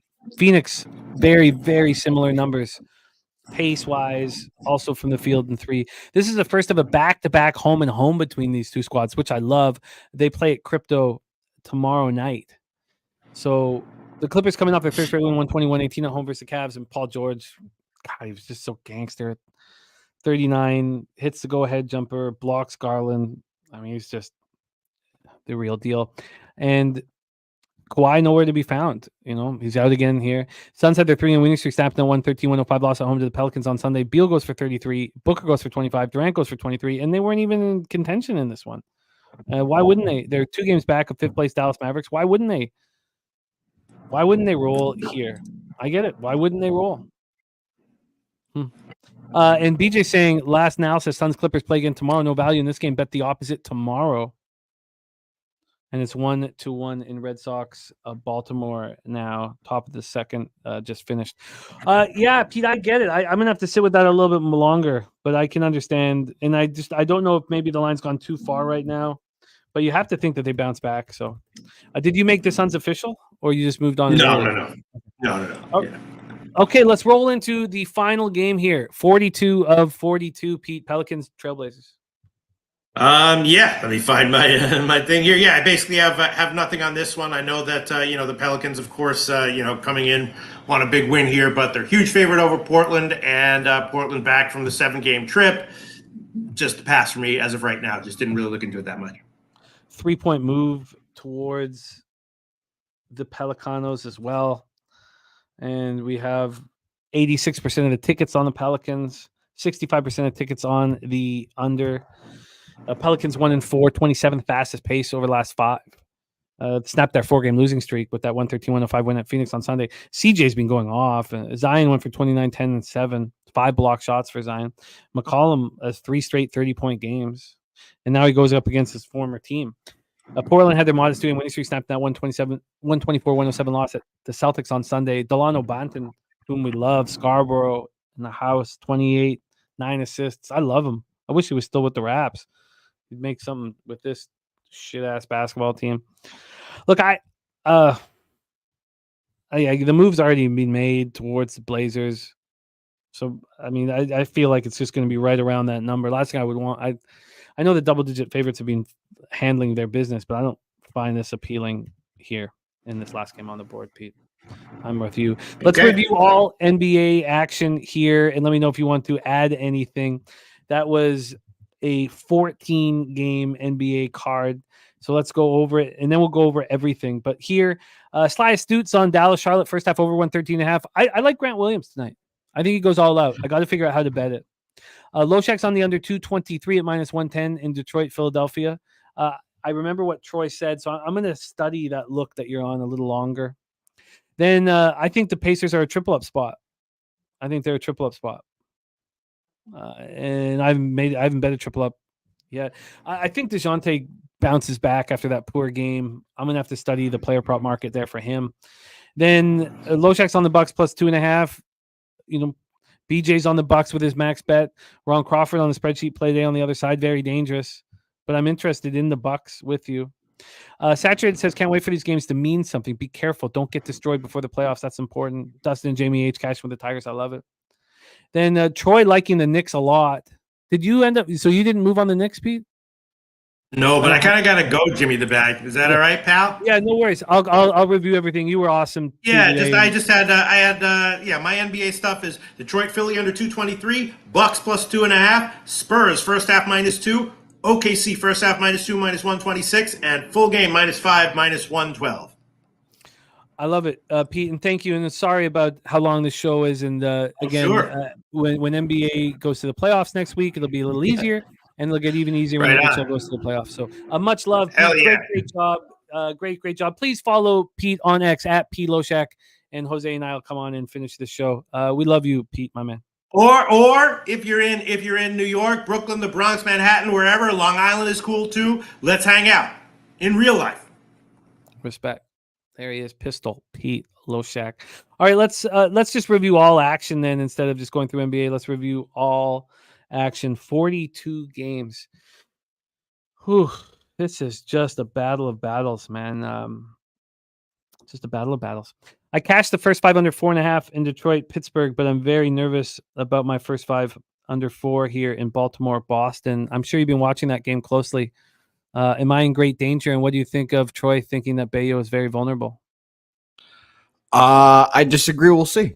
I disagree. Hopefully it stays under, but I think it'll be a lower scoring game. Yeah. In NHL, I've got a lot of work to do here. Spreadsheet play today is Detroit. I'm going to be on the under in the Washington Detroit. I'm going to be on the Lightning puck line. I hope it hasn't moved too much.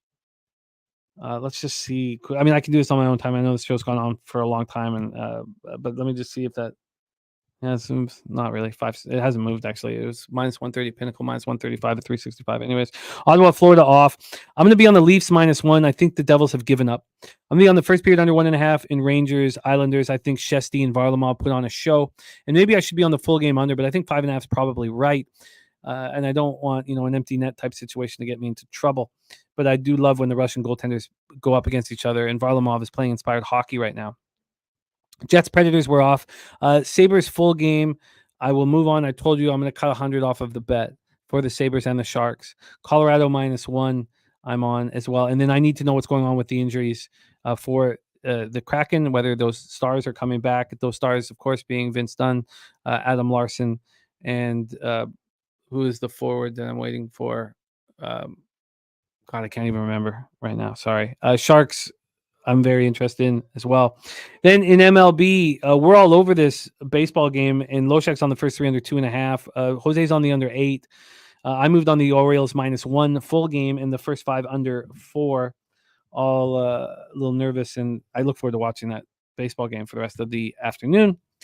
Then we have White Sox, Guardians, no action. Loshak's on the Reds, first 3. Marlins, Yankees, we stayed off. Billy Friedrich, Pig Milk, play day. Seattle Mariners, first 5, money line. In the spreadsheet, play days, Mariners, full game. I'm going to be moving on the over in Mets, Braves. Loshak run in the first inning, yes.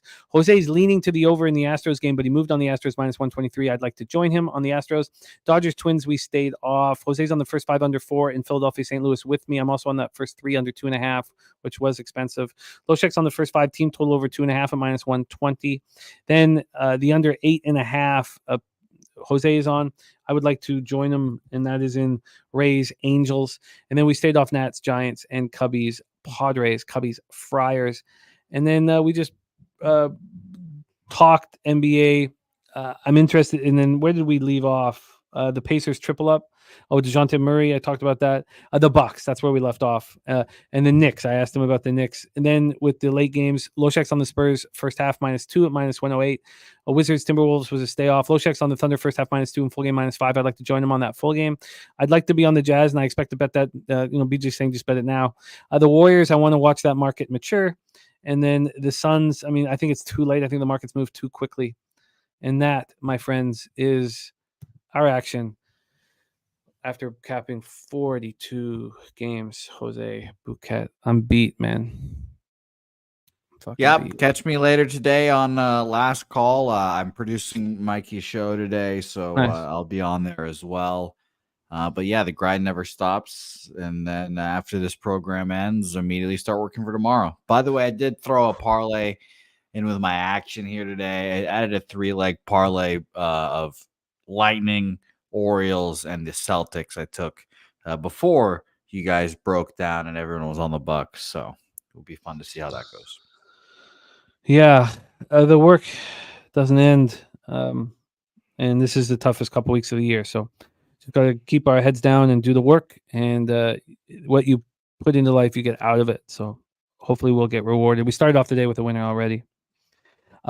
Saturated. Lower Alabama Hooper, Jarek White, North Ender, Gerald Jones, Torrey Coker, Troy Torrance, King Al says you guys like the Boston game to go over 227 and a half. That Celtics game, I got to figure out whether or not the Celtics care at all, because we don't really think they do. So I don't know. The totals make me really uncomfortable. The Bucks are going to be trying, right? We expect them to be trying, and the Celtics not to be. You want two teams to be trying for unders, but Jimmy, really by the way, were you here the day that Saturated and I made that bet, and then we ran it back for Illinois' UConn? I did not. Were you there for that? I remember. I asked him for money line since I gave him money line, and I guess he tuned out, and he never accepted my bet. It seems like so. He likes to think he's one up on the stakes. I don't know. Saturated. Check the tape. Saturated. Check the tape. We got to get that. Let's cut that. Let's get that tape. I'd like to see. Yeah, I just don't know. I don't know what episode or who I was with or what it was, but it's funny. I have a different recollection of that Saturated. I think we're 1-1 in stakes. But if I have to buy you a steak, twist my arm. I'll do it. Saturated. Only if you come to Publipalooza. This is a tough time of year, and you guys were spectacular in the chat. Thank you for all of your hard work. Brent Cook, BJ, Jarek White. Shout out to Saturated for winning the thing, by the way, of course. Our champ. Yeah. All right, I've got an enormous amount of work to do. I'm beaten up here. It's just been a really tough 24H. But as I said, I haven't lost a solo bet since Friday. I've only lost that SGP. North Ender, thank you for all that you do for the show. All you guys, the COD guy, all you guys, thank you. Jose, can you please bless our action and leche us into the future. Yeah, let's get the fuck out of here, guys. We appreciate it. Top Set, Saturated, King Al, Jarek White, Tori, Gerald, Troy, Dustin and Jamie, Marcus McCarthy, Wham Bam, Saturated again there, Lower Alabama, Hooper, Brent Cook, BJ, all you guys. We appreciate it. Let's get the fuck up out of here. See you tomorrow.